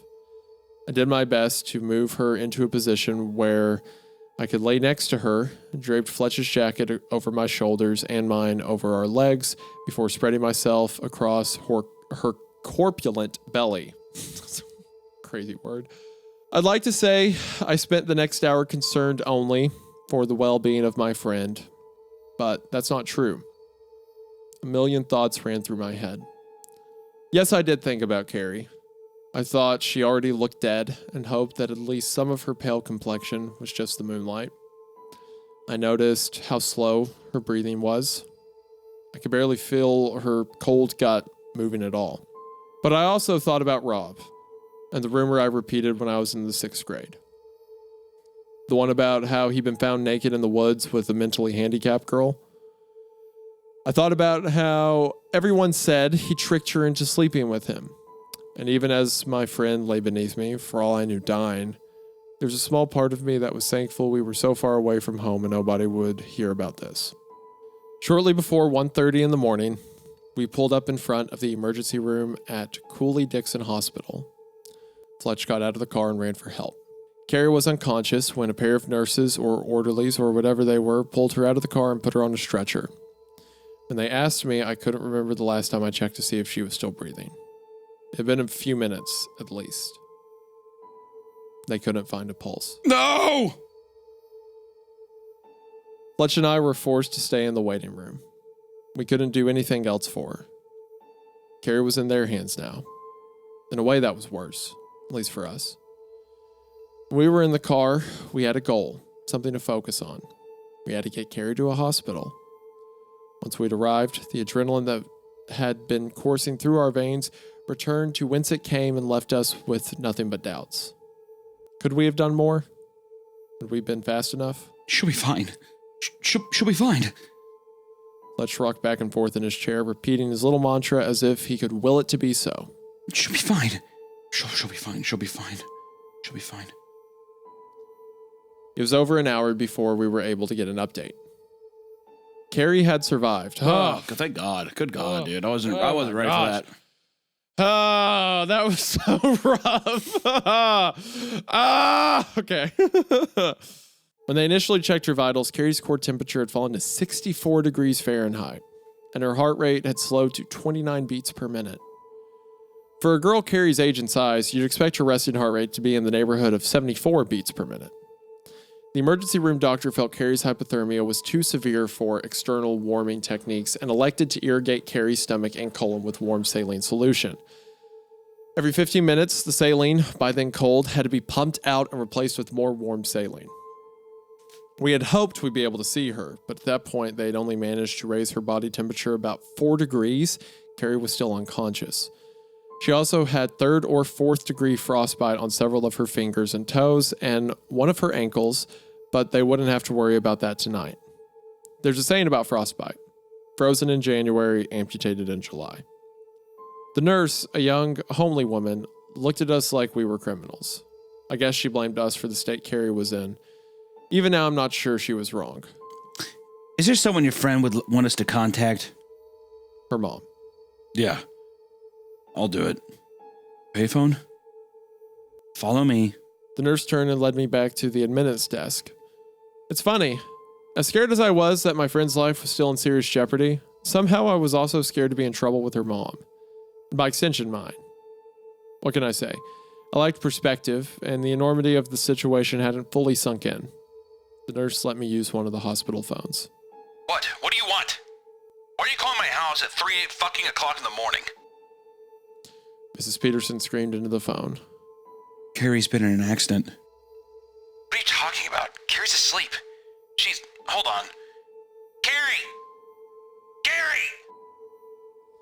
I could hear Mrs. Peterson lumbering through her house and bellowing for her daughter. She certainly had her faults, but lacking affection for her daughter wasn't one of them. I'd often suspected that Mrs. Peterson had been one of those sad sacks who had known their marriage wasn't going to last and insisted on having a kid anyway. Not to save the marriage, but just to have one person in the world that loved them unconditionally. What happened? Where is she? That is such a depressing paragraph. I know, dude. Oh, God. I'm getting beat. I'm having, I said I had Boroska flashbacks earlier. I'm having them right now because I'm getting sad. Because I'm getting, all I told her was that her daughter had fallen through some ice. Nothing else.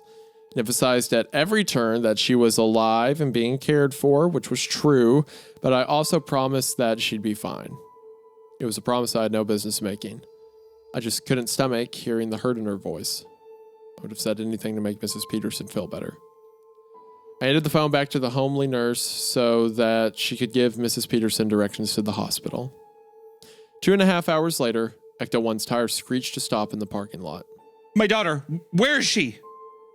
I could hear her even before she was through the doors. If the kids at school thought Carrie was frightening to behold, it was only because they'd never seen her mother upset. Mrs. Peterson ran up to the admittance desk wearing her jacket over her bathrobe, the sweatpants she slept in peeking out over her snow boots. Her face was red and puffy from crying, and her hair looked not just uncombed, but as if someone had tied it in knots and then dipped it in grease. By comparison, the homely nurse looked like Helen of Troy. She's my daughter. You have to let me see her. Mrs. Peterson said, pounding the desk in front of her. Being a mother was the reason Mrs. Peterson got out of bed in the morning. It was the reason she worked a thankless, poorly paying job. And it was the reason she wasn't about to let anyone keep her from being there for her daughter. Fletch and I jogged the short distance down the hall from the waiting room. The hospital staff was looking nervously at Mrs. Peterson's red face and bulging veins. A pair of nurses moved in close behind the homely nurse to support her. You can't see her until she's been stabilized, the nurse said, her voice quivering.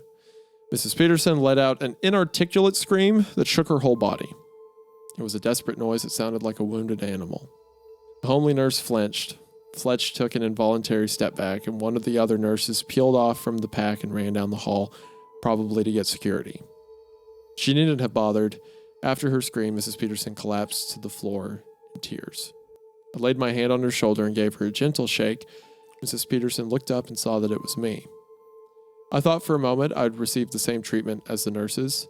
Instead, she pulled me down on top of her and hugged me, clinging to me like I was life itself. Mrs. Peterson buried her face in my shoulder and cried. I wish she had yelled at me, and not just because my face was pressed into her hair, which smelled of sweet, deli meats, and feta cheese. I'd nearly gotten her daughter killed. I didn't deserve to be embraced like a member of the family. And something about the way Mrs. Peterson so desperately held me reminded me of the trip her daughter and I had taken to Greenfield. I'd been reckless with Carrie in so many ways. I really like that last line. Because there's so much there, like when he was in the back of the car with her, and I didn't comment on it then, but when he made the comment about like, I remember I used to spread that rumor about Rob hooking up with the disabled girl. And it's like, it's not, when he mentions it, it's not just like, oh, haha, that was funny. I'm glad no one sees me here. It's like he's having this grown up moment where he's like, I guess like, just because of appearances, I shouldn't think of someone else like that or shouldn't spread rumors about it.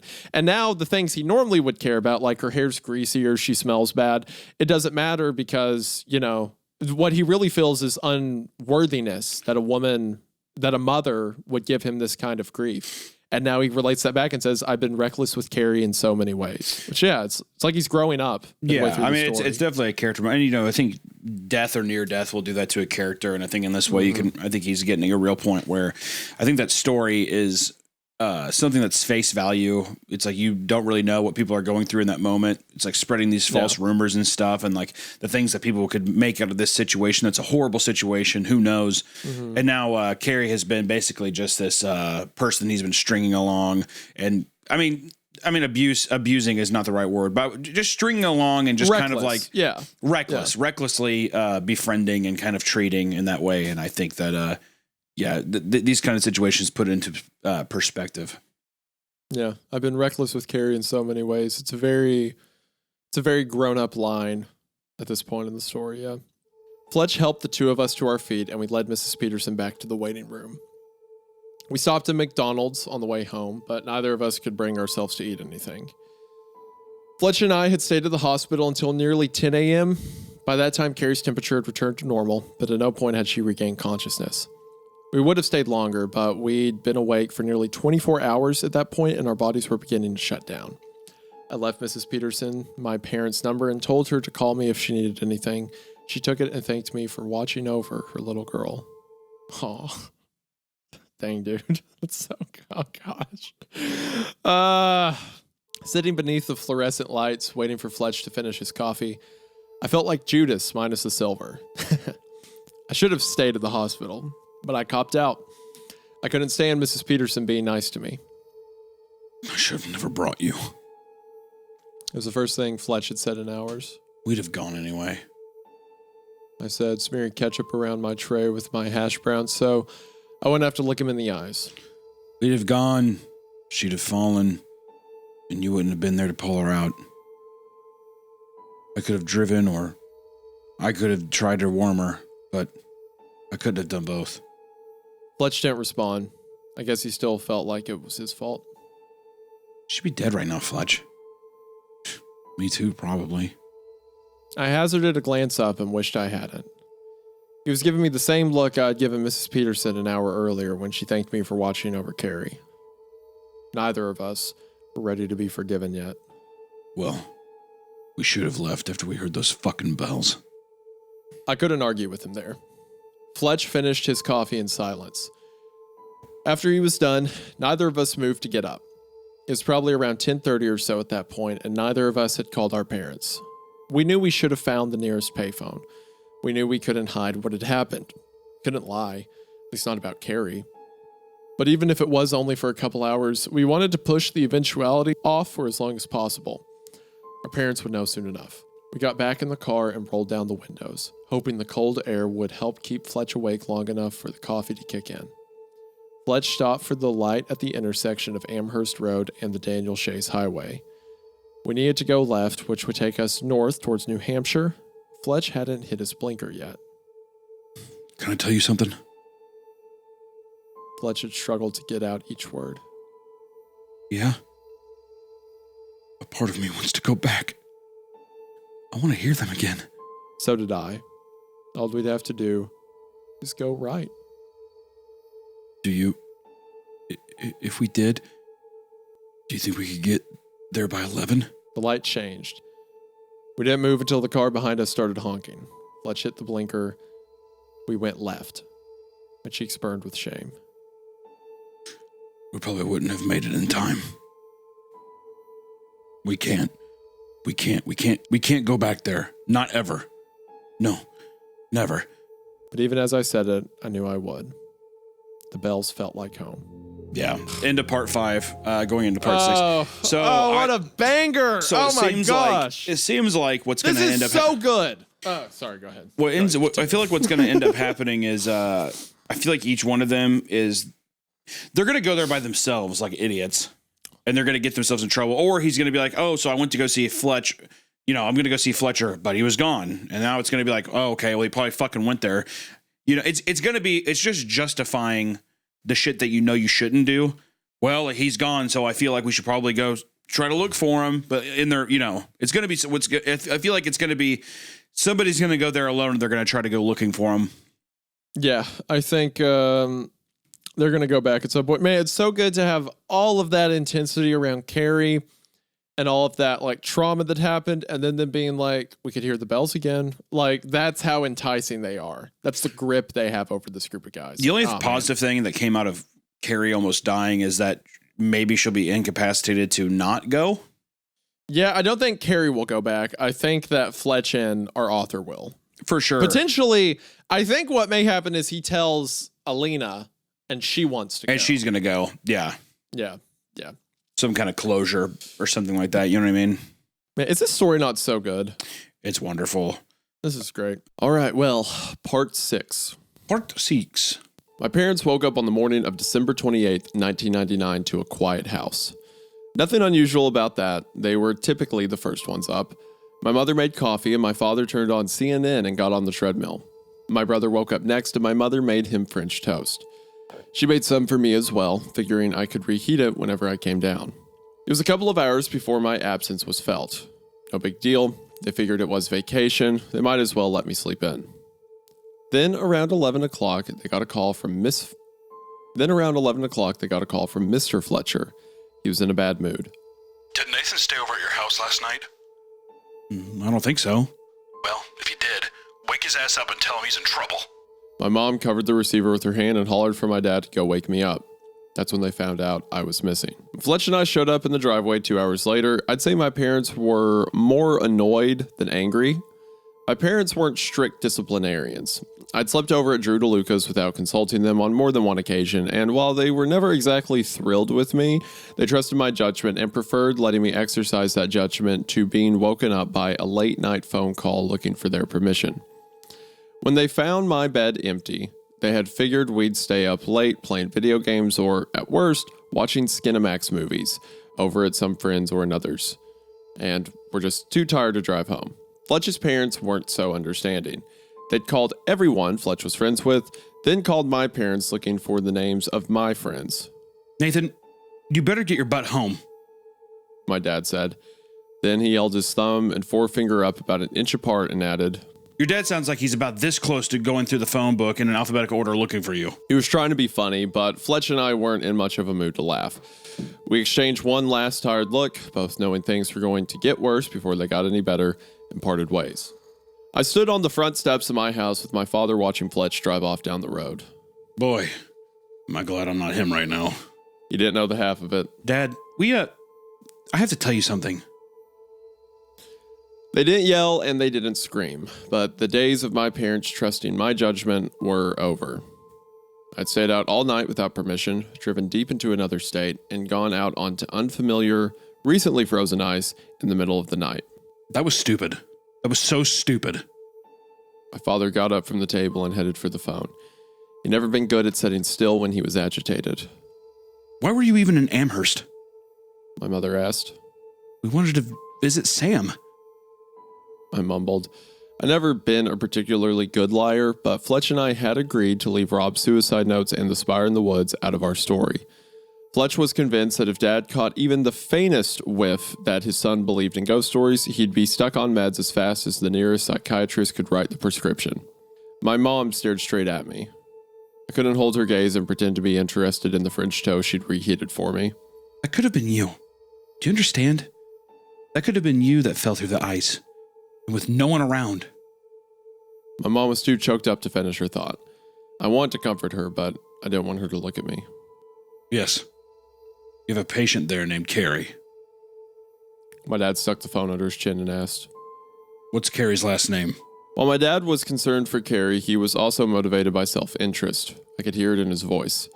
He had spent the first 10 years of his career working in litigation at the law firm of Ropes and Gray and believed in the importance of CYA, covering your ass. It didn't matter how slim the chances were that Mrs. Peterson would attempt to hold our family or the Fletchers accountable for what happened to her daughter. That risk was unacceptable. If you need any help, he said once he got Mrs. Peterson on the phone. You know, around the house, driving Carrie to school.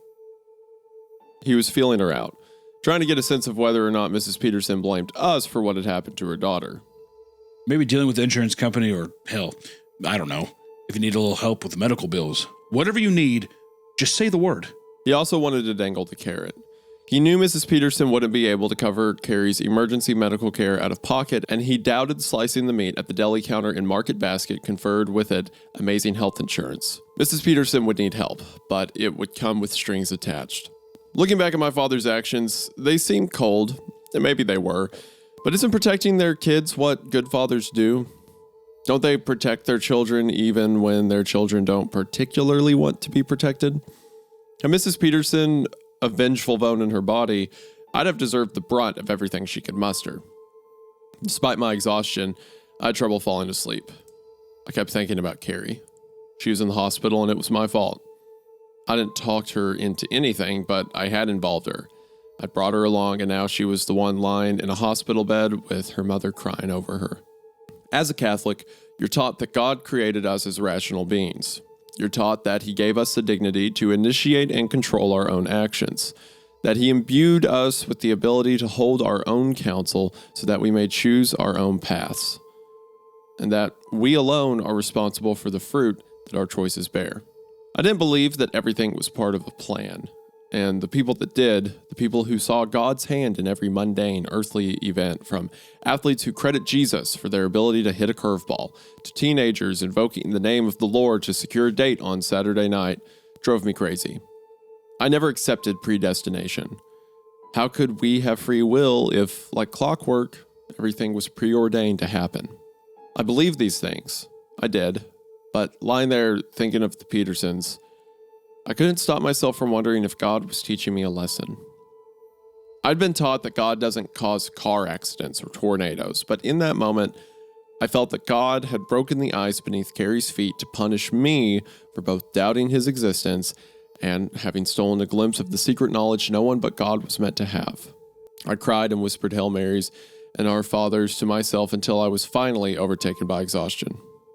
Dim light filtered in through my blinds.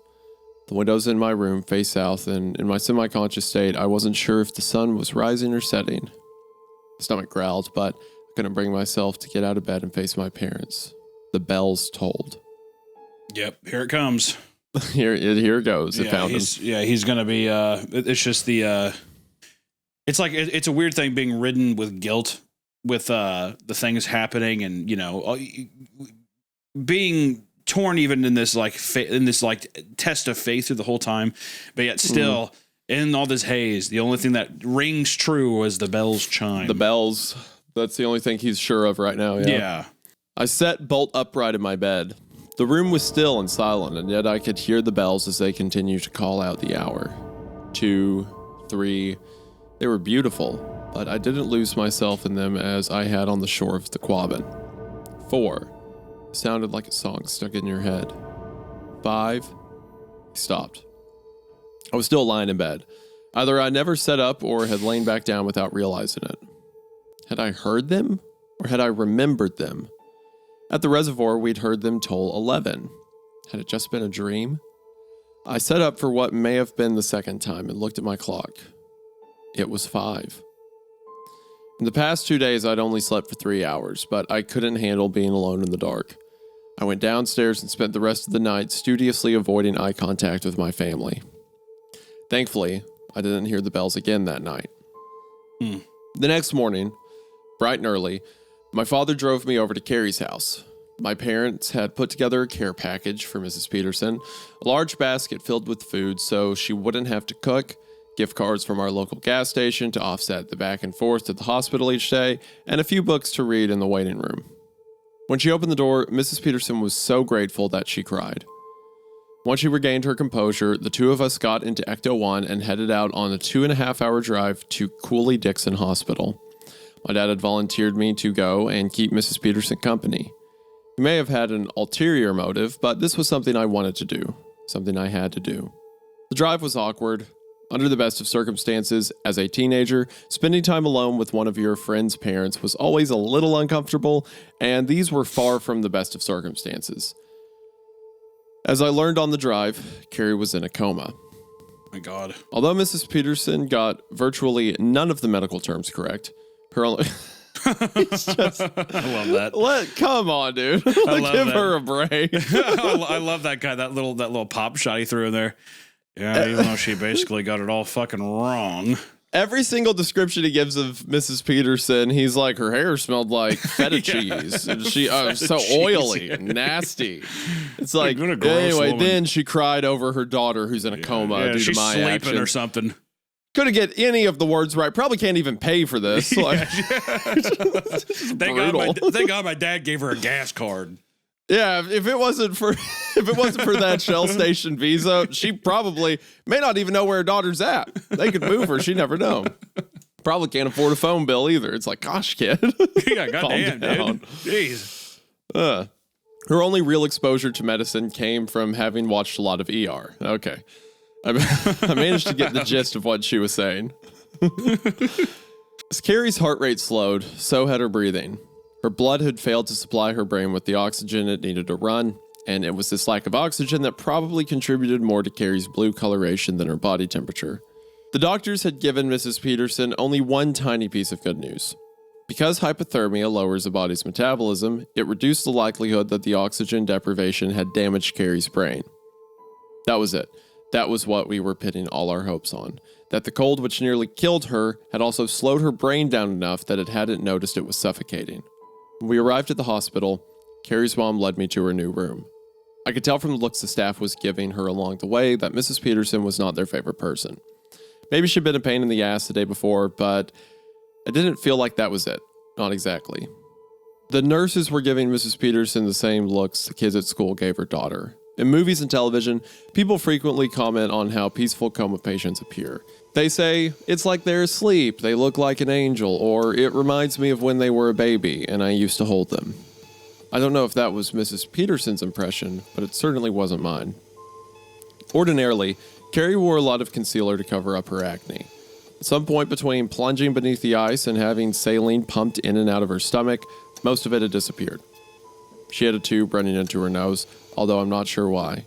Heart rate monitor on her finger and an IV in her arm. And that was to say nothing of the frostbite. Along with the big toe on her right foot and most of her left foot below the ankle, which we couldn't see beneath the blanket, ice crystals had formed in 2 fingers on her left hand and the thumb on the right. The blood trapped in her fingers swelled them almost to the same thickness as her wrists. They were red and raw. It was difficult not to stare at them. Mrs. Peterson believed that even in a coma, Carrie could hear us and proceeded to relive seemingly every moment of her daughter's life. Mrs. Peterson was not a gifted storyteller. God. Every time, dude. It's like, bro, at some point you got to be like, you know what? My bad. Like, it's like, no, maybe this woman doesn't have any problems. Maybe me, who got her daughter thrown into a river. Maybe I'm the problem. In her mind, nothing was too trivial. From the time she caught Carrie washing the dishes with cold water, which is apparently something you shouldn't do, to the time they went to Applebee's for her birthday and both forgot to tell the server, then wondered why they didn't get any cake. But what her stories lacked in content, Mrs. Peterson made up for in sentiment. She couldn't touch Carrie's hands, so she held her daughter's upper arm as she spoke. I'm sorry I'm not home more. I'd like to be. I would. I know how hard school's been for you.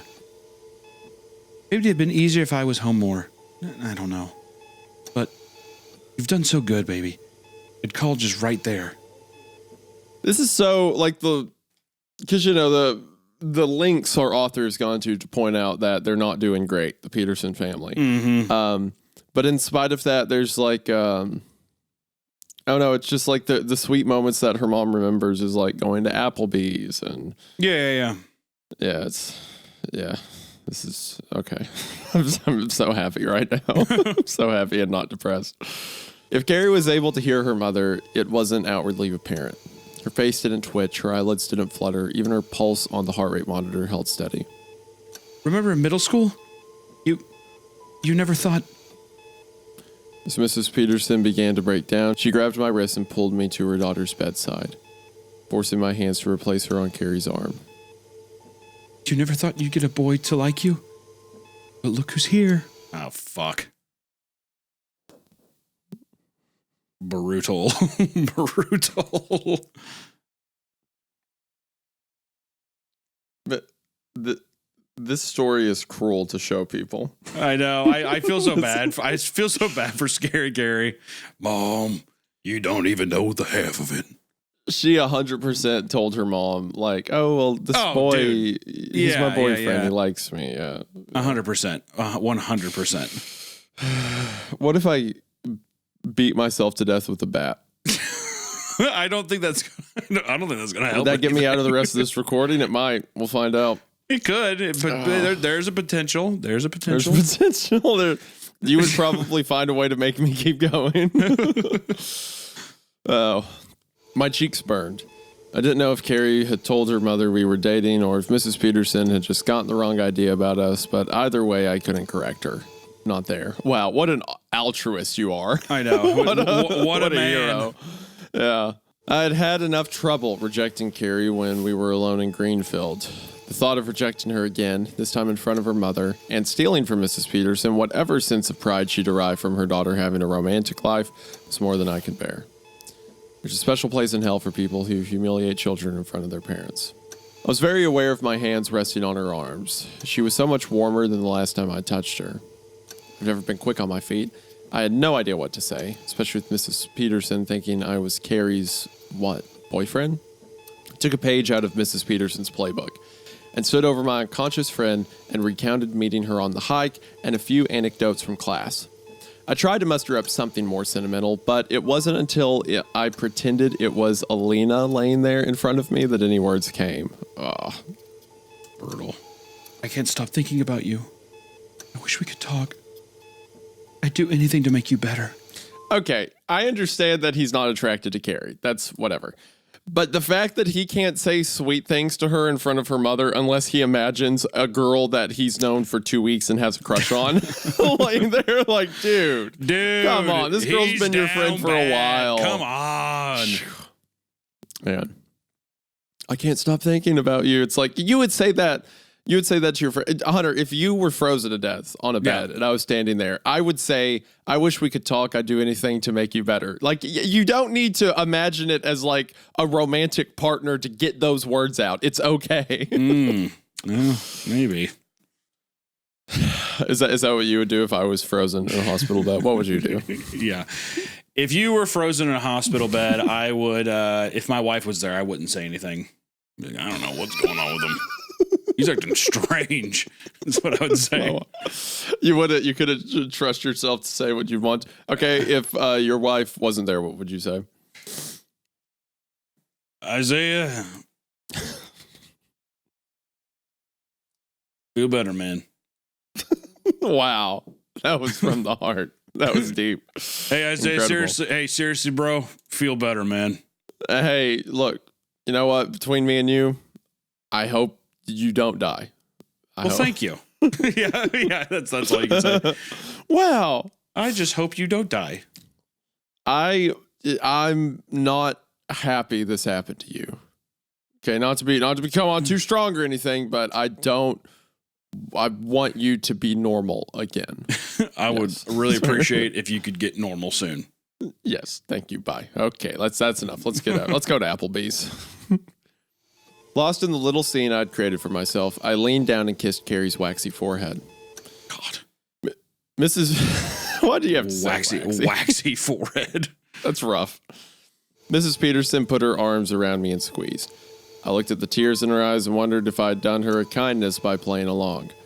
The lie seemed harmless enough. Carrie probably just wanted to save face with her mom. Maybe make her proud. Let her think her child was happy for a change, but eventually the truth would come out. I wasn't attracted to Carrie. It'd be nice if I was, but I wasn't. You ain't got to say it right now. She's in the hospital. I also resented being blindsided. If Carrie had asked my permission, had said, look, this is embarrassing, especially after Greenfield, but I need your help making my mom happy. Is it okay if I tell her you're my boyfriend? I might have said yes, but she hadn't. The whole charade made me feel gross. Oh, you mean almost like how you immediately assumed you and Alina were in a relationship because you misused the time that she gave you to kiss her, and now you think... Cut him some, but slack. I feel like, okay, I was 16 too, and I was also like, raging with emotions and all that. But at the same time, I feel like if my friend who was a girl was in a hospital bed, I wouldn't be like, disgusting. I can't pretend to like this cow. What, like, it's too much. He's too evil.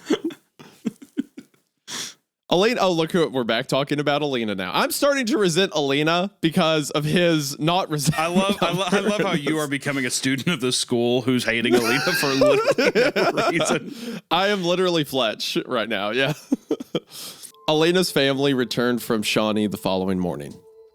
I would have liked to have been outside their house waiting for her when they arrived, but I was still a month away from getting my driver's license and my parents weren't exactly in the mood to help advance my social life. I left a message on the Aminev's machine in the morning around 10. I called again at noon and 1, but hung up both times before the machine began recording. It was the strange poker game you play when you're in love for the first time.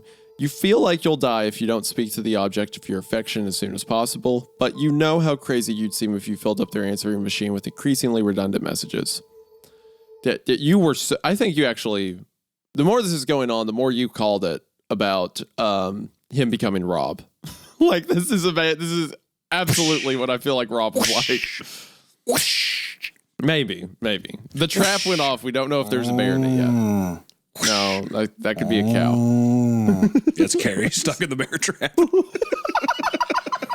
Her fucking frostbitten ankle. Carrie, get the hell out of there, girl. Sorry about that. Didn't see that one, the toe brush. You're such a jerk. You're a terrible person. That's Carrie in the bear trap. That feels like a joke we've been accidentally setting up for 2 months. Yeah, it does feel. Carrie in the bear trap. Perfect. It feels kind of perfect for this story, doesn't it? That afternoon felt like an eternity. She called me back shortly after 5, and even though I was sitting directly next to the phone, I let it ring twice so she wouldn't know I'd been sitting directly next to the phone. I missed you. Oh, thanks. Yeah, she absolutely isn't into him. He's just the one guy who's not evil to her right now because he can use her sexually. Yeah. Hey, can we meet back up and kiss more? Can we make out more? And can I put my leg between your legs, but you try to hold them together, but I pretend like I don't take the hint and keep forcing it? Yeah, can we watch Good Luck Chuck on DVD and we can cuddle more on the floor in my room? No, you'd love that. I know how much you liked that last time. She sounded tired. Maybe she hadn't gotten that much sleep before driving home, or maybe she was drained from therapy. Either way, it wasn't exactly the reaction I was hoping for. I do love that from a 16-year-old guy's perspective. Man, she probably didn't get much sleep, or it's probably her therapy not realizing that it's like he is probably bringing her to the point of exhaustion with like how fucking needy he is. Yeah, he is such a headache for her that like she is trying to show as little interest as possible in hopes that it'll drive him away. And he's like, I bet it's the therapy for the guy that set himself on fire in front of her workplace. I bet that's what's doing it. Our protagonist is having this discussion while he's on a tree with binoculars looking into her window. She looks so tired tonight. Her cancel tilt seems slightly off. Perhaps that is something about Rob. Cancel tilt. Too many cancel tilts. Also, we've had to record this episode over the course of like 3 days just because it's so long, and like it feels like a fever dream the amount of time I've heard cancel tilt. Well, this week. Is that not the thing that like those red pill guys talk about all the time? It's like, oh, a woman will never love you because you're like cancel tilt and something else is like 2 degrees off, so you're not like prime marriage material. So you need to lift weights and hate women your whole life. Right. Yeah. Right. Well, you're 100%. You're not wrong. I 100% see our author as a cancel tilt kind of guy.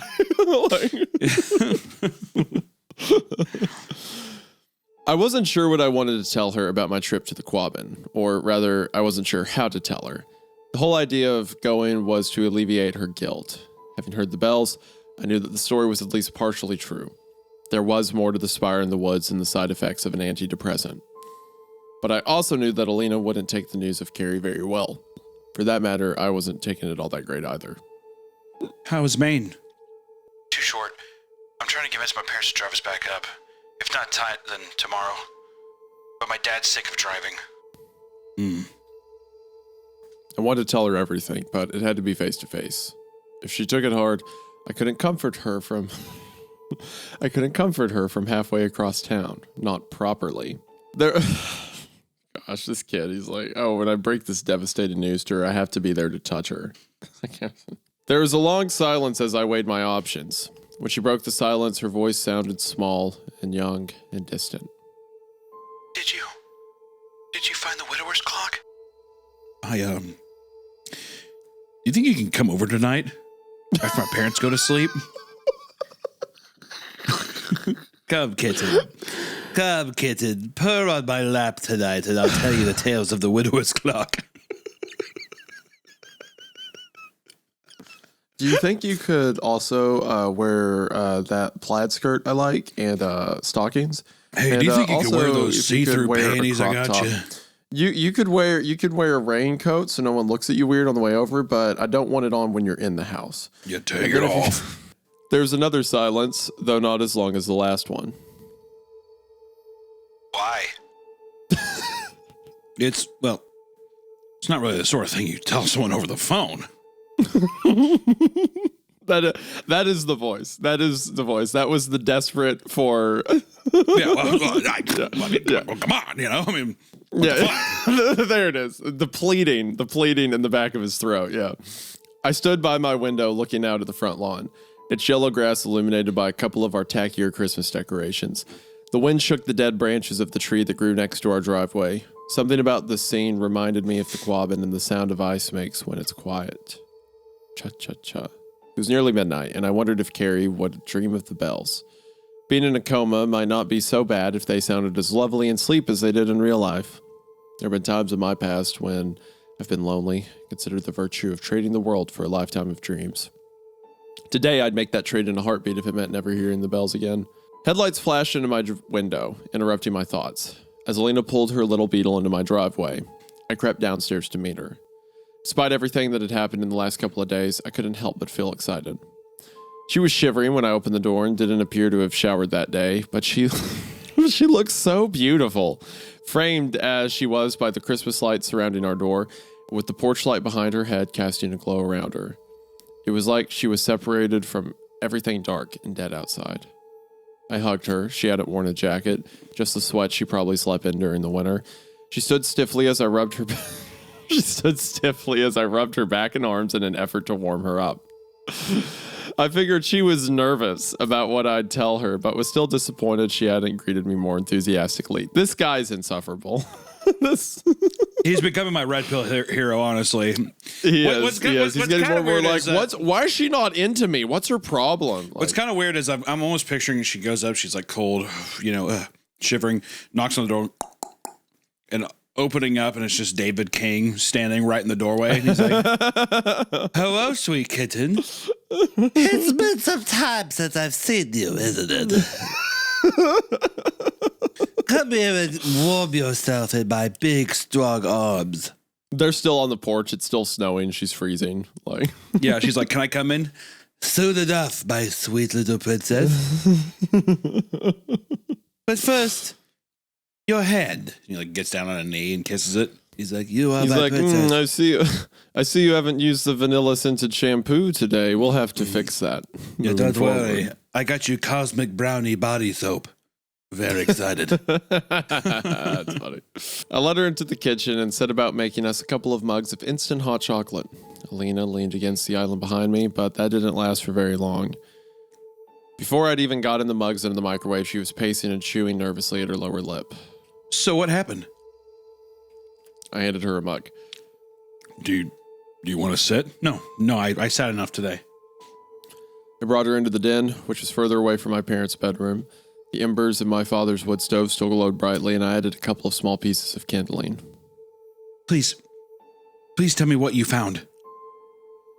I told her everything. How cold it was, what carrying Fletch had been like, what the smell of the smoke reminded me of. I told her about the sound the ice made, and I told her about the bells. They were heavenly, but it wasn't just the sound. They fed something inside me. You know that part of you, that voice in your head that kind of experiences what's happening and sees through your eyes? She was looking at me as I spoke, and I could almost see the part of her I was talking about behind her eyes. Like the soul or whatever. It was like the bells enveloped it and gave it everything it ever wanted. Everything it was missing. For me, it was you. Now that is a classic 16-year-old guy move, to have this whole grand experience and then tie it back to her at the end. Like, well, you're all I want. Like, you're Dinner time, and I want to thank you for giving me the best day of the my most like life. Nicholas Sparks Oh my God. setup I know, dude. ever. Yeah. Exactly. Eat, pray, love. What I missed was you. What my Everything- soul misses is you. Everything my soul was missing was every bit of you. Let me ask. I want a kiss now. Kiss me.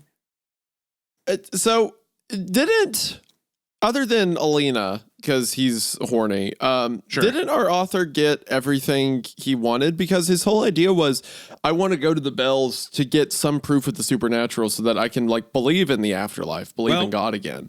Let me tell you something, Isaiah. I'm going to tell you something. Maybe you haven't grown up enough to realize this yet, but the goalpost always changes. Let me tell you something. The goalpost always changes when pussy's involved. All right? It does. You're right. All right. So then you're sitting there. I bet you anything if Alina's just like, yeah, I love the devil. Fuck God. I'm a betting man. I'm a betting man. And I bet our dear old protagonist would just be like, yeah, I fucking hate God too. I think he's kind of gay. Here, can I touch your boob? It would go in that direction, I think.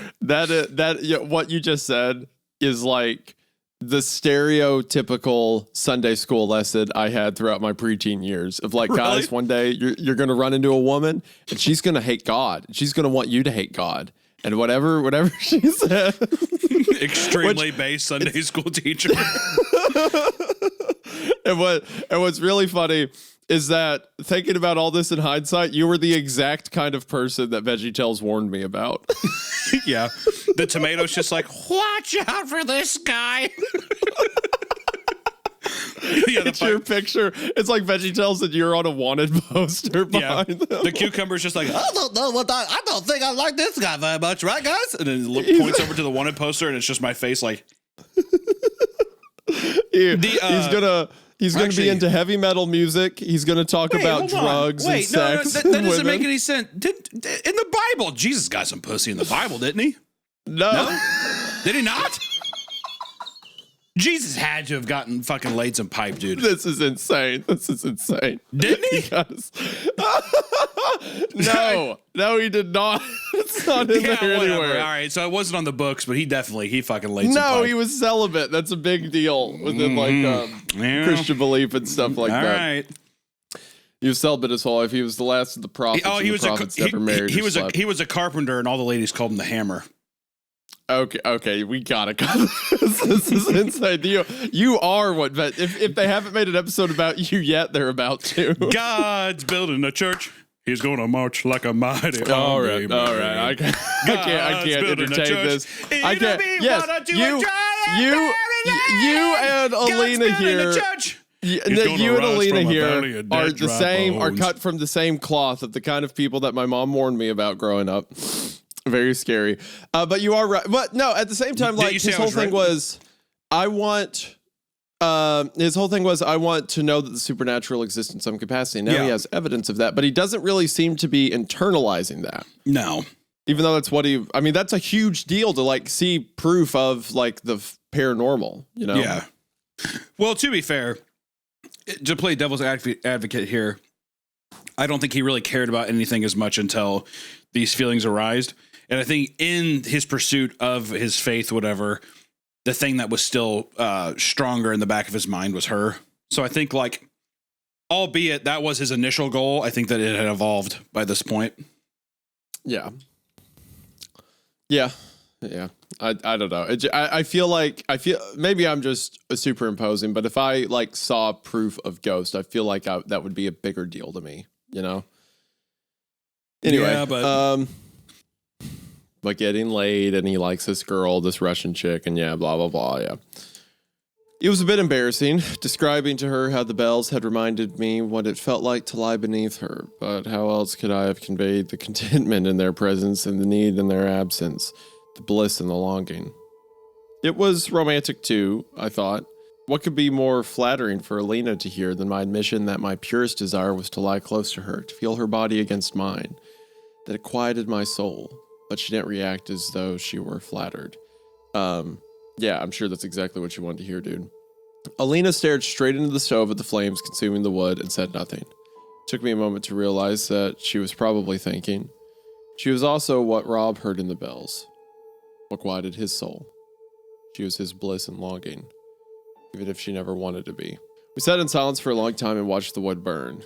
Then I told her about how we had pressed on, and about what happened to Carrie. Even though it wasn't her fault, I knew Alina would blame herself for Carrie falling through the ice, just like she had blamed herself for Rob's suicide. It was a sort of negative feedback loop a person gets into when they're depressed. Everything's their fault. What I hadn't considered was how much I'd blamed myself. Beyond answering a few of my parents' questions about how Mrs. Peterson was doing, I hadn't told anyone about my return trip to the hospital. For that matter, I hadn't really told anyone how I felt seeing Carrie turning blue, or struggling to warm her up on the floor of Fletch's car. Telling Alina about it opened up the floodgates inside me. Alina let me speak until I couldn't get any more words out. Then she slid along the couch to my side, wrapped me in her arms, and held me like a child. For a moment, I felt shame. I had never judged other guys for crying. I had sat beside Fletch when he was overcome by grief, but this was different.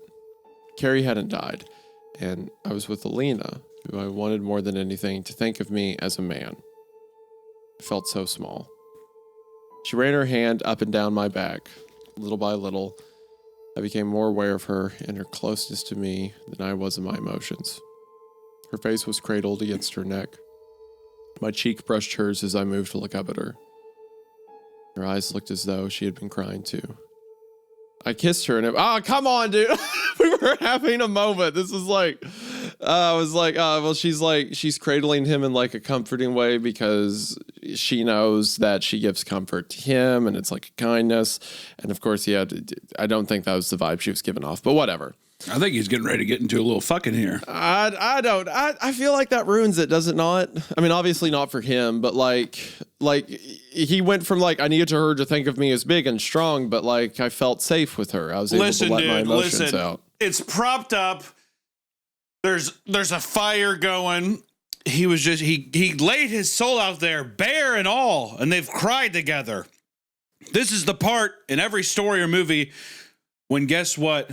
The fucking my tears gone cold, I'm wondering why. Got out of bed at all. See, exactly. That's what's getting ready to happen. Take my breath away. I guess whatever. I don't know. I just felt like that was maybe the one legitimate moment of affection he's had with Alina thus far. I mean, I think that he's had a legitimate affection this whole time. I think he's just kind of he's a horny 16-year-old. I mean, like that it's been reciprocated, because every other time it feels like he's just pushing Alina as far as she'll go before she says something. But this was like she held him and let him cry. That was like a very and that's what I'm saying. Moment. I think the doorway's open. I think the walls are down, dude. I think if anything, she's manipulating him to get more of what she wants. But we'll see if I love that red pill answer, dude. Yeah, she's using him.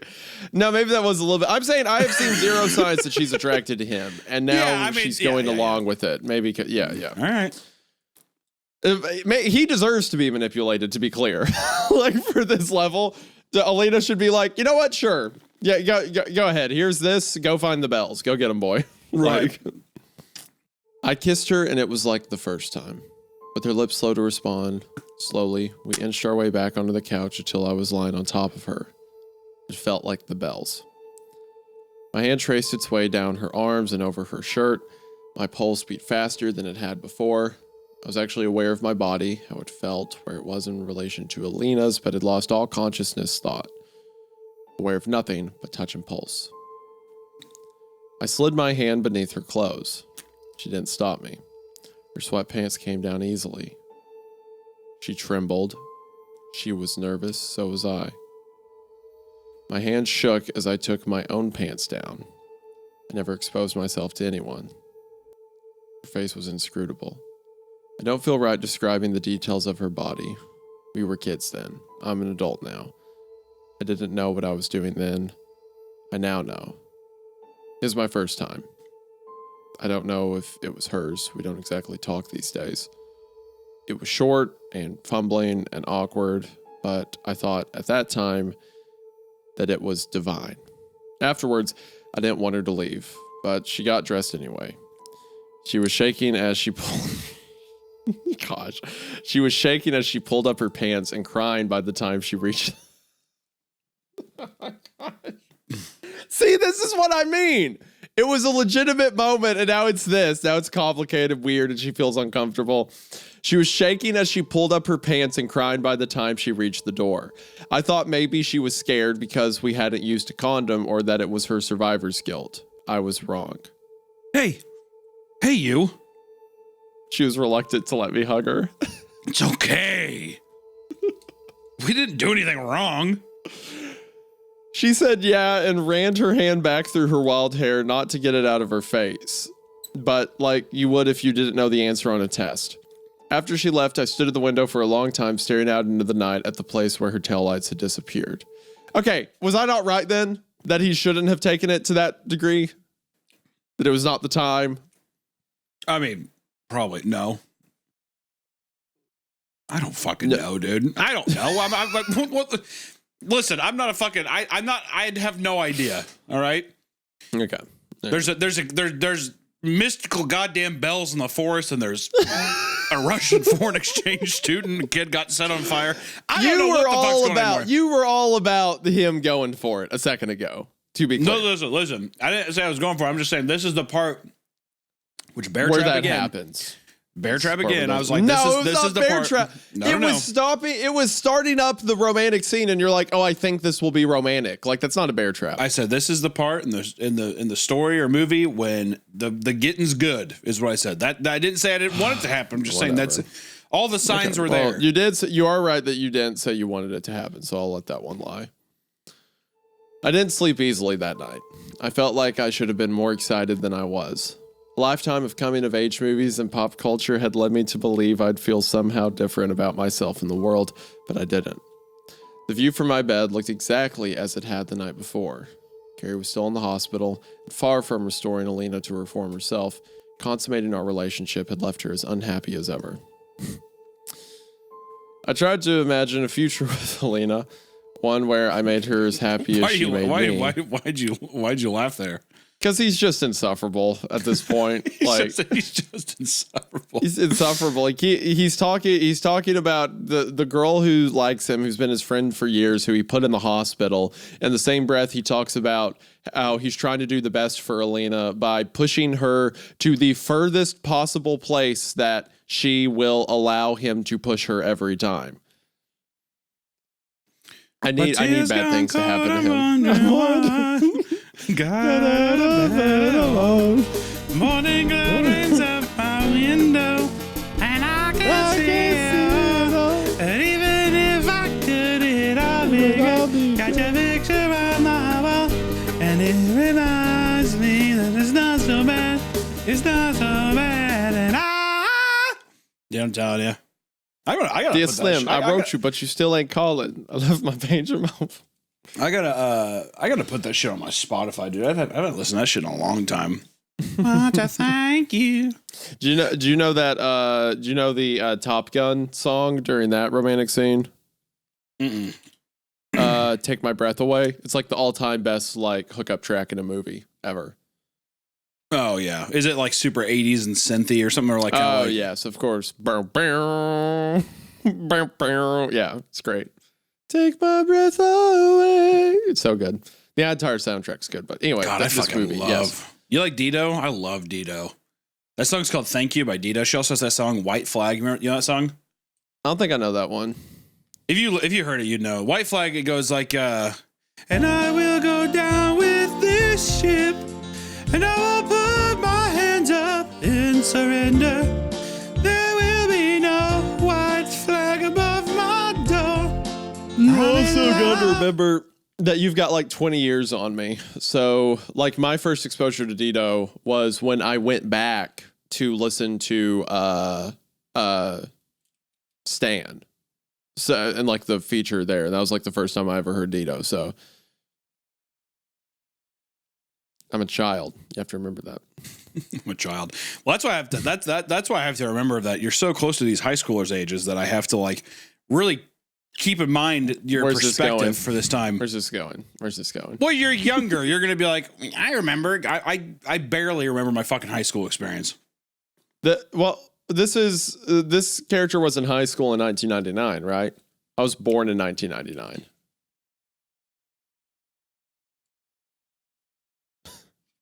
Did that just shut you down? You know what, dude? We don't have to fucking talk about our ages on this stupid ass podcast, all right? All right. Anyway, I tried to imagine a future with Alina, one where I made her as happy as she made me, but I only wound up thinking about the bells. Maybe she needed to hear them. Well, I don't like that. I fell asleep shortly before 3 a.m, which, unbeknownst to me, was almost exactly when Carrie woke up screaming. I'd love to tell you what Carrie's first words were. Unfortunately, I can't. When her heart had slowed down, an area of her brain located beneath her left temple hadn't received enough oxygen. Essentially, she'd had a stroke, which left her with a condition called expressive aphasia. She could make sounds, that was no problem, and with effort she could say words, but she couldn't form sentences. Oh my God.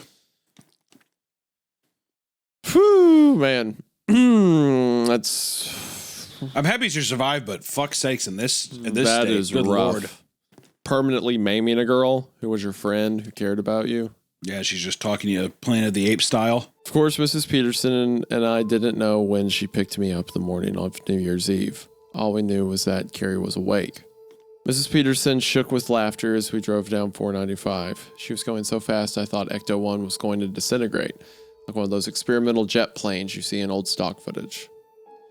Carrie's mom, beaming with pride, clapped her hand down on my knee and said, "Boy, I will tell you, you got yourself one tough girl." Bro. What? This is so sad. Yeah, I know. Well, I hate that. I hate that he just hasn't, like, at least at this point, I would just be like, oh, we're not dating, we're just friends. I don't think that's rude to say, is it? That's not rude. Oh no, we're not dating. She's just a really good friend of mine. I would let Carrie say it. I would let Carrie say it. God, but they don't know you're that such a spineless. You're such a spineless coward. No, because Well, yeah. Hey, Carrie, tell your mom we're not dating. She's like, they don't know about that yet. They don't know about that till they got there.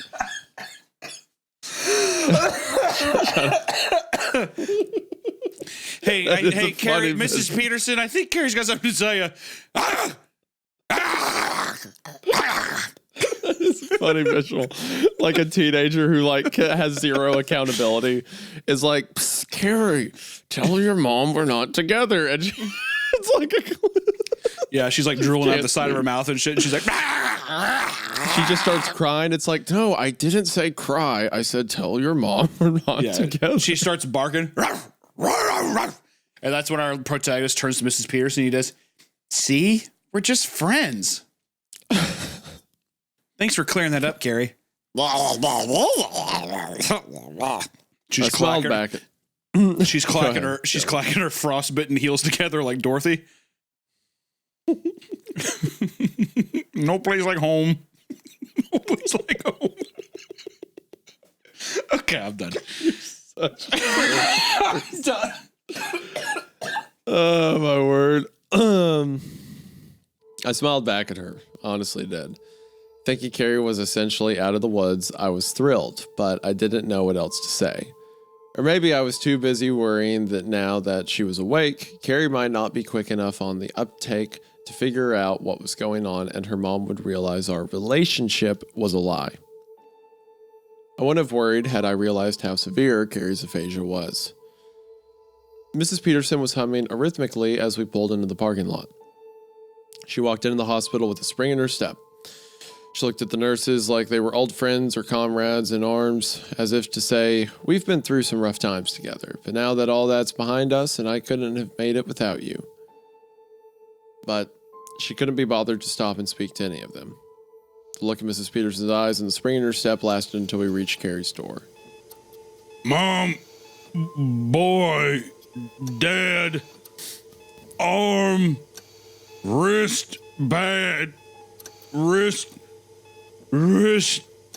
Mom, medicine.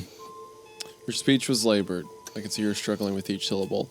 Not only, like, now she has a speech impediment, but the fact that you are still doing the gruff man voice through the speech impediment is diabolical.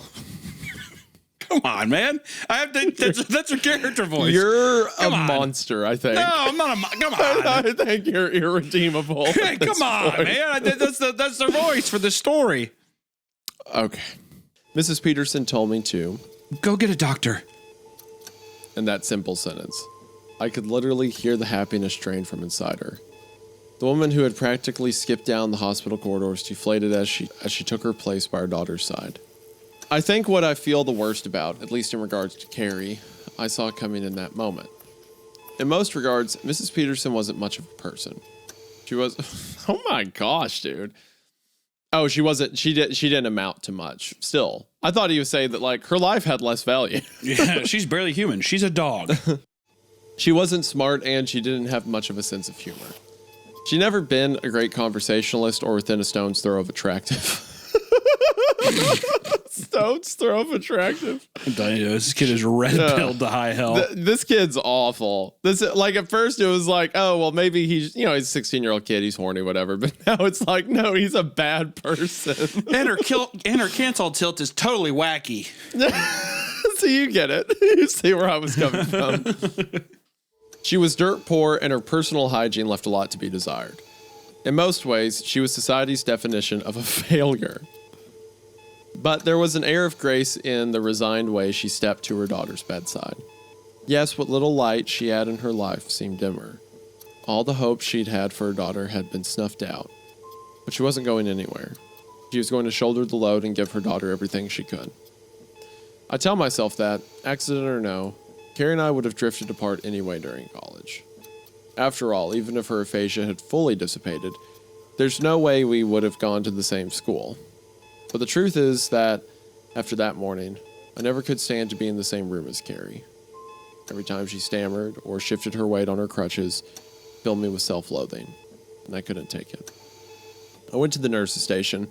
They told me that they'd have to call in a doctor with a background in neurology. About a half hour or so later, Dr. Walsh stepped into Carrie's room. I don't remember much about him other than that he had a silver hair and his bedside manner could be charitably described as detached. Hospital man, doctor, arm, bed, nurse. She wants another painkiller.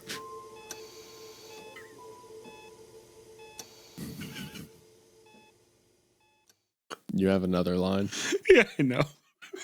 Just, okay. All right, take your time. Get it out. I just love it. I love that she's like,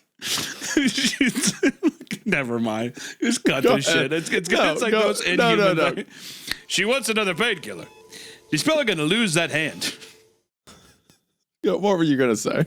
Nothing. This fucking nothing, dude. If we can cut it, I just need to know hate for myself. me. I was like, he's fucking talking to her like she's a fucking, like, he's like one of those people at a zoo that like takes care of the apes. They're doing sign language, and he's like, well, Chim Chim wants a banana. Whatever. It's like, she's like, hospital man. And he's like, well, she wants another painkiller. Probably got to get rid of that hand. It's just like, I don't know. It is very much so like Amy want orange, and the zookeeper's like just pelting it with oranges. Like, oh. Mrs. Peterson asked Dr. Walsh why her daughter couldn't speak properly, and he explained to us what they expected to find once they gave Carrie a CT scan. See, people always talk about how we don't use more than 2 or 10 or 12% of our brain, but that's a load of crap. We use all of it, and because every part of our brain has certain tasks and functions associated with it, even a small injury can cause very serious and pronounced effects, like Carrie's expressive aphasia. It didn't affect any other aspect of her cognition. She probably even knew what she wanted to say, but she couldn't get the words out. Now, luckily, the brain is fairly elastic, so given time, some of the undamaged area surrounding the affected region could compensate and she could regain her normal speech. Aphasia isn't uncommon in stroke victims, and we often see a full recovery within a year. Throughout our conversation with Dr. Walsh, Carrie would attempt to interject. If it seemed like she needed something or was asking a question, we would try to figure out what she was saying. Otherwise, Mrs. Peterson would just stroke her daughter's hair until she settled back down. Mostly, Carrie seemed concerned with pain from her frostbite. Just as Dr. Walsh was excusing himself, she said something, or shouted really, that made my hair stand on end. Here! Sounds! Rig! Rig! Rig! Rig! Rig! Rig! Rig! Rig! Rig! Rig! Rig! Rig! Rig! Rig! Rig! I might have She fell silent.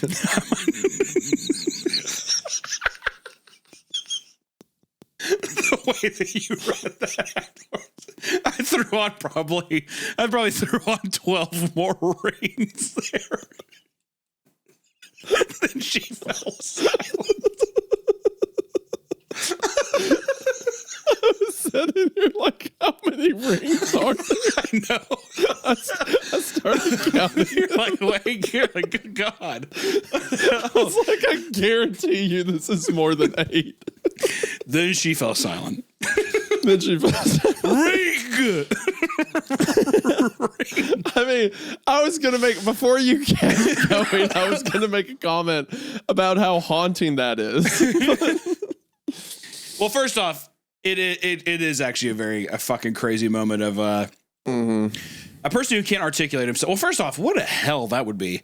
You know what you want to say, but you cannot physically say what you're meaning to say. And then now you are tormented by the fact that you're like, she's probably hearing nothing but the bells ringing. You know? Yeah. Yeah, like it's constantly in her head. Because it's the last thing her brain, like, it's one of the last things her brain, like, fully consciously remembers. Yeah, that's a nightmare scenario. You somehow did the man gruff voice as you were saying ring. Oh, yeah. Ring! Despicable. Yeah. Yeah. Mrs. Peterson looked up at Dr. Walsh. What does she want? After your voice acting 12 times. What? Huh? Dr. Dr. Walsh took out a small flashlight and shined it into Carrie's eyes. Her pupils were unresponsive. She may also have damaged her auditory cortex. We'll know more once we get her scanned. I glanced down at my watch. It had just turned 10.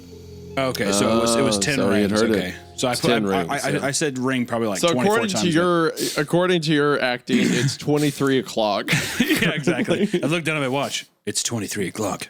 The is bells the must end of- work off military time. It's 11 p.m. That is the end of part 6 here. Part 7. So it seems the Bell phenomenon, the Bell paranoia, or even the paranormal aspect of it is seeming to ramp up.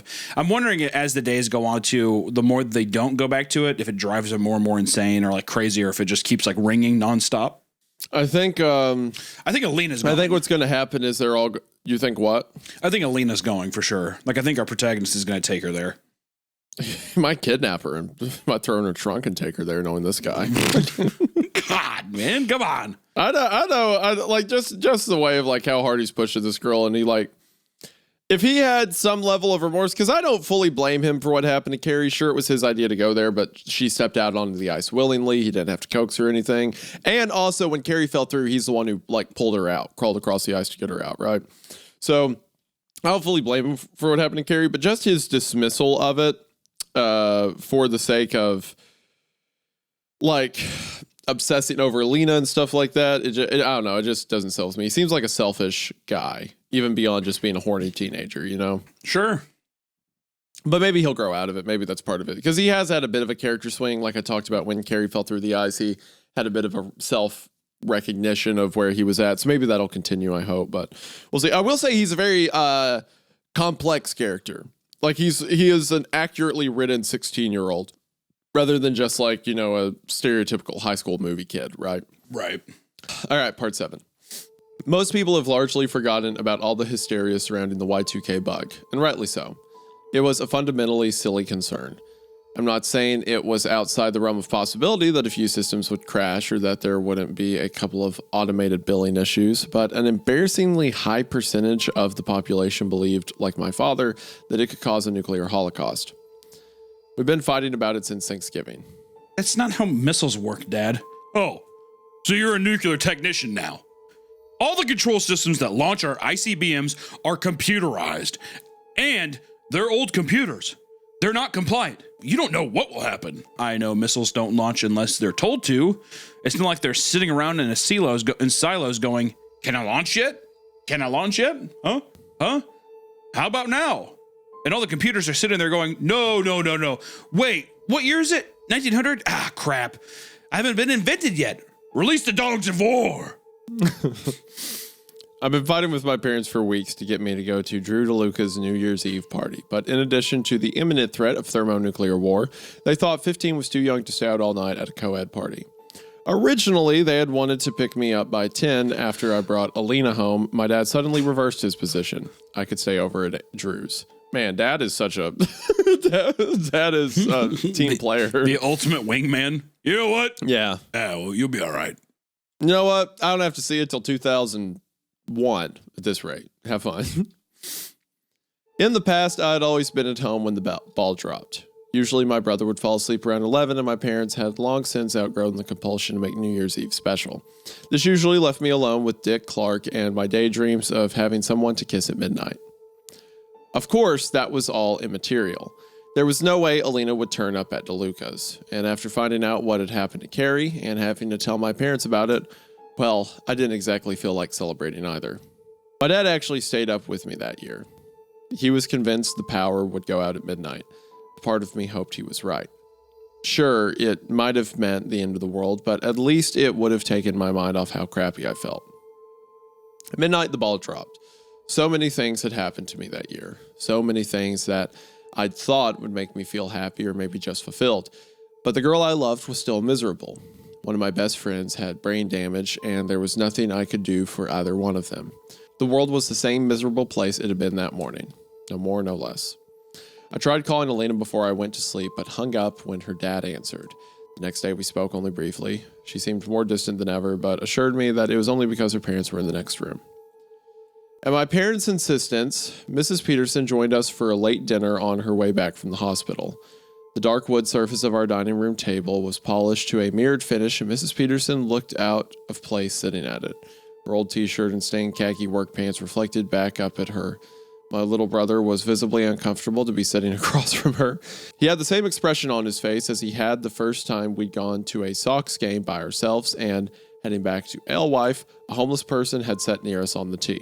None of us spoke much, but before leaving, Mrs. Peterson did accept the name of a speech therapist my dad had tracked down from one of the partners at his firm earlier that day and had agreed to let us help her pay for it.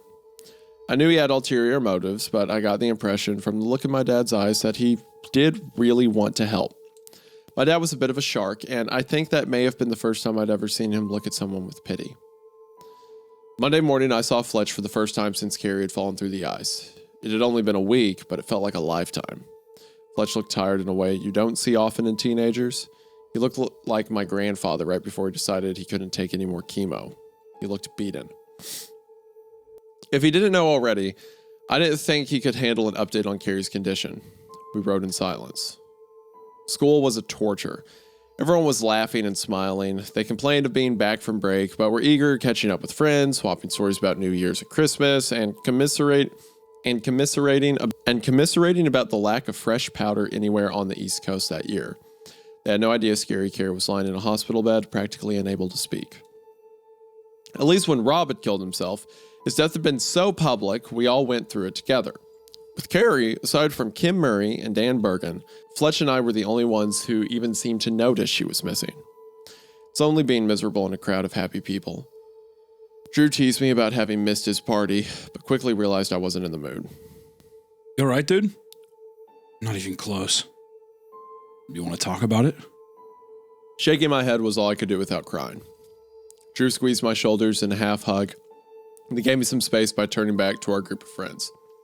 I disappeared wordlessly into the crowded hallway in search of the only person that could make me feel better. I found Alina right before the bell rang for first period. She was sitting against the lockers with Sarah Cohen. I couldn't hear what they were saying, but based on how quickly they stopped talking, I got the impression it had been about me.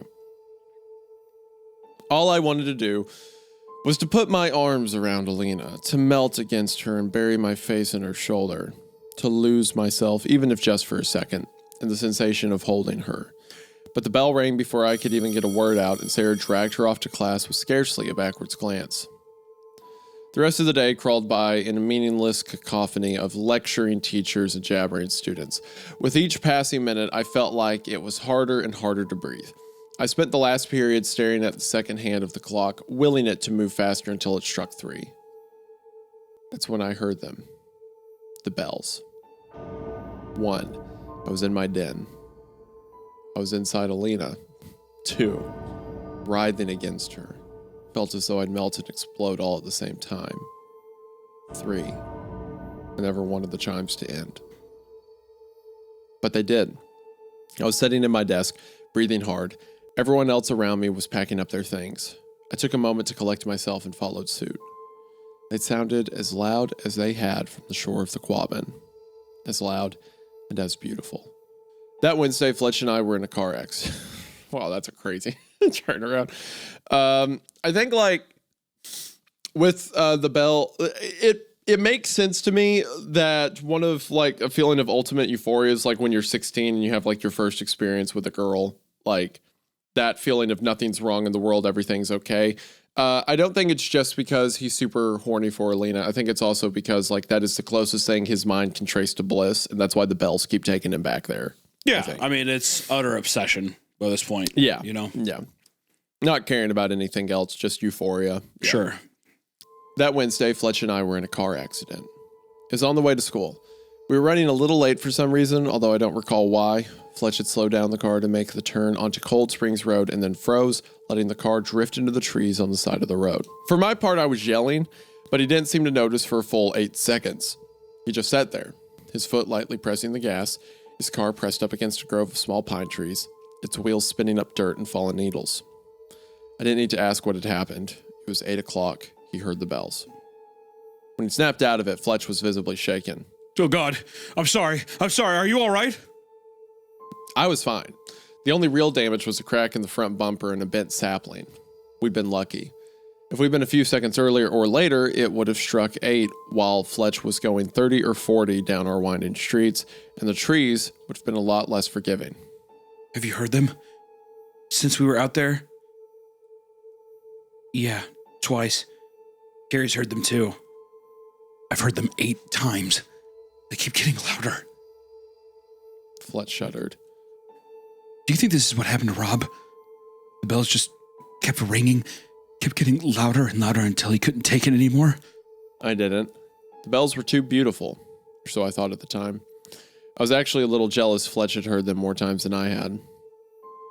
We arrived after first period had already started, too late for me to have had any chance of seeing Alina that day. I hadn't seen her all week, and every time I called her house, it seemed like her father answered, and I just missed her. Awfully social for someone who still ate all her lunches with the guidance counselors. Although, in fairness to Alina, I got it. I found the general din of the classroom intolerable and the cafeteria even worse. Everyone else seemed so happy, so carefree.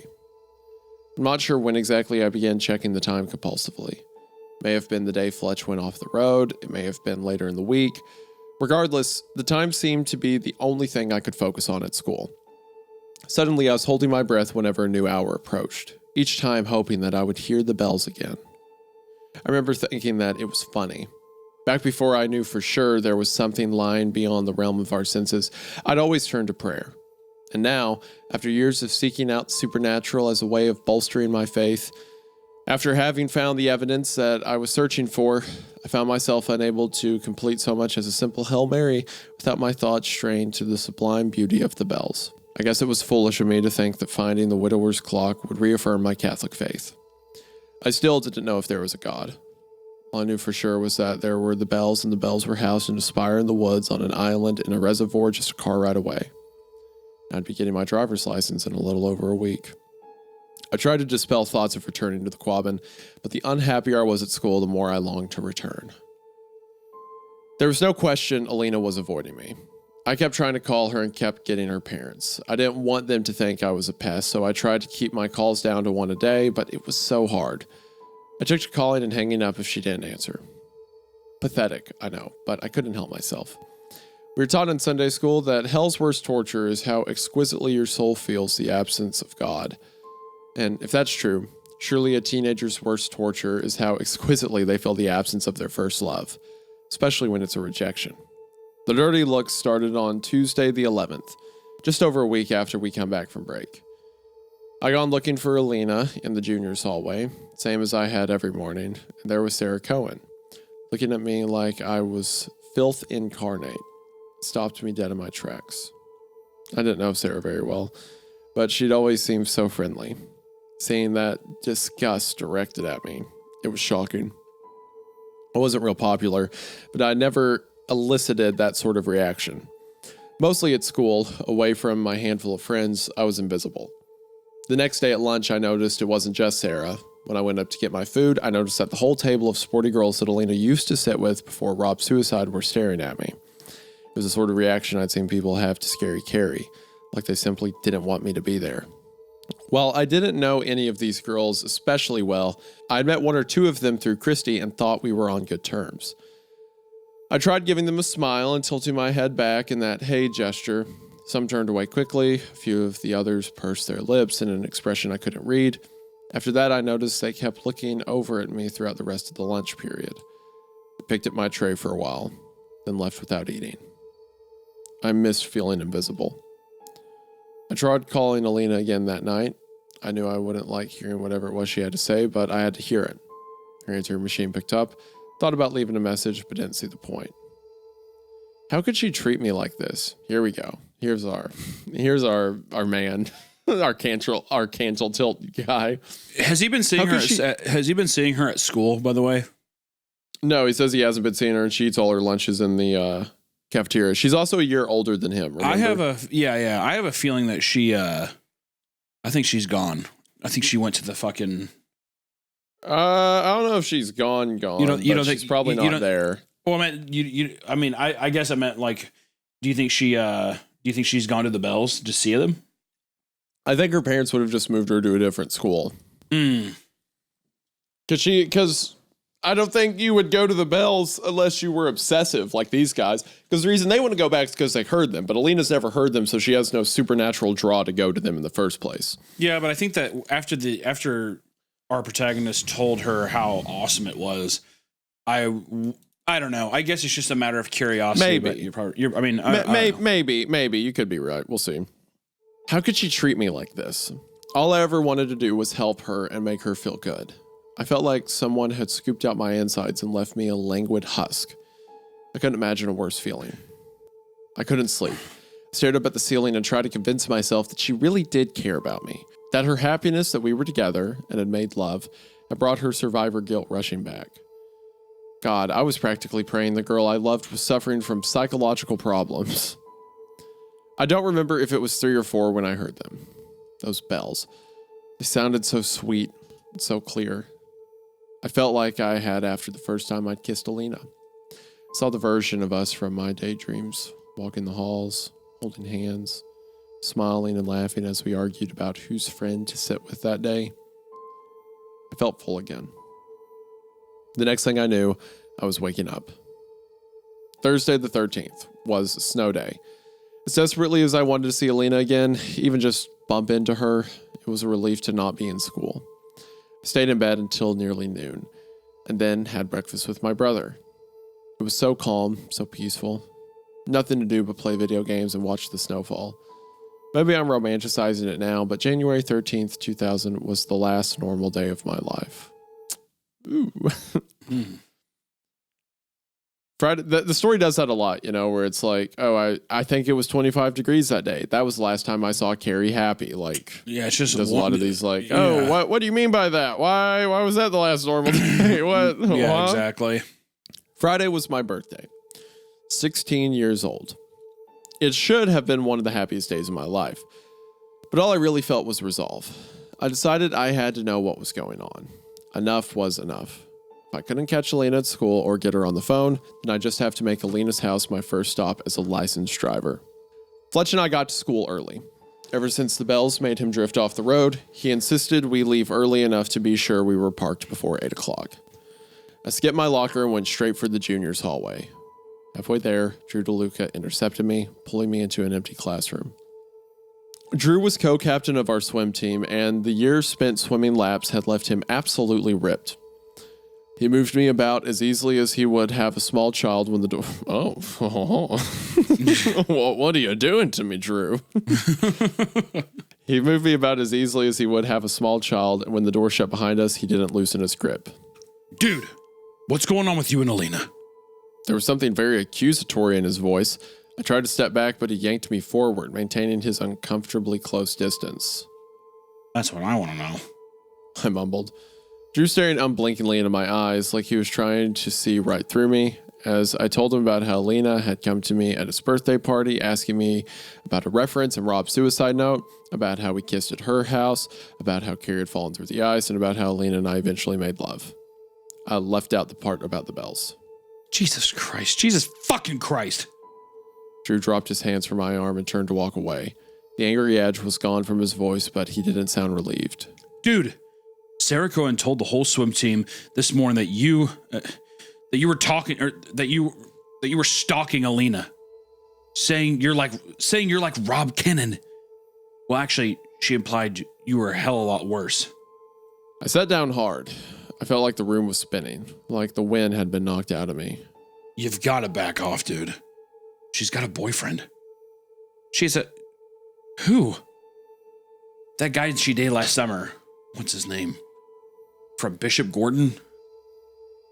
What's his name was Ryan Dorset. They met at a track meet 2 years earlier. Ryan Dorset was rich. Ryan Dorset was tall. Ryan Dorset was handsome. And, although I may not be the most objective source on this, Ryan Dorset was a douchebag. First time I'd ever spoken to him, I was wearing a Radiohead shirt and he quizzed me about their album titles, as if I was some bandwagon follower who had to justify my fandom to him. Okay, I was completely right, by the way. That's my bear trap. That Alina was just letting him get to these degrees. She never showed any interest in him. She just needed him to find out more about the bells, to get this out of her mind. Now it's 100% in Alina's wrong to do that to him. If she had a boyfriend, if she had zero interest to let him push that far. But I was right that she never showed any interest and that he was superimposing what he wanted to believe onto her this entire time.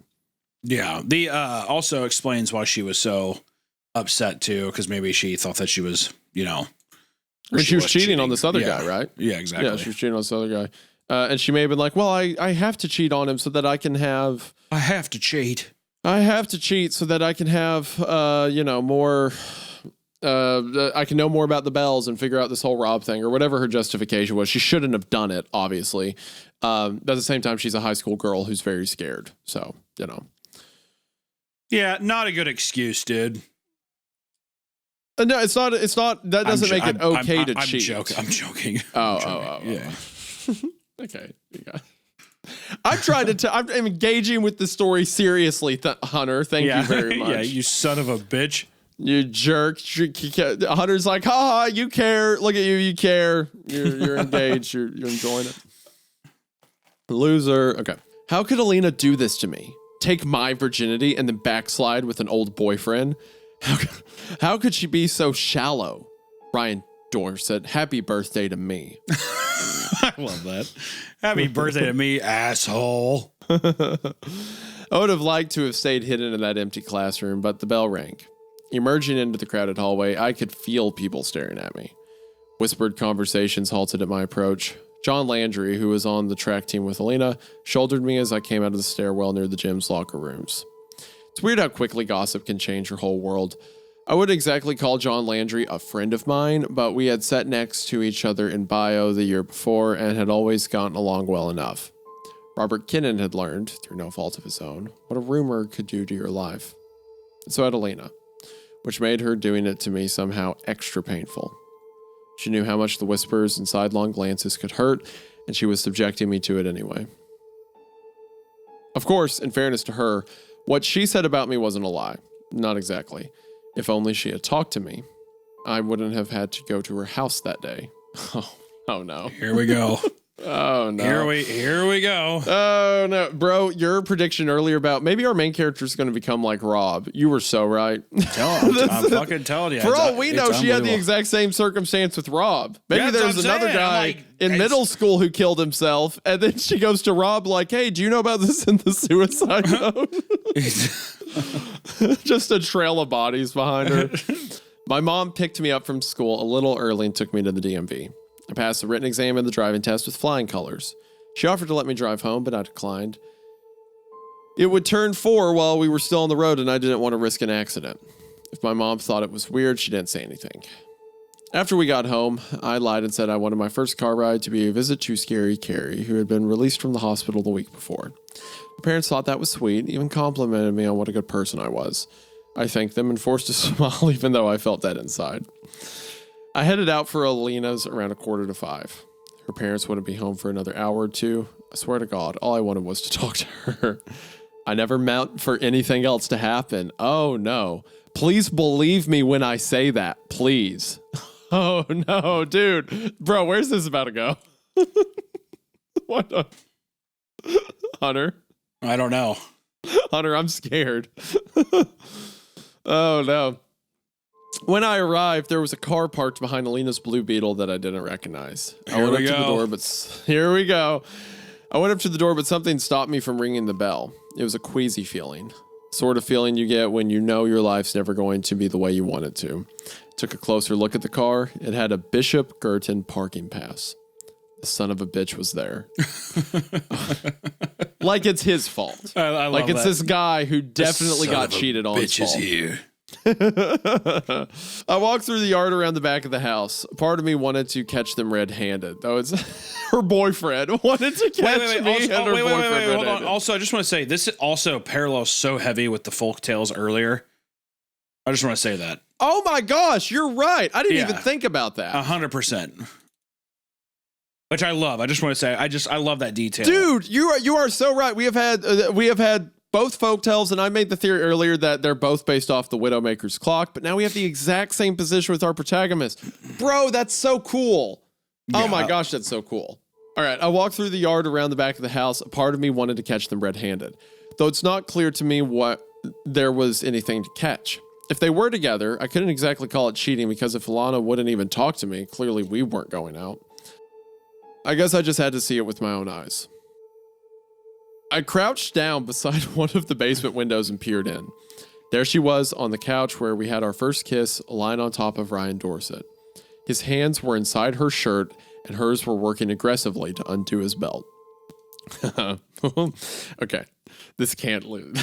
This is gonna go so bad. This is gonna. I wanted to leave. This is so bad. Look, you saw your evidence. Get out. Leave. Exactly. Just get the fuck out of there, dude. Just leave, dude. It's like, yes, it sucks. I'm sorry this happened.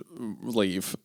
I wanted to leave. I wanted to run away. Scrunch my eyes closed and pretend that I had never seen anything. But I couldn't. I was held in place by a morbid fascination. It was almost like in a dream when you're not in control and just watching yourself from the outside. My mind was screaming to go, but my feet stayed planted and my eyes drank in every detail. To this day, I remember what I saw from that window. Oh, gosh. Oh, no. Even better than I remember our first kiss, or the way Alina always smelled like vanilla, or how it felt when I gave her my virginity. What I saw was Alina unfastening Dorset's pants and sliding her hand into his fly. It was tough to see her face, but I could tell she wasn't crying. I could tell she didn't feel conflicted about what she was doing. I realized some months later that I'd never seen her look that way at me. I'd always been the aggressor. Okay, thank you. Some accountability. Cool. I guess I hadn't noticed because at 16 years old, I had internalized the idea that was what guys were supposed to do, and that good girls were supposed to be, well, not reluctant exactly. I wasn't so far gone as to think girls didn't also want sex, but I believed they'd be more demure, less eager. But at the time, standing there outside her basement window, I wasn't thinking of Alina's perspective. I didn't consider how she felt about Ryan Dorset or what she must have thought of me. I could only stare as they wriggled out of their clothes and watched as Alina guided Dorset inside her. I felt like Adolf Reifler. There you go. There you go, dude. There it is. That's when it turned 5 and oh no. Oh no, the bells. That's when it turned 5 and I lost myself completely to the bells. 1, I felt warm, but not like before. This was different. It wasn't like a blanket, it was like a fire. 2, my heart pounded in my chest like thunder in a storm. 3, I was acutely aware of my body, my arms and legs pumping like pistons, the wind blowing past my face. 4, I could feel the weight of something solid in my hand. Oh no.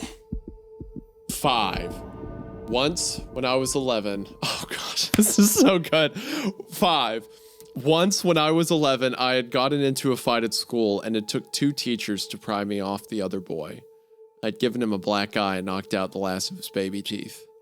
Anger can also feel good. Bloodlust can also feel like home. When the last of the bells tolled, they were replaced by the sound of a car alarm. Alina, only half dressed, was screaming and crying and sobbing all at the same time. I looked up just in time to see Ryan Dorset, wearing nothing but boxers and a pair of sneakers, punch me in the face. I fell down hard onto the pavement of Alina's driveway, which was covered in broken glass. Apparently, I'd been smashing in his car windows with a large rock. Okay. Oh, I thought he was about to go in there and kill them. Yeah, that's what I thought too. I thought he was about to straight up Widowmaker clock, just run them through with a pitchfork. But yeah, well, I mean, that's kind of what that's what it was prepping up to be, I thought. Yeah. Oh man. Dorset grabbed me by my jacket and pulled me up into a seated position so he could get a good grip on my throat. Stop it! Stop it!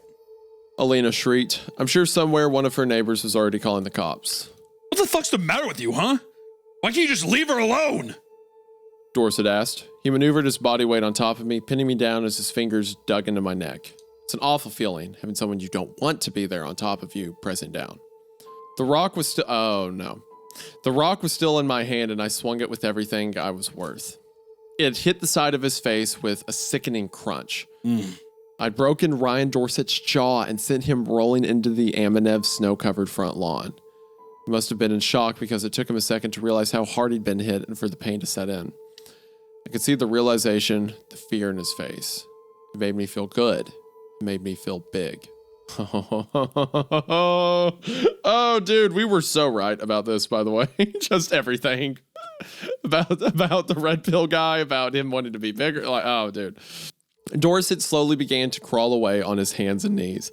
I got to my feet and held the rock up high above my head. Please, please. Alina whispered. All the color had drained from her face. Every bit of her was trembling. Tears rolled unchecked down each of her cheeks. She was looking at me, and what she saw scared her. I'm so sorry. I looked back at her.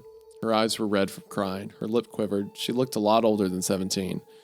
Suddenly, the rock felt heavy, and I didn't feel so big. I let the rock fall from my hand, landed in the snow with a soft plop. Okay. I thought he was about to kill this guy. I mean, from Ryan's perspective, too, he's completely justified. Your girlfriend's like, hey, this dude's been stalking me. And then he breaks your windows at her house. Like, yeah, you'd go out there and beat the guy up. But yeah, Alina shouldn't have played. I can't tell how much of this is Alina's fault or how much is his, like, because we've already said that he's misattributed her feelings towards him. How much of this is like the bells messing with him or his perception being wrong, you know? Yeah. Certainly an unreliable narrator, I think. Well, it's all from his perspective, too, which doesn't help. Yeah, yeah. Ryan began to blubber in pain. His words were unintelligible, or maybe I just don't want to remember what he said. Blood was gushing from his mouth. It stained the snow beneath him as he crawled. I'd not intended for things to turn out the way they did.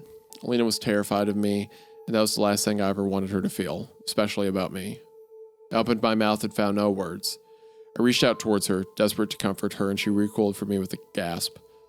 Her eyes squeezed shut, bracing for an impact I could hardly blame her for fearing. Didn't know what else to do, so I just left. It was the last time I ever saw Alina Amanev. Found myself on the highway with the music blaring. I was driving fast down 495. It had to have been at least half an hour since I'd left Alina's. I had no memory of the intervening time. I couldn't go home. I couldn't. I'd be arrested. This wasn't like a shoving match. Ryan Dorset would need medical attention. He was the second person in less than a month that I'd put in the hospital. Then again, where was I going to go? What was I going to do? Make a run for Canada? Even if police wouldn't soon be looking for my mom's car, I probably had $7 or $8 on me and access to another $250 or so in my Bay Bank savings account. Hardly enough to get far. I felt dead inside. There was only one thing that could make me feel better. I wanted to hear them again. One last time. For real. I was going to the Quabbin. The sun sets early in the winter. Hell, it had started going down even before I'd arrived at Alina's. By the time I'd hit the Quabbin, it was a little after 8:30 and dark. I parked the car near the trailer park. As Fletch had done the night Carrie fell through the ice. I remember wondering how close I was to where he'd parked the night Rob found the Spire. The walk to the lake took a little longer than last time. There was about 4 or 5 inches of snow on the ground, and the plows had turned the sides of the road into little snow banks a foot or so high. It made walking on the side of the road slow going. Luckily, I only saw one car drive by, and they didn't pay much attention to me. It was bitter cold. I hadn't noticed at first, but with each step, the wind was cutting further and further through that dead feeling. I just kept walking. It was like being back on the hike with Scary Carrie. You're hyper aware of your body and all of its aches and pains, but if you just keep walking, your brain goes blank. It felt good not to think. I was only about halfway between the entrance to the Quabbin and the reservoir when I heard them. So sweet, so lovely, so warm. Suddenly it wasn't so cold anymore. I didn't feel the wind, or at least not a winter wind. I felt a warm breeze on my cheek. It smelled dewy and sweet. The full moon shone down on the lush green forest surrounding either side of the dirt road. Hadn't it been paved only a moment ago? I could hear crickets. A tiny light flitted past the corner of my eye, then another and another. Fireflies dancing through the air. It was so warm.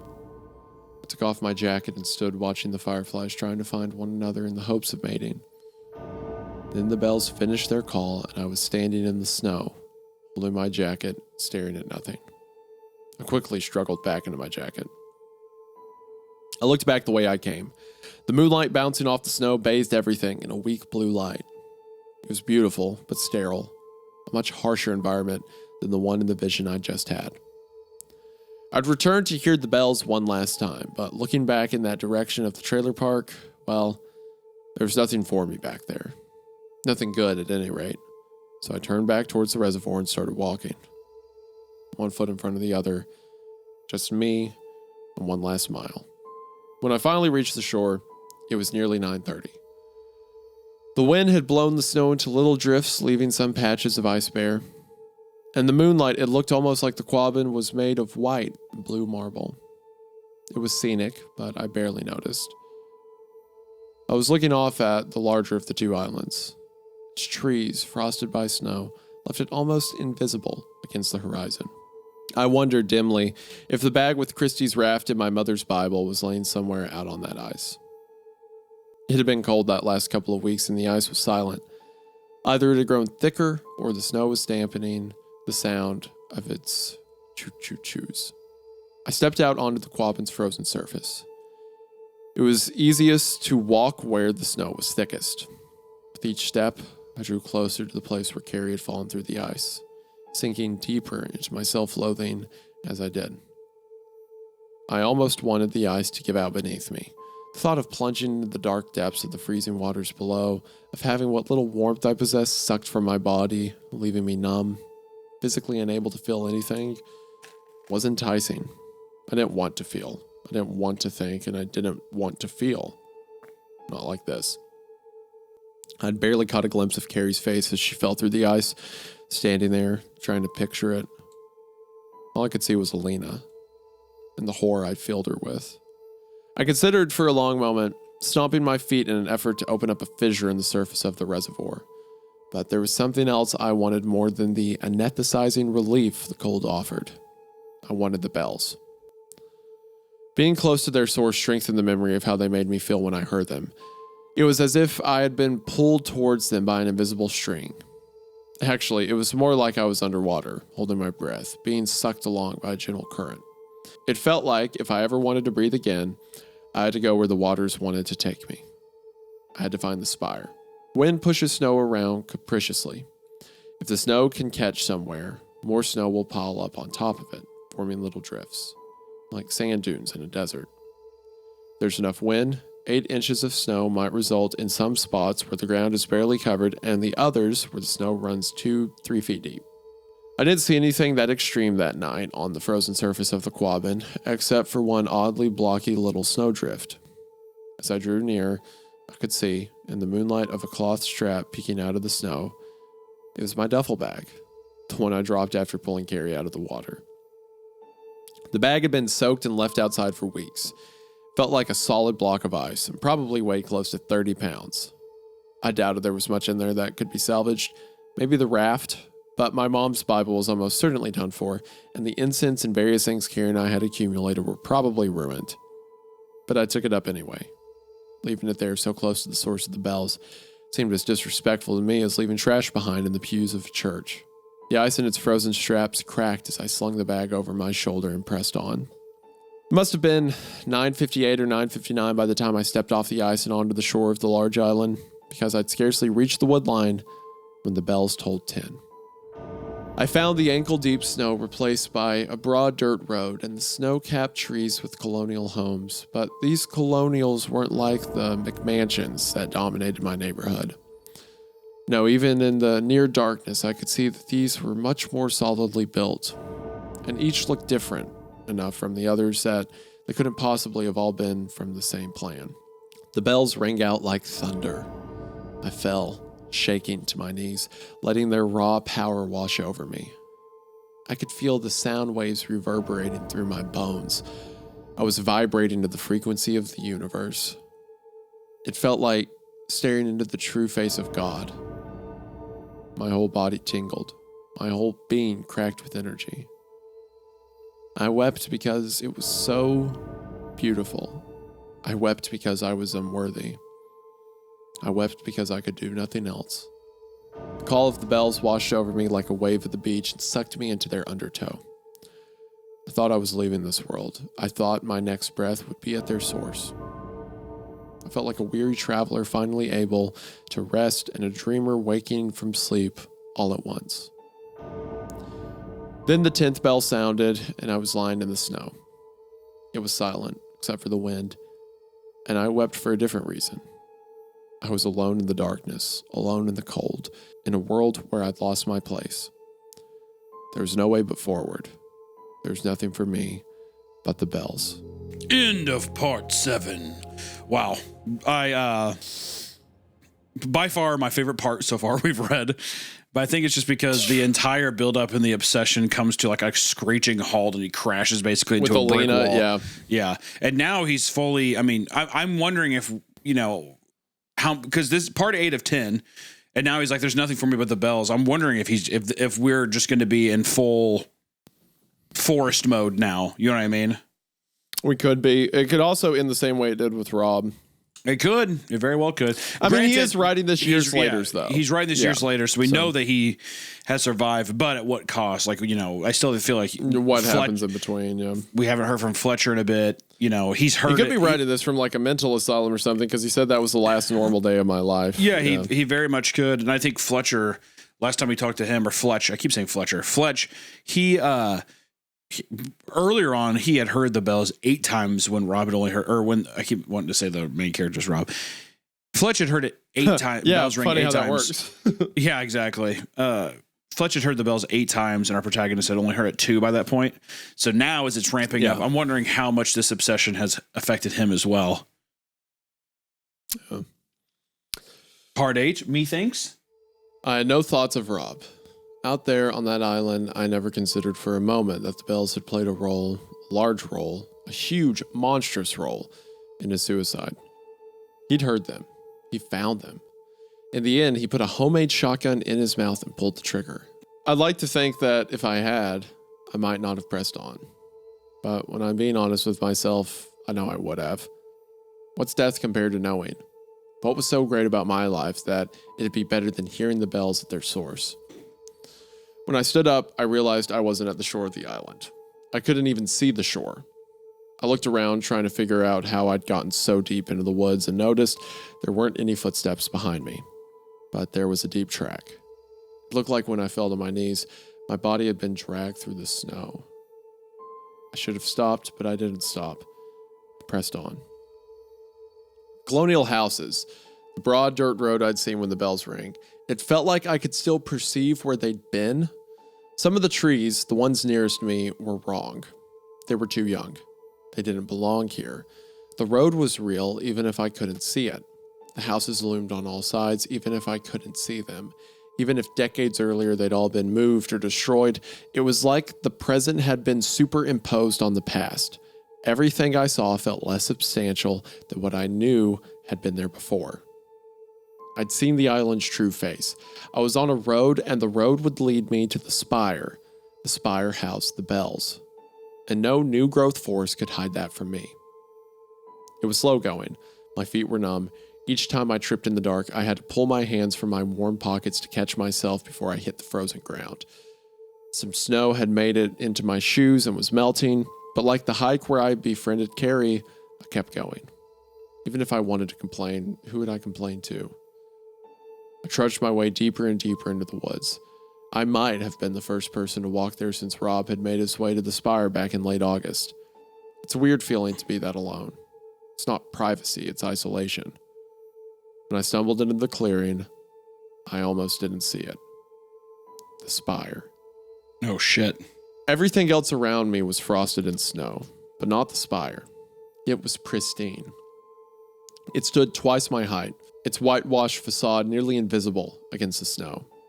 The Spire had a clear design, 4 large flat faces tapering up to a sharp point, the sort of wooden spire you'd expect to see topped with a cross on a Protestant church. I don't think I'd have seen it at all if it weren't surrounded by a half circle of withered, long-dead trees that looked as though they'd been rotting for ages. All my hair stood on end. This was the source. The spire in the woods housed the bells. I approached it with reverence, like I used to approach the tabernacle after receiving communion. There was an energy in the air, electricity. I could sense it. The spire was invisibly warping the space around it. It was like when you were a kid and your teacher had you sprinkle iron fillings around a magnet. Tonight, there'd be no deer crossing signs, no air conditioners, no dates that didn't line up on a family's tombstones. But soon there would be the bells. Right here, right in front of me. My hand trembled as I reached out towards it. Cold fingers traced their way across the spire's wooden surface as lovingly as they had Alina's skin. And it was even more luxurious. I circled around the spire, trailing my hand along its seamless joints, across its flawless paint. I found the window with its panes kicked out and wished I had the skill to fix it. Then a better thought occurred to me. I could go in. I could be in the room with the bells when they sounded. I pushed my duffel bag through the window, then, cautiously, gently, I poked my head in.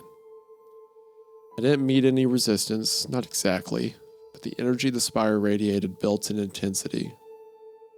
My scalp tingled, my face felt flush, and my brain sang with excitement, as if all my neurons were firing all at once. Eagerly, I pressed my shoulders through the gap in the window. It was a tight fit, but I wriggled and squeezed my way into the darkness until I managed to get my hips through. I waited a moment for my eyes to adjust, but it was no use. Outside, I could see by the moonlight. The trees and their shadows stood out starkly against the white snow. But inside, there was nothing. I struggled to open my duffel bag. Ice had formed between the teeth of the zipper, and my fingers, still numb from the cold, had trouble gripping the slider. But eventually, it opened enough for me to get my fingers in and force it the rest of the way. Flashlights were, of course, gone. The incense was completely destroyed, and my mother's Bible only fared a little better. Half of its pages has gotten wet when I'd used the bag to pull Carrie out of the water, and were now frozen together in a block. I found my grandfather's lighter beneath a raft I borrowed from Christy. Lighter fluid's freezing point is absurdly low, something like negative 240 degrees Fahrenheit. So despite having been left outdoors on a frozen lake covered in snow for a month, it actually lit on the third try. The meager orange flame seemed so bright. I was on a small landing at the top of a flight of stairs. The landing was no bigger than a coffee table, and made of plain, unfinished wood that, unlike the beautiful exterior, had been badly warped by years of trapped moisture freezing and thawing inside of it. There was a hand railing in a similar condition. I was hesitant to lean against it as I held the lighter out over the abyss and peered down. The stairs wrapped around the outer wall of the spire and disappeared into the darkness. In the flickering light, I could barely make out a heavy beam stretched across the gap between the winding stairs, 2 floors below me. That had to be where the bells rung. It never entered into my mind that I'd find anything down there but the bells. It never occurred to me to wonder how Amy Lowell Putnam would feel about me descending into her home, into the room where her husband had threaded metal rods into her flesh while she was still very much alive, into the bowels of the clockwork that hourly displayed her to the townspeople, so her friends and neighbors could be entertained as her corpse zipped along on its track. I wish I had, but my every thought was occupied by the damn bells. My first few steps down the weathered stairs were slow and cautious. I'd test each step with my foot before fully shifting my weight, ready to pull myself back at the very first sign of danger. They were slick, their surface covered in a fine layer of frost, and they bowed and creaked beneath me. But they held, and with each step I grew bolder, my pace quickening. I do have to say, I know we're in the vibe right now, but I love how his entry into the Spire is described very similar to his first experience with Alina. And Rob's. True. And I was just saying, I kept thinking Rob, but no, you're right. It is very much entangled in. I mean, it's very much like, the kind of delicate dance he did with Alina as well. It's erotic, yeah. Like the same way he described, like, oh, I touch Alina's back, I feel her spine. I like slowly touch her here, I move my hand here. He was describing touching the paint of the walls and pushing his shoulders into the window and stuff like that. It's like it's romantic the way he's describing the Spire itself. Like that's how much his mind attributes to it. What's the word for it? Phallic. It's almost phallic in a sense, the way he goes into detail about it. By the time I'd reached the next landing, I was coming down the stairs like a kid on Christmas morning. I felt like one too, eager to unwrap the presents waiting for me below. I started taking the stairs 2 at a time. The lighter's orange flame sputtered as I gained speed, threatening to blow out. A laugh, a mirthful, childish giggle bubbled up from deep within me. I could just make out, faintly, the shape of the bells. They were right there. From the next landing, they'd be so close, I'd be able to reach out and touch the nearer of the two. I leapt down the last 3 steps. The lighter went out, and the landing collapsed beneath me. I fell through 2 pitch-black stories. My body flailed, desperate to find purchase on anything it could, but the only thing I managed to connect with was the floor. My feet hit first, and I had the queasy feeling of the wood shattering beneath me. This time, though, only 1 or 2 floorboards gave out, and I came to a stop with a sickening crack as my chest slammed into the ground. Oof. The wood floor, though bowed and weathered, didn't afford my hands any purchase, and I could feel the weight of my legs and stomach dragging the rest of me towards another fall through God only knows how much more inky blackness. I kicked with all my strength, but couldn't get my legs up high enough to climb out of the hole I'd created. In that moment, I can't even truly say that I felt panic. I was a cornered rat, all claws and gnashing teeth, a primal thing incapable of thought or feeling, covered by adrenaline and the basest of instincts, survival. Curled my fingers into hooks and thrashed with everything I was worth, clawing my way to safety. The pain of it all crept into my mind slowly as the adrenaline wore away. The fall had knocked the wind out of me, and, as I'd later find out, broken 2 of my ribs. I can't say how long I lay there on my back, struggling to pull air back into my lungs, but I can say that every breath I took felt like it was going to rip me open from the inside. I gritted my teeth and attempted to sit up. My chest felt like I was on fire. I put my hands back behind me to push myself into a seated position and felt the sharpest pain of my life.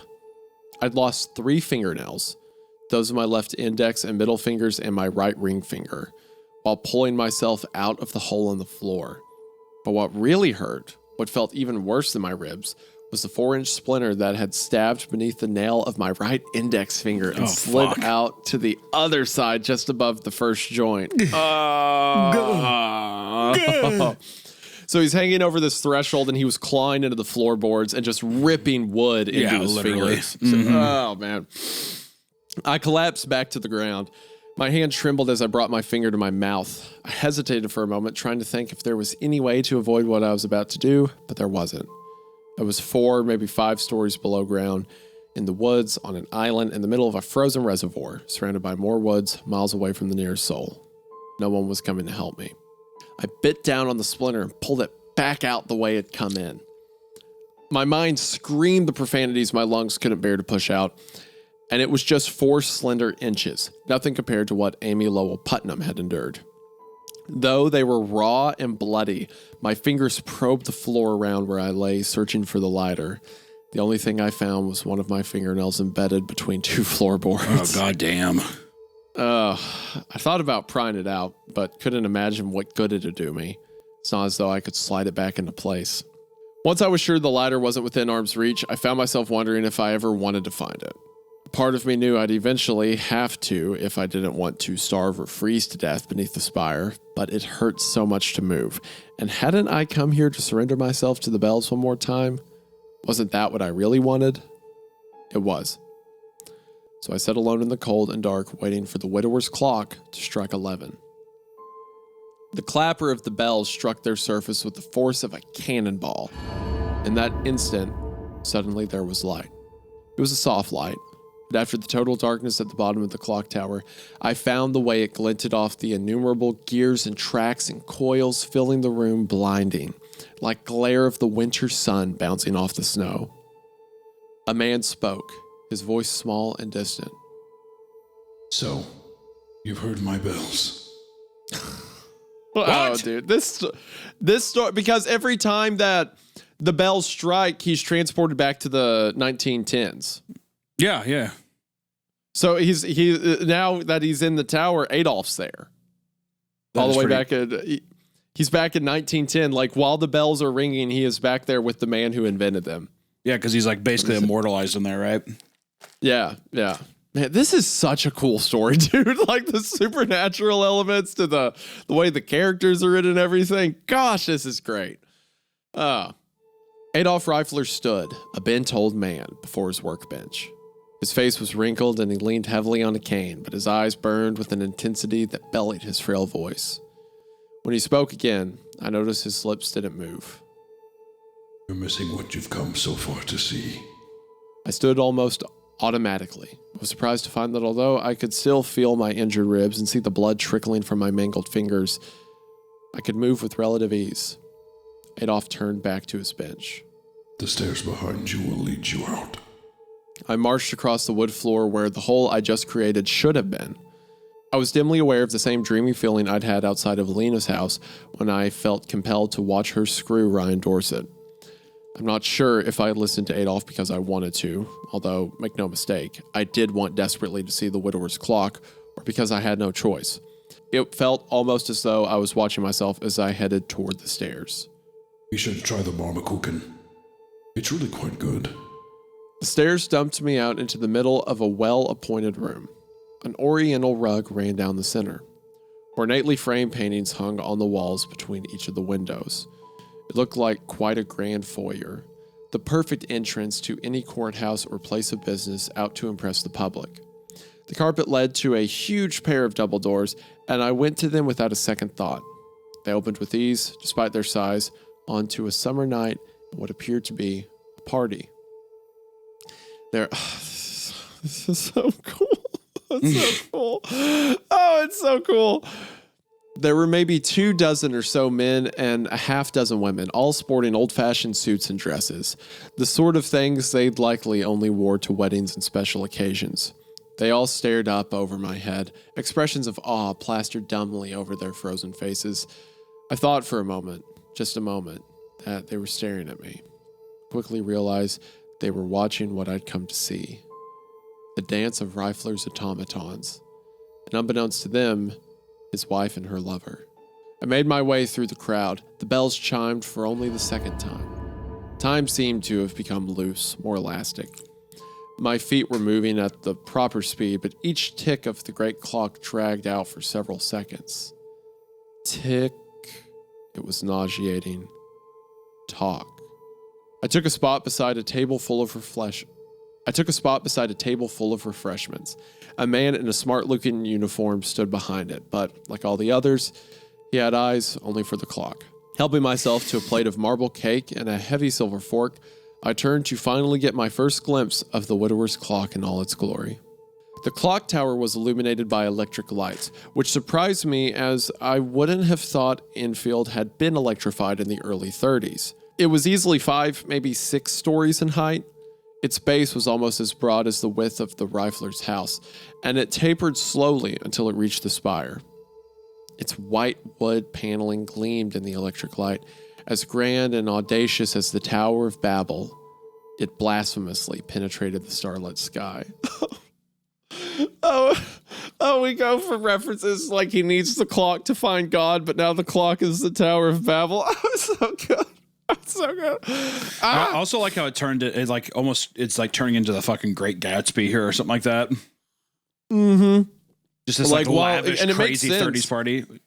Because if you like just remembering the clock at certain times of day, it can transport you to a better place. If you are at the source of it, you are to the source of the clock. It's like a portal almost where you go like, oh, it's so cool. Okay.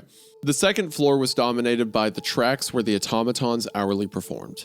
Adolf Reifler, for all his faults, was truly a masterful engineer. His creations zipped along with such grace and fluidity, it was almost impossible to believe they weren't alive. Except for 2. A sluggish Southern belle and a stiff-limbed Confederate soldier. Ironically, the 2 most wooden figures on stage were the only 2 made of actual flesh and blood. Behind Amy Lowell and her lover, a backdrop, which must have been nearly a story in height, of a grand plantation house on fire rotated slowly into view. The Union automatons, each equipped with small electric lights designed to look like torches, charged towards the plantation house. They touched their torches to the cutouts painted up like cotton fields as they went. And everywhere the torches touched, a red light turned on beneath the cutouts, illuminating the cotton flowers, revealing they were made of glass and sparkling as though they were actually on fire. As the troops reached the plantation house, another group of automatons rose to greet them, slaves. I cringed when I saw the slave automatons. They were such racist caricatures. The slaves set about beating their former owners, much to the delight of the New England audience who hooted and cheered as the Rebs received their comeuppance. Southern Belle and Confederate automatons crumpled beneath the attack, their bodies holding in on themselves in a way that was only possible if their spines had been broken in multiple locations. The slaves grabbed Amy Lowell's corpse and dragged it off stage. Two of the slave automatons turned as they departed, flashing toothy grins at the spectators. Adolf Reifler was not a subtle man. The bells rang once more, just as the Union soldiers shot the prone Confederate automaton. The onlookers burst into applause. Well, most of it did. I noticed a man just off to my right side hadn't celebrated. He looked bored, as though he'd seen this all before. Something else was off about him, too. He wasn't dressed like the others. He was wearing a t-shirt and jeans. I wasn't the only one who heard the bells. I wasn't the only one who'd found the tower. And I wasn't the only one watching the automaton's endless dance. My eyes scanned the crowd. There was an emaciated man in a park ranger's uniform, the bones of his face plainly visible beneath his skin, leaning against the end of the refreshments table. There was a boy in a tie-dye shirt who looked to be about 13. His slashed wrist covered his corduroys in blood, but he gave his injuries no notice. Were they dead? Was I? Had the fall killed me? Then I noticed another figure, sitting alone near the woodline. A young man with a slender build, about my height, skin burnt to a crisp, was the color of charcoal, and most of his jaw was missing. Robert Edward Kinnan. Oh my gosh.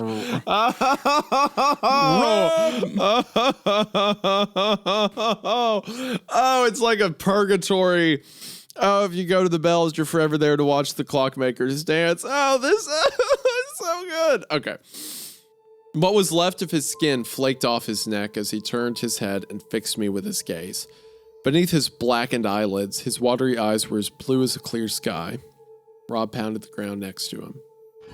The bells chimed once more, and Rob and I shuddered in bliss. Took a seat next to him. He tried to speak, but his injuries made it impossible to understand him. I think he was trying to apologize for killing himself, or maybe he was just sorry to see I'd followed him to the bells. I don't know. We sat together in silence, watching as another glass backdrop rotated into view, the glasswork of Atlanta. The lights made it flicker as though it was on fire. Time seemed to return to full speed, and the bells finished calling out the hour. My body shivered and my ribs screamed. It was pitch black once more, and I was sitting with my back against something, a wall maybe? My ribs let me know, in no uncertain terms, that they did not appreciate this position.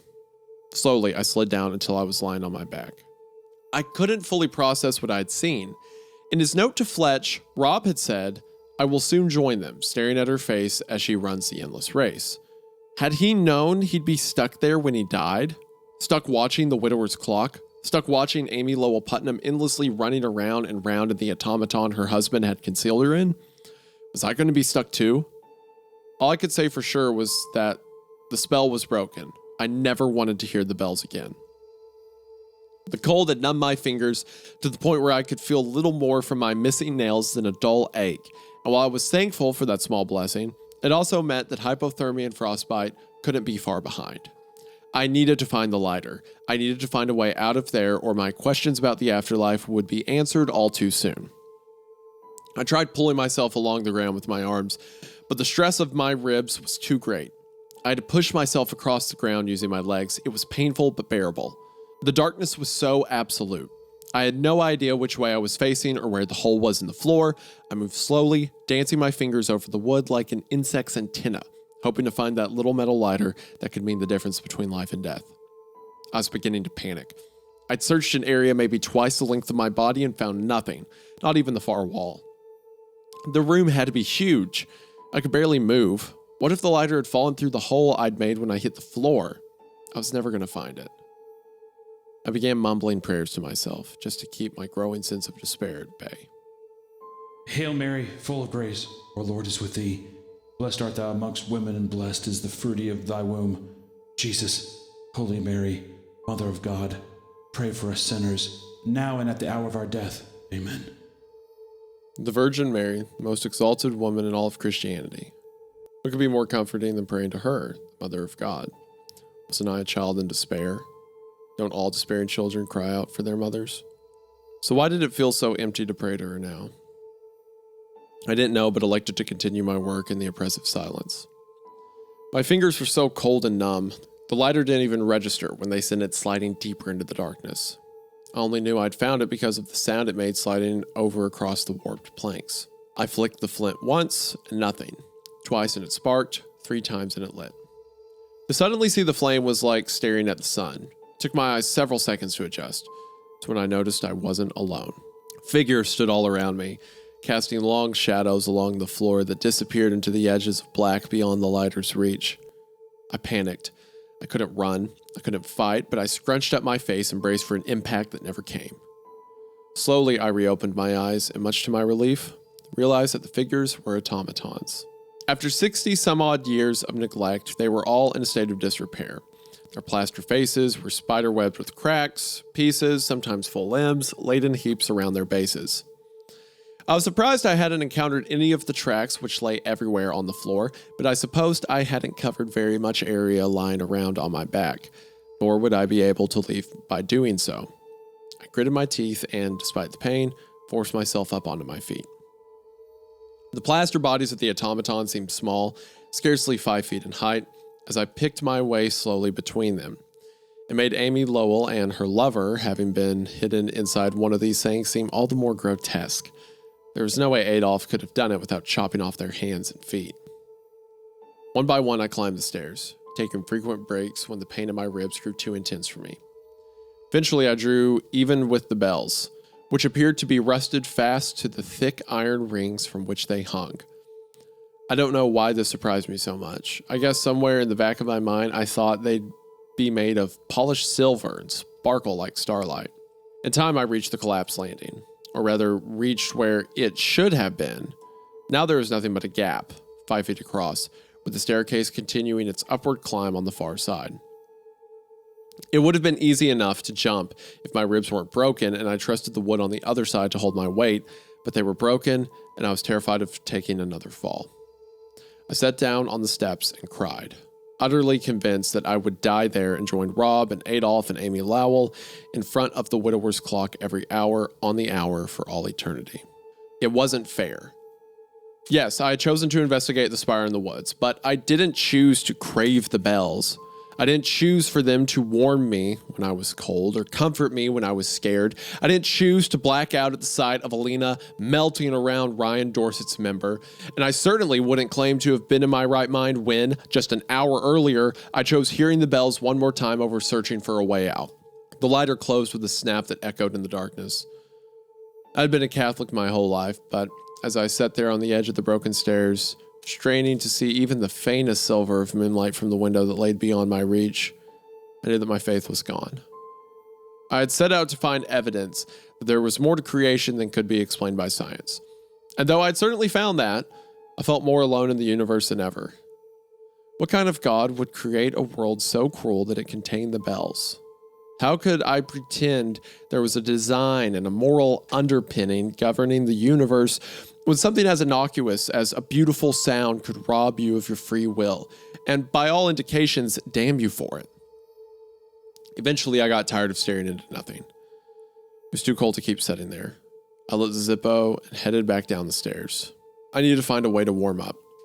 My duffel bag was sitting a few feet from the hole I had created in the fall. I pulled out the raft and briefly considered inflating it.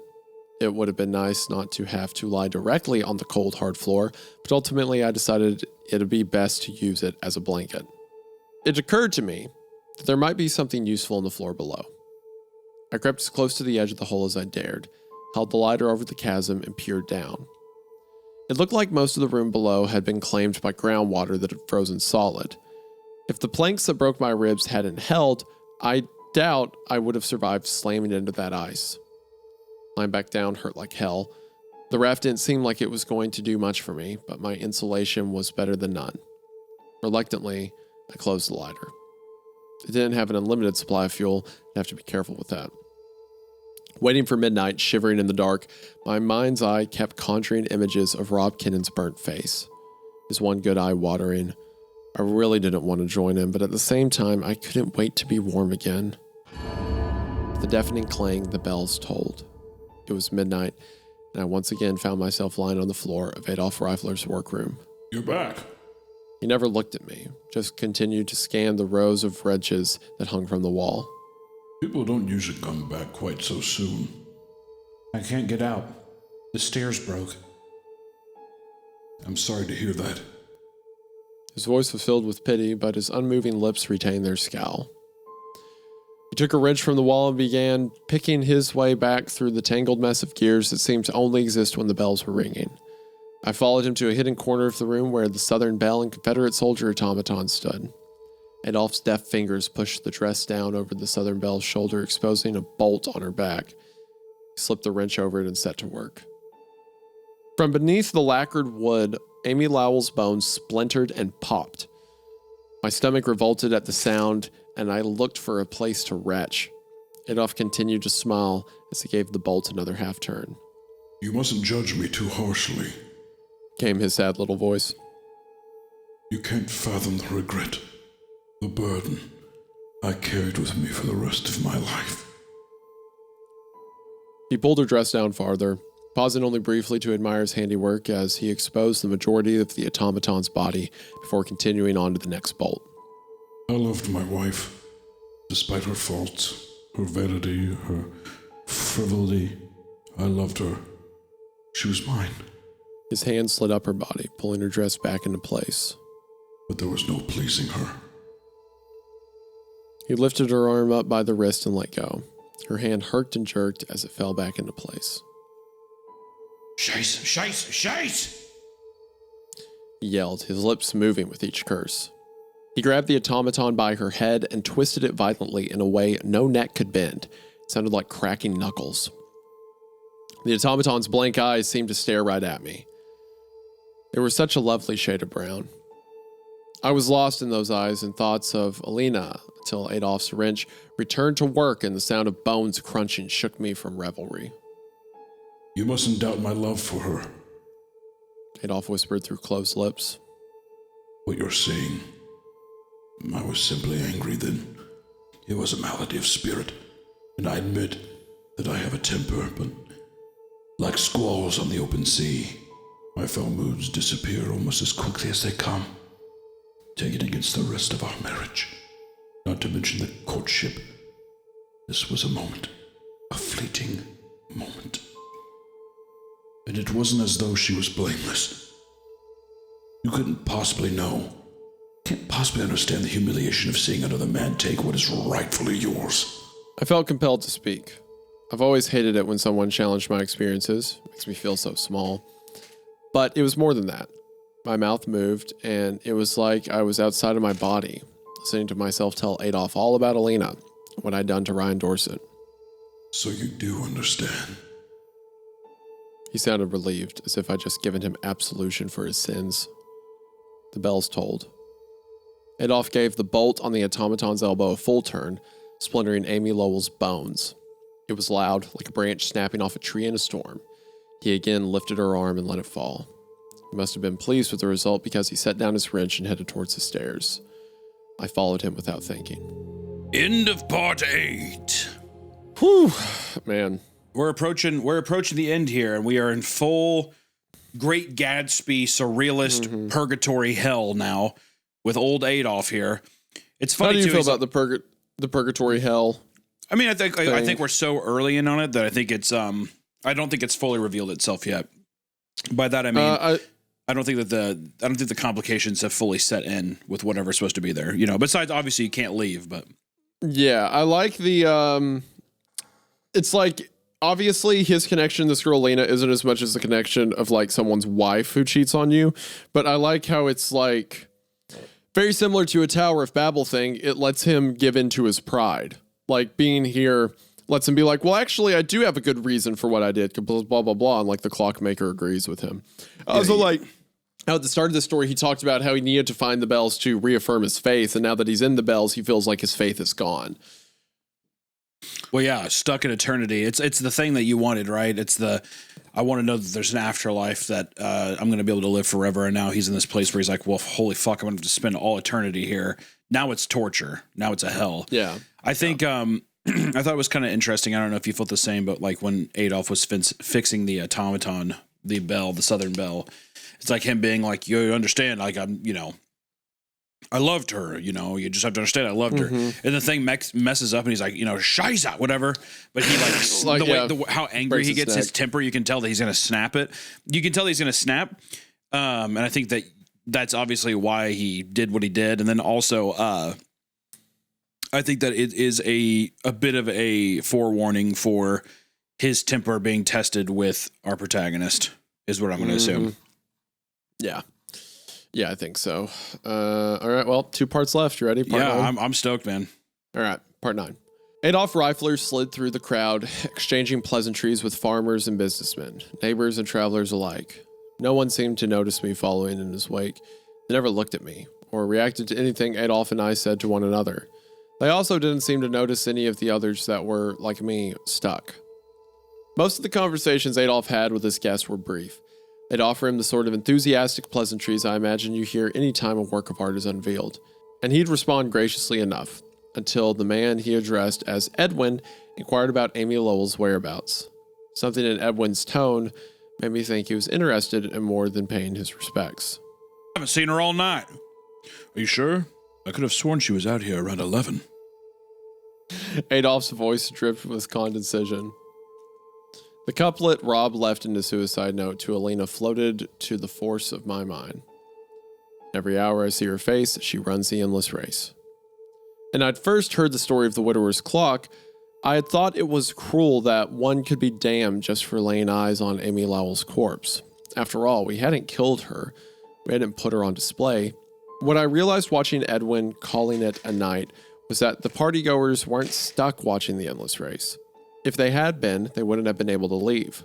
No, only those of us who had heard the bells and followed them to the spire were stuck. But why? They'd heard the bells. They'd heard the real bells. Why weren't they stuck with us? Midnight marked the end of the automaton's reenactment with Lee's surrender to Grant at Appomattox.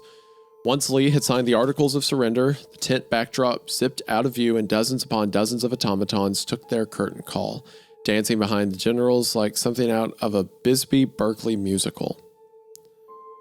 The freed slaves came out in a chorus line, doing the can-can as if they were the Rockettes. The partygoers howled with laughter. I wanted to be disgusted. It was every bit as racist as the minstrel show. But no matter how much of Adolf Reifler's cruel indifferences was reflected in his work, the widower's clock was still too fine a thing to look away from. When the Southern Bell automaton returned, I couldn't help but notice how sinuously its arms moved. Her arms. The bells tolled once more, and I was alone again, freezing in the dark. It was so cold, the blood from my fingers froze before it could clot. The raft wasn't much of a blanket. I needed to make a fire or I was going to wind up with frostbite. Half of my mother's Bible was a chunk of ice, but the top half was dry. I began ripping the undamaged portions out. The delicate work was slow going with my fingers. I twisted up the torn pages and set them in a small pile near the hole in the floor. I wasn't worried that the floorboards would catch. They'd absorbed far too much moisture over the years. Besides, paper burns fast and at a fairly low temperature, especially when each page is as thin as the Bible's. After a few minutes, my hands weren't quite as numb, but it was clear my meager kindling wouldn't hold out until morning. I needed more fuel if I wanted to survive. My ribs were thrilled to be moving again. It would have been so much easier if the bells were ringing. I didn't want to leave their sound, but they were like an ex you just can't get over. As bad as they are for me, even today, I still crave them. The automatons hung lifeless on their post. Their clothes had largely disintegrated. Moisture had penetrated much of their lacquered finish, spotting them with mold. Even though the years hadn't been kind, looking at them in the flickering glow of the lighter, they were still marvelous. I ran my hand down the arm of a rebel soldier, almost as lovingly as Adolf had done with the automaton that encased his wife's remains. If I wanted to survive, I'd have to burn it. The area that had once been Adolf Reifler's workspace was littered with rusty tools and ancient gears. I took up one of the wrenches from where it had fallen. My fingers ached just holding it. I set about dismembering the nearest automaton. The bolts were rusted. It was tough to get any of them to budge. Straining against the wrench made my ribs feel like they had been replaced with broken glass and fish hooks. But eventually the bolts turned and the arm fell to the ground.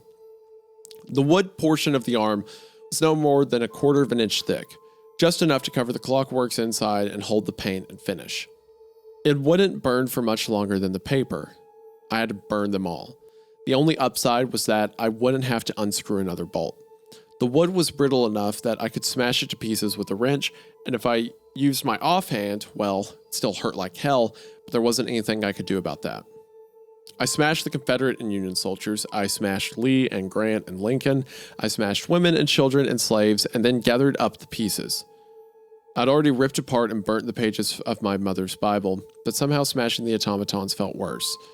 I felt like a small child watching the tide wash away a beautiful sandcastle. I'm sure Adolf's going to be stoked about that. Yeah, I'm sure next time this bell tolls in like 10 minutes, he's going to be like, oh, you destroyed all of these? That's cool. I'm glad you did that. I'm very happy that that happened. I had the thought, couldn't he, if everything's restored when the bells are chiming, couldn't he wait for a bell chime, then work his way back up the staircase, and then when the bells quit chiming, he'd be at the top? I think, I don't know.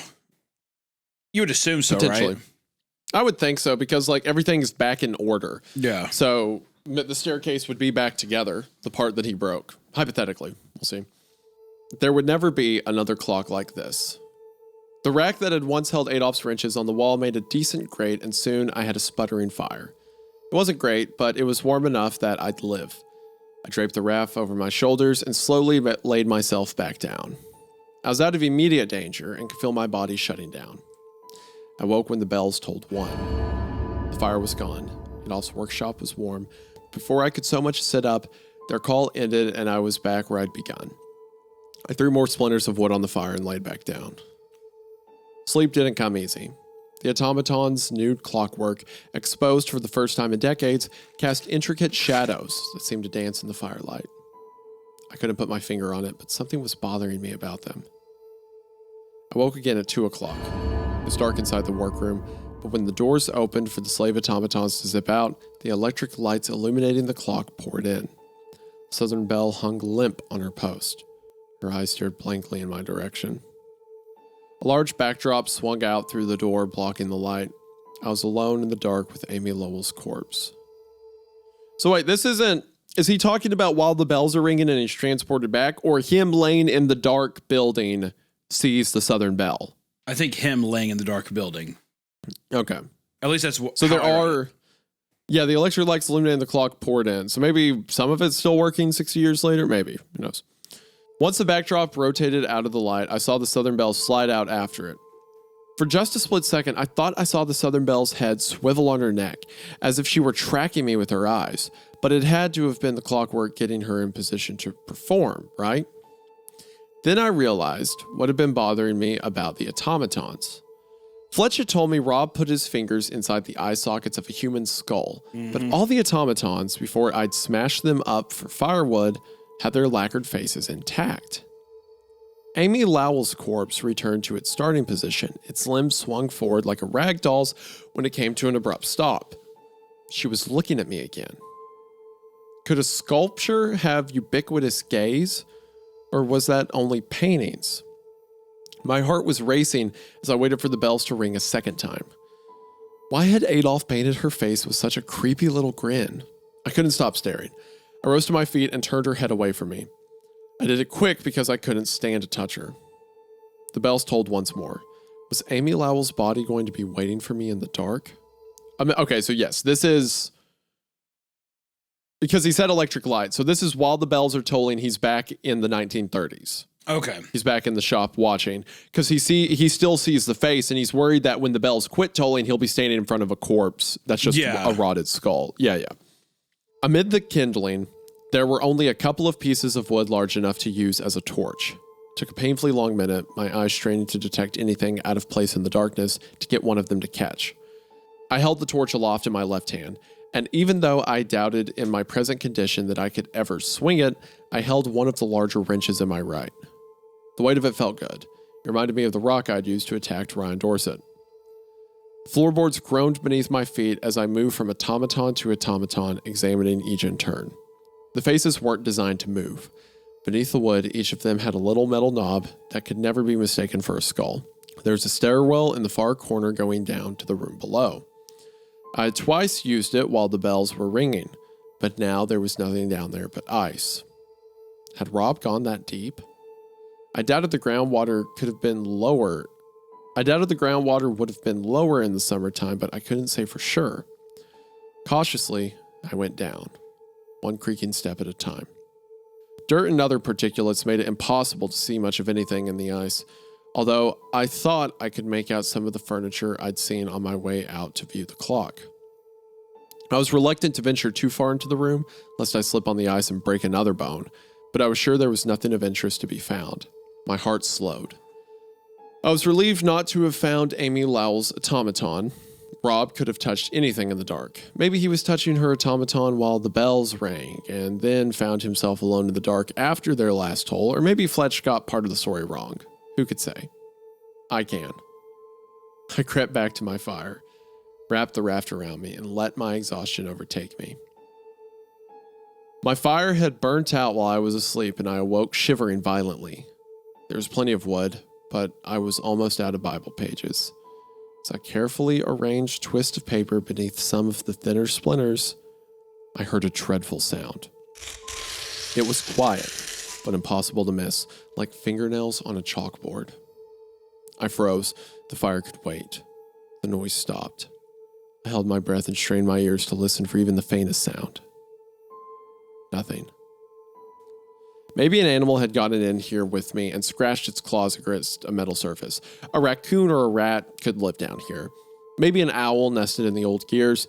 I wouldn't exactly call myself an animal lover, but I found the idea of another living thing being nearby very comforting. I returned to the work at hand. When you're building a fire, airflow is key. If the wood presses down on the paper too much, you'll smother the flame before the wood can catch. My hands were shaking from the cold, and it was tough getting the wood to sit right, but I managed it after several tries. Just as I flicked the lighter to light the paper, the noise came again. It was a long, dry screech. The sort of sound a metal gate makes when its hinges need oil. There's no way an animal was making that noise. Do you think it's the automaton moving on its own? I think that's what it is, yeah. Pretty sure that's where this is going. It's going to be the one. It's going to be the one of Putnam's body, the skull that Rob reached out and grabbed. Desperately, I groped along the ground for the wrench, ignoring the cries of pain from my raw, still bleeding nail beds. The sound grew closer in fits and starts. I couldn't find the wrench in the dark. I could use the lighter, but it was coming from the direction of the automatons. Couldn't have been very far away. 10 feet, maybe 15. I didn't want to look. I didn't want to see what could be making that noise. I gave up on the wrench and crawled backwards, trying to get away. It drew closer. My hand found nothing but air, and I was momentarily filled with that sickening feeling of falling until my back slammed hard into the wood at the edge of the hole.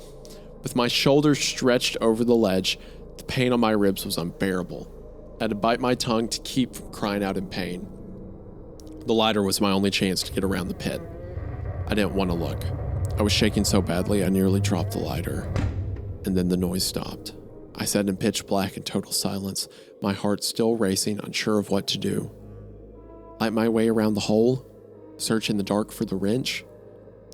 Whatever it was didn't give me long to ponder. The small thud of something heavy hitting the wood echoed through the room, followed by a dragging sound. I flicked the lighter once, and nothing. The sound grew closer. Twice, and it lit. Standing over me was the Southern Belle automaton. The polished wood veneer was badly burnt in places. The left half of its face was broken away, revealing the hollow eye socket of Amy Lowell Putnam's skull. I screamed until my broken ribs forced me to stop, but what remained of Amy Lowell's wooden face just stared back at me, as blank as ever. Her head was still twisted around like it had left it at 2 o'clock. Her head was still twisted around like I'd left it at 2 o'clock. She stepped unsteadily towards me. Her limbs were stiff, her movements spastic and unnatural. It was almost as if she wasn't in complete control of her own body. The pole, which had once pulled her along the clock's tracks, making her dance, hung down from between her legs and dragged on the floor behind her. My eyes darted down, looking for the wrench. She was standing right over it. For a moment, as slow as she moved, I thought I'd be able to outrun her. But as I stood and turned to skirt the hole, she showed me I was mistaken. Her arms sprang forward with such force they almost knocked me to the floor. Her wooden fingers dug into my shoulders, pinching my flesh against the bone. Her face, all the while, remained as impassive as a porcelain doll's. I couldn't bear her looking at me, so I dropped the lighter. We struggled there in the dark, on the edge of the hole. Crying and sniveling, I begged for my miserable life as she forced me down to my knees. I felt the heavy metal pole that impaled her corpse brush against my leg as she continued to maneuver my body against my will. She turned me around, forcing me first to my hands and knees before finally shoving me down onto my stomach. Her hands pinned my shoulders to the ground. I could feel her torso folding itself. The remains of her spine must have been bent at a right angle. The metal pole rose and fell, each time smacking the floorboards with a dull thunk. Her chest kept twisting, like a wasp moving its abdomen into position to sting. I didn't fully process what was happening until the pole came down hard on my inner thigh. Amy Lowell Putnam intended to treat me to some of what she'd endured at her husband's hands. I stopped thinking, I stopped feeling, I was too terrified for that. I flailed my limbs. I scratched at the wood floor with my remaining fingernails. When my hand came down in the hole, I didn't even consider the consequences. It was the only way I might possibly avoid being sodomized with... Whoa. Hold on. That was not what I was thinking was about to happen. Is that what you were thinking was about to happen? What do you think sodomized? Do you think is it literal sodomy or is it going to be? There's no way, right? He means impaling, right? Yeah, I think he means he's like... Yeah. Okay. All right. Yeah. Dude, could you imagine? No, maybe. I don't know. Who knows, man? Who knows? Oh, that'd be insane. It's like, oh, the monster thing that kills you. It's like, the monster that sodomizes you. Imagine, I imagine it's going to maybe impale him like she was impaled. Okay, yeah. And that's what I would imagine. The same way that she was like stabbed with a pitchfork. We'll see. Is what she's intending to do. I hope so, man. That makes this way more terrifying. It was the only way I might possibly avoid being sodomized with the automaton, and I took it. I pulled with every last ounce of strength I could muster. My ribs screamed in agony. Blood started gushing from my fingers once again, but I kept pulling, dragging myself and Amy Lowell right to the very edge. The pole came down on my leg again. It felt like being hit by a hammer. When she raised the pole once more, I pulled my upper body over the ledge and rolled my shoulders down. Amy Lowell's weight must have been off balance because she went spilling over the ledge, landing on the ice below with a sickening crash. I was back where I started, lying in the pitch black, struggling for breath. From the hole came a small sound, almost a scratching noise, and a thud, followed by more scratching. Amy Lowell was still moving. Fumbled about on my hands and knees until I found the lighter. It lit on the third try. I held it over the hole in the floor. Amy Lowell's head had been twisted to nearly 180 degrees in the fall. A chunk of her skull, from just over her eye socket, had been knocked out, along with more of the southern bell veneer, but hadn't slowed her spastic movements. Her wooden hands and feet struggled to gain purchase on the ice. My feet started moving. I had no clue where to go. Where could I? There's no way out. I just had to get as far away from Amy Lowell Putnam as I could. I grabbed the wrench as I passed and took the stairs. The flame sputtered as I climbed. I had no idea how much lighter fluid I had left and found myself wishing I had grabbed another piece of wood I could have used as a torch. It held out, though, all the way to the topmost stair I could reach. I sat down and quietly closed the lighter. My mistake became obvious the moment I heard her pole rise and fall on the first step of the staircase. Thump. I had nowhere to go. Thump. I was more trapped than I would have been in a wide open room below. Thump. I had to get out of here, out of the spire. Thump. I lit the Zippo once more and held it aloft. Thump. Could I make that jump? How stable were the beams holding up the stairs? Thump. Beneath the gap in the stairs, Amy Lowell's corpse continued its climb. Thump. It was only 5 feet, give or take, separating me from the surface. Nothing. Thump. Of course the stairs were higher on the far side of the gap. Thump. And the wood probably couldn't support me landing on it. Thump. And I was in no condition to jump. Thump. There was no way I could make it. I was stuck and she was coming for me. Thump. I slumped down on the top step. All I could think was, I don't want to die. I don't want to die. I don't want to die. Thump. Then I thought that dying might be preferable to what she had planned for me. I could just lean back and fall, spluttering my brains all over the floor below. Thump. But what if I didn't die? What if I only broke an arm or my legs? She'd turn around, thump, and come get me. Thump. There was no running. If I was going to survive, I'd have to fight. I had the wrench, I had the high ground. Maybe I could get lucky and toss her over the edge, or worst case, take her with me. Thump, thump, thump. There were 18 steps between each landing. The pole hanging down from between her legs prevented her from standing. She had to crawl on all fours. Her hands and feet sounded like hard-soled shoes against the wooden steps. Each time she reached a landing, the pole would drag across the ground. When she reached the landing below me, I sparked the lighter and set it against the wall, hoping that'd be enough to keep it from getting knocked over in the fight to come. Amy Lowell didn't react. She just kept climbing. I stood and raised the wrench over my head. My breathing was rapid and shallow. Her head was still twisted around on her neck, staring off into the darkness. She stopped just outside my reach. Still as a stone, she appeared every bit as inanimate as all the other automatons. Was she trying to lure me in or draw me away from the edge? Why was she just sitting there? My arm was beginning to shake. I couldn't hold the wrench up for much longer. It was now or never. Before my foot could hit the step below mine, her arms and legs uncoiled and she exploded forward. My wrench hit feebly on her back as her wooden hands latched onto my throat. Together, we began falling backwards towards the gap in the stairs. Just before we slipped over the edge, the bells tolled. My back slammed against the stairs. The automaton was gone. God, you lucky son of a bitch. Perfect timing. Incredible timing. I was also right that if you wait for the bells, the staircase will reappear. Just whoosh, everything fixes up. Yep. My brain was still panicking. I couldn't think of anything but her. Where was she? Where was Amy Lowell Putnam's body? She was running the endless race down at the bottom of the stairs. I scrambled to my feet, determined to put more distance between us. The stairs were solid beneath me. It was a good feeling, one we take for granted most of the time. The bells rang a second time just as I reached the slanted windows at the top of the spire. A dizzying notion bubbled out of my subconsciousness. If I was standing here when the bells stopped ringing, what would happen? When the bells had finished tolling 11, I had been shunted inside, but not back to where I had begun. Could I leave? Could it be that simple?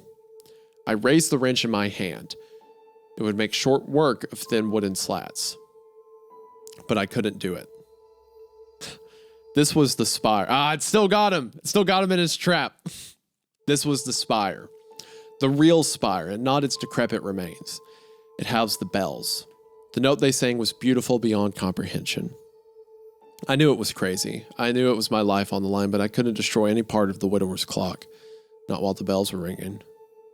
You can't understand unless you've heard them ring. The vibrations penetrate you, infuse you, permeate you.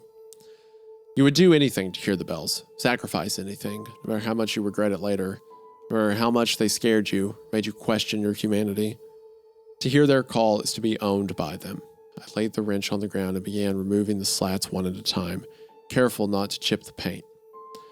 I felt like a fool. I knew I should have bashed my way outside. I knew it, but I couldn't do it. Instead, I was treating the removal of each slat as if it was an artist restoring the Mona Lisa. The bells would ring again any second, and that'd be it. Maybe I'd be up here on the landing. Maybe I'd be back on the stairs where I'd started. Maybe Amy Lowell's automaton would be with me, or maybe I'd be alone in the cold and the dark. Finally, I removed enough slats to squeeze through into the moonlight. Clinging to the spire for dear life, I hazarded a downward glance. The party appeared to be over, but I could still make out those poor lost souls I'll join one day, stuck watching the endless race for all eternity, and I could see some of the automatons illuminated by the harsh electric lights. 2 of them moving stiffly, zipping along their tracks. The bells rang for the third and final time. I scrunched my eyes closed. If it hadn't worked, I didn't want to know. and stepped off the ledge. Ooh, end of part 9, into the final part. Oh, man. This has been a journey, man.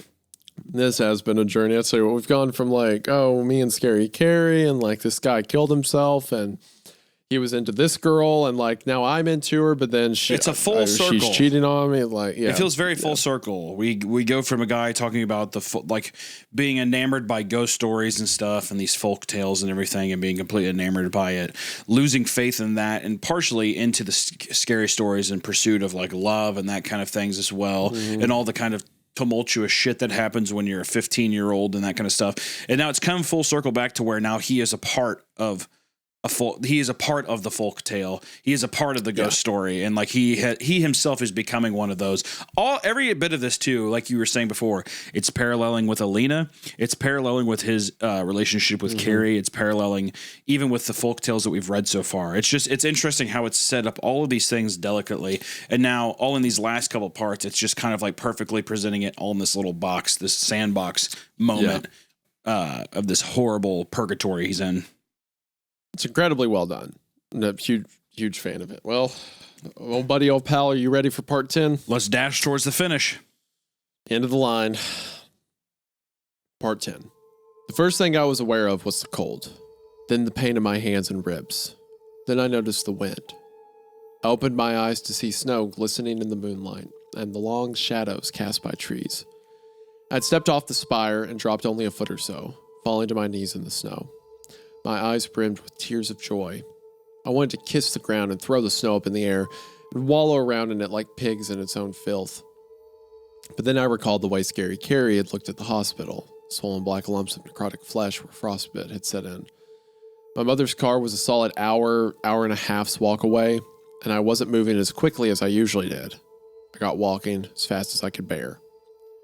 I heard the bells, truly heard them, for the last time near the fork where the access road joins Old Ware Infield Road, but they didn't fill me with warmth like they had before. No, they stopped me dead in my tracks. They tugged at my guts. They called me home, but also filled me with the sensation of being watched by eyes in the darkness. To this day, I still hear them hourly whenever I go off my meds. There were 2 police officers waiting for me when I got to my mom's car. You might think I would have run all over again. After all, it was the fear of arrest that had sent me chasing the bells, but I didn't. Instead, I cried. It was cold, I was tired, my whole body hurt like hell. I didn't care how much trouble I was in, I was just happy to see real people again, people who were alive. I learned later that the police had no idea who I was or what I had done to Ryan Dorset. They were there because I'd parked in front of the same trailer that Fletch had parked in front of back in December. When the owner had gotten up to go to work and seen my car outside, she called the police. Apparently, in his haste to get the car after Carrie had fallen through the ice, Fletch had driven over one of her trash cans. I nearly killed a kid, but I was being arrested because someone else had ruined a garbage can you could get from Home Depot for $35. I don't recall the officers' names, but I wish I did so I could thank them. Their attitude towards me changed immediately when they saw the condition I was in. One of them took a blanket from the trunk and wrapped it around me. They tried to ask me what had happened, but all I could do was cry. I'm not sure I would have had anything to say anyway. Explaining the bells to someone who's never heard them is like trying to explain the color blue to a dog that was blind from birth. They ushered me into the back of their squad car and we took off for the hospital, the one Fletch and I didn't know about. 12 minutes later, we arrived at Mary Lane Hospital and I was admitted to the ER. The doctors picked up where the police had left off. What happened?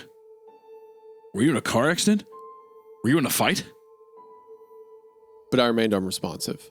They ran their fingers through my hair, checking me for a concussion, but couldn't find any physical indications. And my pupils responded normally. It's like he's in shock. You don't say. Since I wasn't helping, my clothes had to be cut off of me, just in case there were injuries they weren't seeing. The right side of my chest was one gigantic purple bruise. I needed 5 stitches where the splinter had gone into my finger, and another 2 where it had come out. The rest of my fingers were cleaned and bandaged. Then one of them had the bright idea of giving me something to help me sleep. I wish they hadn't. All I dreamed of was her. Amy Lowell Putnam's corpse danced on its post, back and forth, back and forth, back and forth as the bells rang.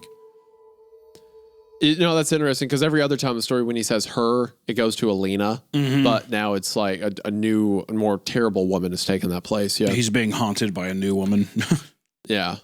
It was late afternoon the following day before I woke up to find my parents staring at me and my wrist handcuffed to the bed. They were looking at me like I was behind glass in an aquarium, a particularly nasty deep sea fish that turned their stomach. There was pity there too, but mostly disbelief and fear. I wasn't really their little boy anymore. I was a thing, twisted and disturbed, a danger to myself and others. Seeing my parents looking at me like that hurt real bad, but it was still preferable to the blank stare of Amy Lowell's automaton, which was my company at 2 o'clock, and again at 3 and 4. Ryan Dorsett's parents never formally charged me with assault. A civil suit was settled between our families out of court. As a condition to their not pressing charges, I had to seek psychological help. I spent the next 6 months of my life at McLean Hospital in Belmont, Massachusetts. It was probably for the best. The first 2 weeks, I didn't say a word to anybody about anything. I can't exactly say why. Shame was certainly a big part of it, and I know I was afraid that they'd think I was crazy. Then again, given where I was and why, well, the SS Sanity had probably already sailed. After weeks of hearing the bells and watching the automatons reenact their tableaus, after weeks of seeing Amy Lowell dragged about on her pole, I finally broke down and told them what was happening. A woman I'll call Dr. Laura was assigned to me. She was in her early 40s, her hair was always messy, and she used a lot of Yiddish expressions. I didn't get most of her jokes, but they still made me feel like we were sharing something and that I could trust her.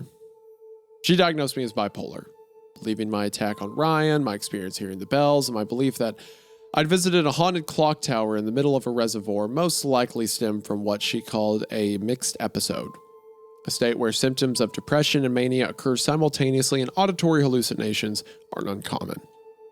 Her theory was horseshit, but there's no way to argue with a psychologist without sounding like one of those guys in the old horror movies screaming, I'm not mad, while an orderly crams them into a straitjacket. You just say, wow, yeah, that sounds about right, and take whatever pills they give you. You can't win, but you can lose less badly. And I have to admit that after they began injecting me with Haldol, I stopped hearing the bells every hour.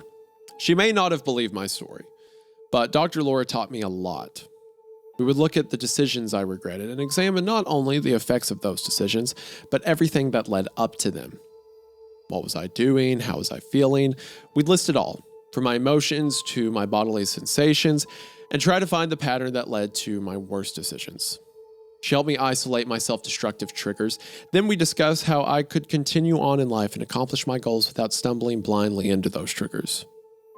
After I got out of McLean, we thought it was best that I didn't go back to my high school. My mother bought the state-approved curriculum for homeschooling, and I spent the rest of high school at her kitchen table. We had to meet with the superintendent of schools a couple of times. He seemed perfectly happy not to have me in his school system. Can't say I blamed him. Must have seemed like another Robert Kinnan waiting to happen. In September of 2000, the week before his 13th birthday, my little brother asked if he could be homeschooled too. In his grade, he had been a fairly popular kid. Then one day, he came home with a bloody nose. 2 weeks later, a black eye. Fat limp. He was being bullied because of me. I remember one day in particular with perfect clarity. An older boy had knocked him down on the hardwood floor of the gym and dislocated his shoulder. He had to go to the hospital. My dad went ballistic. He directed most of his anger at Mr. Delvino, the principal. He even threatened to sue the school, but I got some of it too. He gave me a look that practically screamed, "This is your fault." When he returned home that night, my brother got me alone and asked me a question. Did you rape Alina? Full circle, man. Full circle with Rob. Full circle with Rob. The exact same. I don't think they ever said that Rob raped her that wasn't accused. Well, they found her with the, she was like on top of her, remember? Or whatever. The, like, wasn't it with like a disabled girl or something? Oh, yeah. Oh, no, you're right. You're exactly. 100% right. That was Rob, that the rumor was about, that he had hooked up with the disabled girl. Yeah. There's some sexual miscreant story being passed around. And now these are going to be the things other people are saying about him. Yeah. And I mean, like, on the one hand, it's like, from his perspective, Alina was cheating on her boyfriend with him, and he was never privy to the boyfriend who went to a different school. So she seems like the bad guy there. But again, we only have this entire story from his account, and he's clearly an unreliable narrator, so maybe it was more like a coercive rape, you know? I mean, he clearly was like the initiator and everything, and she was crying after they did it. So, you know, that's not good. No, yeah. I mean, you know, as we were reading That's maybe true to some degree. I never knew if it read that way, you know, but after all the other kinds of things and people saying like, hey, you're stalking her, and also the guy's been going through a mental institution thing, he could have been completely blinded and completely not misread, but his perception was completely wrong. Yeah. It very well could have been. He could have like, maybe in his mind, he's like, no, she wants us and stuff. And like I was talking about, like, he seems like he's forcing himself on her and she's letting him go to a certain degree. But maybe she was scared of him. And like he's calling her house every day and he's trying to find her after class and stuff like that. And like, I don't know, maybe there wasn't. Initially, I thought maybe there was a tinge of like she was leading him on to get what she wanted. But again, this has all been from his perspective. Maybe that wasn't there at all. Maybe he was like backing her into this situation. Which maybe in that case, the automaton use of the word sodomizing may have been the other direction. Because maybe if the bells give you hallucinations, maybe it's just like what he saw, like a female figure that was tormenting him. Maybe it wasn't actually alive and moving towards him. Maybe that was, again, part of his hallucination. Who knows? But I don't know. Anyway, at first I was shocked. I thought I misheard him. I was his brother, and he knew I loved Alina. How could he ask me that? The kids at school. That's what some of them say. After the incident in their yard, Alina's parents had decided to enroll her at Bishop Girton. She hadn't wanted to. Who wants to leave their friends behind senior year? But between Rob Kinnan and myself, they just thought it'd be best for her to get a fresh start. After she left, Sarah Conan had been very vocal in blaming me. I never held that against Sarah. I figured I deserved the fallout for what I had done to Ryan Dorset, but I hadn't seen this coming. Denials poured out of my mouth. Yeah, we had sex, but it wasn't... I couldn't even say it. She never said no. That was true. I never threatened her. So was that. I only wanted to make her feel good. But was that the truth? Yeah, totally. 100%. Yeah. Also, Isaiah saying 100% true, as in sarcastically. There, I don't want people to misconstrue. I was saying 100% true. We were right that this was from his deluded perspective, and he was like forcing himself onto her. Yeah, 100%. That's what was happening. What did it sound like I said? Was it sound like I said 100% that he wanted to make her feel good? Oh, I don't know. I just wanted to make sure. You never know how people are going to read things. Just to clarify, for the sake of everything. Just for the sake, so there's no in between. Hunter immediately putting a dome of protection over me, like, no. Like a lot of people, especially guys, I had an image in my mind of what a rapist was. A lone predator. A man in sunglasses and a hooded sweatshirt, hiding in a dimly lit garage with a knife in one hand and an improvised gag in the other. I had an idea that they were a breed apart, depraved and wicked. Mean things, aware of the harm and the hurt they caused, but determined to do it anyway. That was my idea of what a rapist was, and I didn't fit any of my own criteria. Yes, it was true that I had wanted to make Alina happy, but each time I'd kissed her, she'd frozen up. I took it as nerves, but I didn't stop. Each time I'd run my hands up her body, she started to cry. I thought it was survivor's guilt, but even if it was, pushing her clearly hadn't made her feel any better. And when I had gotten on top of her, and wormed my way beneath her clothes, persisting past stillness and tears, she hadn't said no, but she never said yes. What I had thought, what I had wanted, they didn't matter. Not next to what I did. It's easy to see that now. At the time, I got defensive, unleashing a torrent of vile obscenities about a girl I'd only moments earlier considered the love of my young life. That night, once everyone was asleep, I made my first of 3 suicide attempts. Hunter, in part 1 or 2, when you said maybe we'll see some similarities between Rob and our main character, I think that was a whale trap. You set a giant bear trap at the bottom of the ocean and you caught a whale in it. You were so right, King. You were just batting 100 with that one. That was great. After we're done with the story, I have some thoughts on that. Yeah. That night, I made my first of 3 suicide attempts. Tiptoeing my way into the garage, I took the garden hose off the wall and pushed one end into the tailpipe of my mom's car. The other end I ran up through the driver's side window. The note I left was addressed to Alina. It read simply, "This is your fault." It was pure projection. I got comfortable and started the engine. As the car began filling with exhaust, I became dimly aware of a sensation creeping up the back of my neck. Was it the carbon monoxide? Or was I being watched? Thump.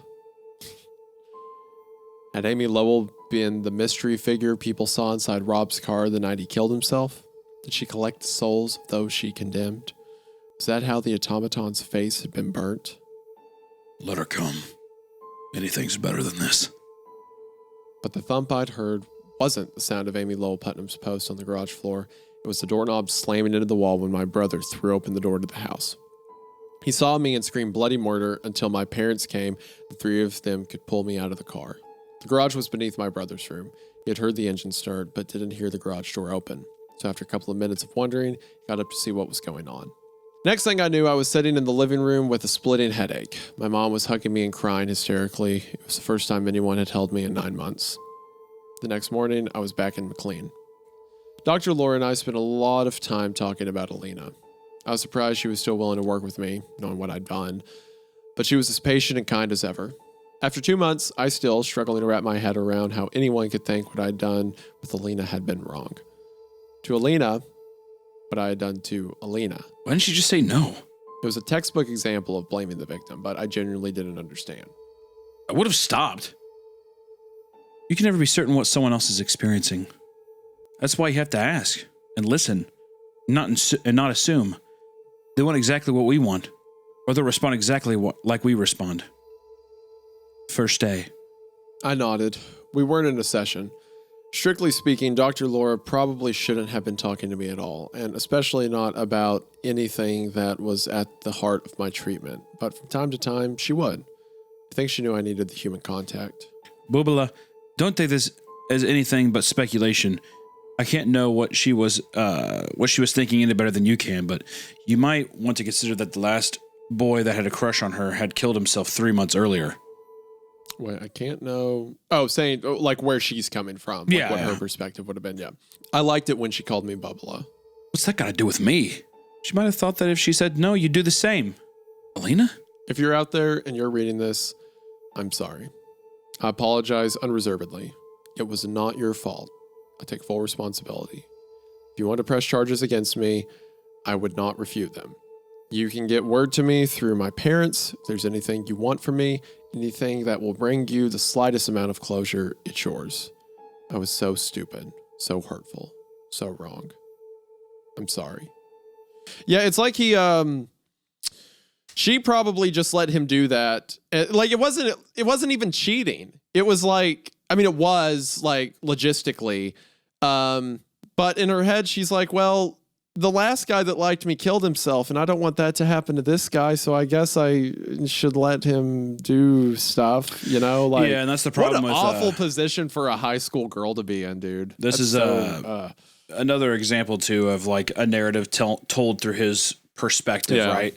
Really makes you undermine a lot of the things that are being experienced or whatever, or because he says something, you're just kind of going along with what he was saying, but... Yeah, and I mentioned earlier when we were talking about it, I'm like, well, maybe there's some redemption because he's writing this years later and he has like the gift of hindsight to write this with. And I'm right not I'm right. I got what I wanted out of the story, that here in the end, he's like, yeah, that was wrong. I shouldn't have done any of that.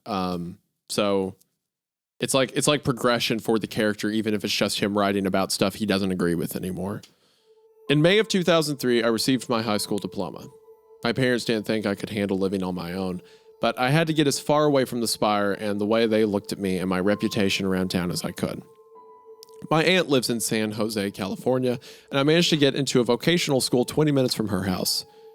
Eventually, my parents relented and let me go. Fletch wound up getting into BC.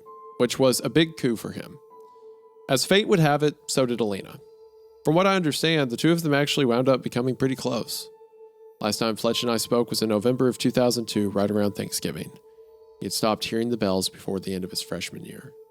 Oh, well, that's good. So you can get better. You can, get if you're far enough away from it. Yeah. For a while. That's encouraging. Okay. 2 of Scary Carrie's fingers had to be amputated, along with her thumb. She also lost her left foot from around the mid-calf down. Eventually, she recovered from her aphasia, but not before the school moved her into the special education program. She never made it to college. Mrs. Peterson got her a job at Market Basket bagging groceries.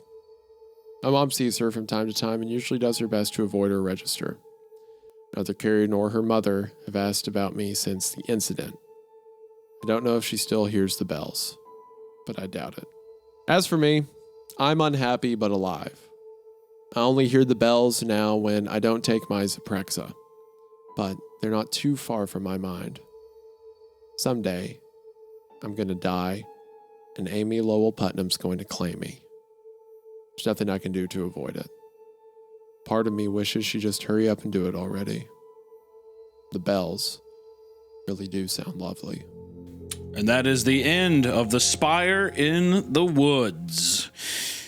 Good God. What a Herculean kind of trial that was. You know, at the beginning of the story, when I said I wonder if we're going to see if our protagonist takes the same kind of turn as Rob and stuff, is something that I think we find out a lot. Like, I guess when we're younger, I feel like when you're young, you're too young to really understand the severity of things. You know, I think teenagers think they're a lot smarter than what they are. And I think it's easy to fall into these traps. I mean, what's kind of funny is every warning sign was written and given to us at the beginning of the story. The way that people talked about, like, the rumors that built between him, and you're like, oh, well, you know, I don't know, and all these different things, and how, oh, he's a psycho and all this stuff. And you're really kind of like, well, that could never be me. Exactly. I wouldn't do that. Well, not only that can't be me, but you're also just like, well, who knows? You know, I don't know. I don't know what's going on. But it's easy to fall into these kinds of traps and these things that you can do to other people. And I think one thing I think the story does so well is, I feels like the central theme of it is like the like almost like sexual frustration seems like a big theme in the Spire. It's like a coming of age story, but you never went anywhere. You know, like you're still like it's the frustrations that like teenagers have to get through, but he never really got through them. And a lot of that is like the sexual frustration, like what you're talking about. In a way, I think he does get through them by he acknowledges the things, and you grow. And I think the more that you grow, the more that these things become more crystallized and clear, and you can see them. But I think the dangers of sexual frustration is kind of interesting, and how that theme kind of hit on almost every character, maybe besides Fletch. But I think other than him. But I think adolescence and the ignorance of adolescence is pretty big. But then even too, just like I really enjoyed the parallels of like him being like, oh, she's cheating on me, the same kind of way that happened with like Adolf, or even some of the other folk tales. Like at the very beginning, that was so interesting how he became the folk tale. Yeah, I mean, our author became a victim of his own obsession. You know what I mean? In this way, and even too, this clock tower is just kind of this phallic symbol hidden in the woods. Is also just as relevant when talking about, you know, your own sexual escapades, or I don't know, the kind of like guilt and tormented feeling they're kind of hidden away in that way too is just interesting. And now in a way too, you know, I think that he had a character growth. But I think he welcomes the bell still, you know. I think that he understands what's happening. But I think what's interesting is we have here where we get the mention that Fletch got away, that after a few years, like he quit hearing the bells. But now we have our main character who's still so obsessed with them that he's like, I'm going to die and she's going to take me, and I can't wait for her to do it. The bells are beautiful. Like, it's like, yeah, bad things happened to both of them, but one like grew from it and left that behind as a piece of his life, and the other could never move on from it. So he's still as much committed to the bells now as he was back then. Yeah. It's so funny that him and Rob, the protagonist and Rob, just kind of followed into the same footsteps as Adolf, and into his obsessions as well. You know, and even the thing too with Adolf, in a way, he never moved on, and he like still has this kind of like weird, harshest obsession with like making the automaton and stuff, and the way that he treats that. He's forever in that tower. He's forever. He's forever in the tower, but he's also forever controlling in that way too. You know, I think it's kind of interesting. You know what's so weird about this story too? Such a like a haunting read, but I think more so just from like anxiety. Like I felt very anxious with all these different kinds of like the characters so well put together, and the way that the characters interact with each other, to where, you know, like the automaton get him attack, like, you know, Annabelle, whatever, attacking our protagonist at the end. It's creepy and it's crazy in this kind of like, you know, ghostly tower that's in the woods. That's this purgatory is scary, but I found myself almost more so just like the back and forth of like kind of like reading this diary of a kid who is just kind of not mentally well, going back and forth. All of the sexual experiences with Alina made me incredibly uncomfortable. Like, not just like the reading them and hearing his depiction of them was so, because like you said, it was like, even before we knew that it wasn't as consensual as he thought it was, it was just so personal, like the details. Or when he would talk about like laying on top of Carrie, like the way he would describe it and stuff, it felt like I was hearing secrets I wasn't supposed to, you know? Yeah, and even the verbiage, and I think that we have to give Tony Lunetti, hopefully I said his name right, a lot of credit with just very delicately putting this in. I mean, you can very clearly see how the protagonist feels about somebody based on how he's talking about it. With Carrie, it was always like, it was never like, oh, her stomach, it was her gut, you know? This kind of thing, always very undermining people. He's very judgmental. Like that's one thing about the character. You know what's so great about this story too is that you're bought into the protagonist because you're like, well, this is the person I'm following. Really, our protagonist has never been, I would say, in like a symbol of like, this is a good guy, whatever. No, he was never an altruist. At any part, no.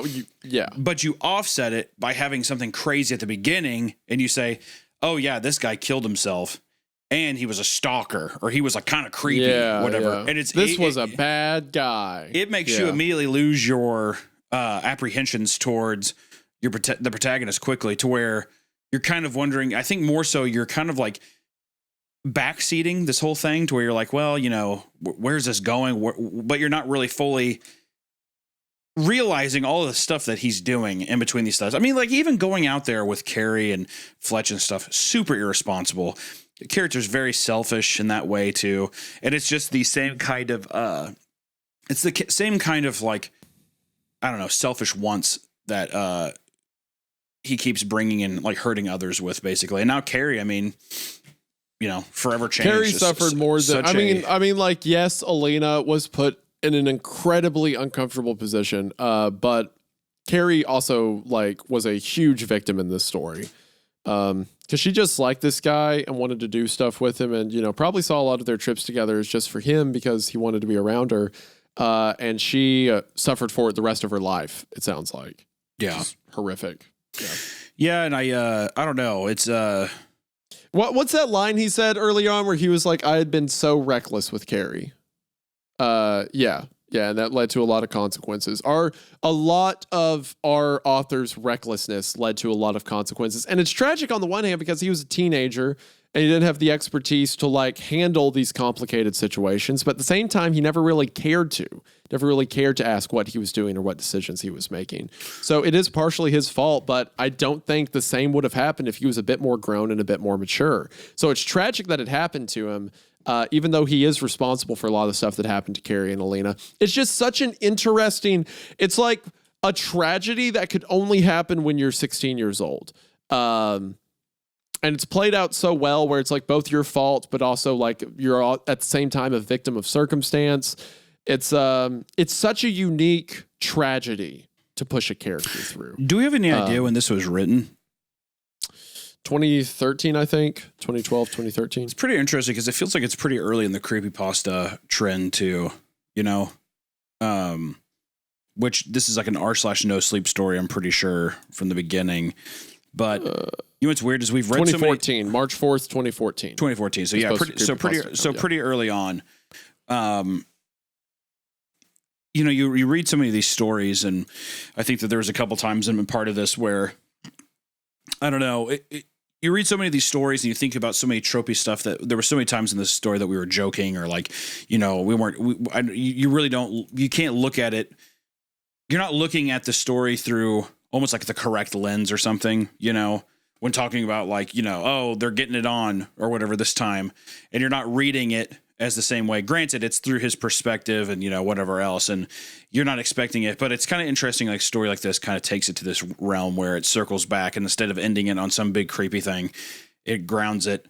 And it like makes almost like the real fucking monster of the story, as cringy as to say, is our protagonist was the guy. Because if you think about it, everything in the story is his fault. Carrie's thing, like everything, whatever. And it could have just been, as long, if he wasn't thinking with his dick at the beginning, everything would have been fine. I mean, the bells certainly were the inciting incident for it, but he was, like he said, he was reckless with a lot of the way that he went about it.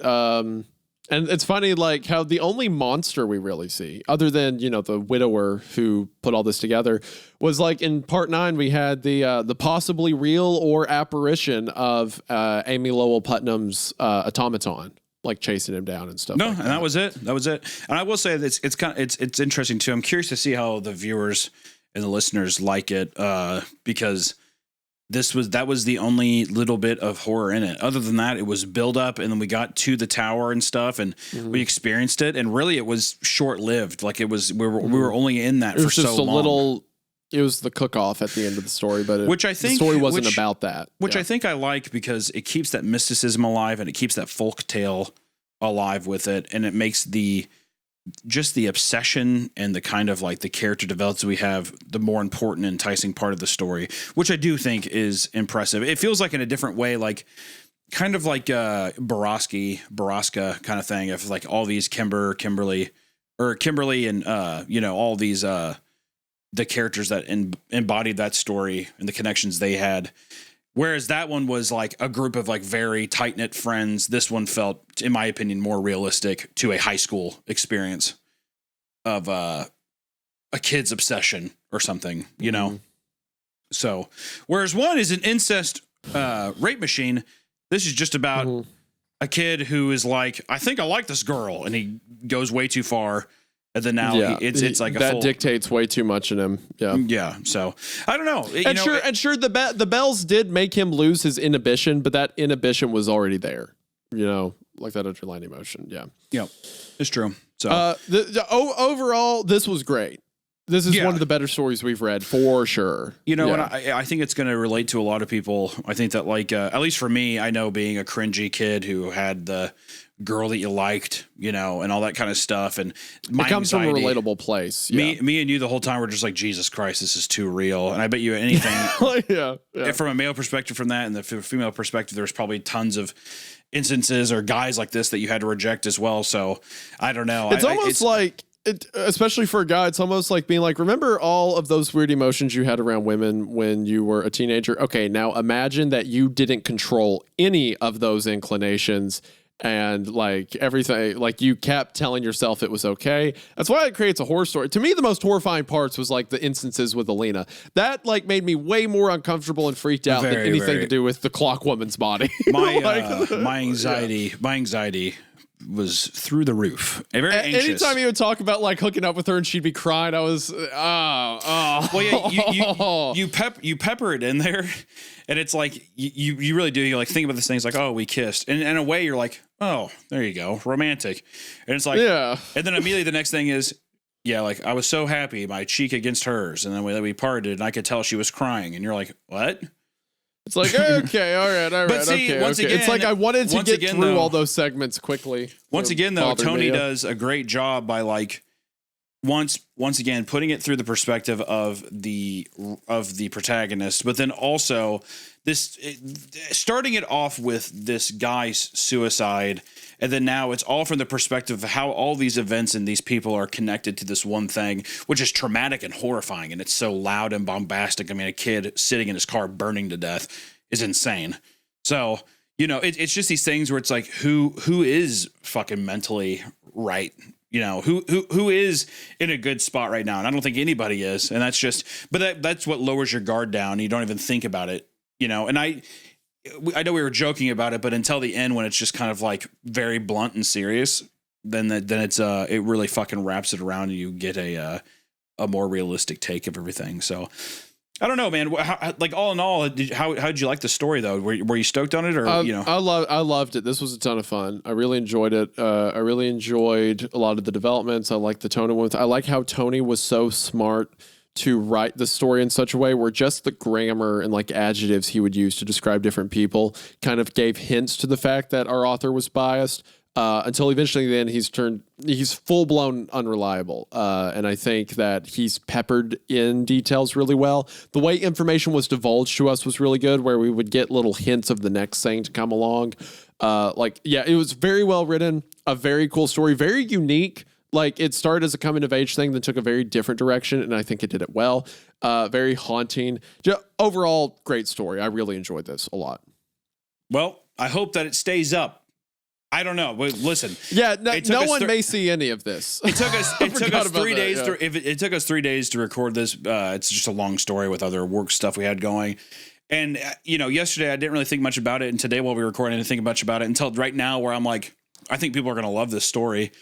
And then I'm like, well, it might get smited down. So if you're one of the lucky few to have made it across the finish line, or if it's been up for a while, thank God. But just know we appreciate you sticking it out. I know this is, I think, our longest episode to date. we may have to cut a lot of deals with Steven Spielberg here. Yeah, I know. Steven Spielberg. We're gonna have to cut it. We're gonna have to bribe him with some of that Jaws money, dude. We're gonna have to see. Yeah. So, but all in all, guys, we appreciate you. Thank you so much if you've been listening along and following through this long episode, and thank you to our audio listeners as well over at Apple Podcasts and Spotify, and for giving us a solid rating there. And then also, once again, be sure to check out CreepCast.store. We have some new merch up right now if you want to snag new that. Merch, wearing it right here. Eat me like a bug. Let's go. After this incredibly traumatizing story about a childhood, interactions. Eat me like a bug. Haha, remember the good times. Here, we need to get back to juggling boxes of knives and jumping out of the window onto a trampoline. All right, that's we need to get back into that. There we go. That's the spirit. All right, but until next time, guys, we will catch you in the next one. Bye-bye. We will catch you in the next one. And also, man, this is so depressing. I don't even have a quip this time. If you hated this, it was Hunter's fault. But if you liked it, the story was actually my idea. Yeah, that works. Bye.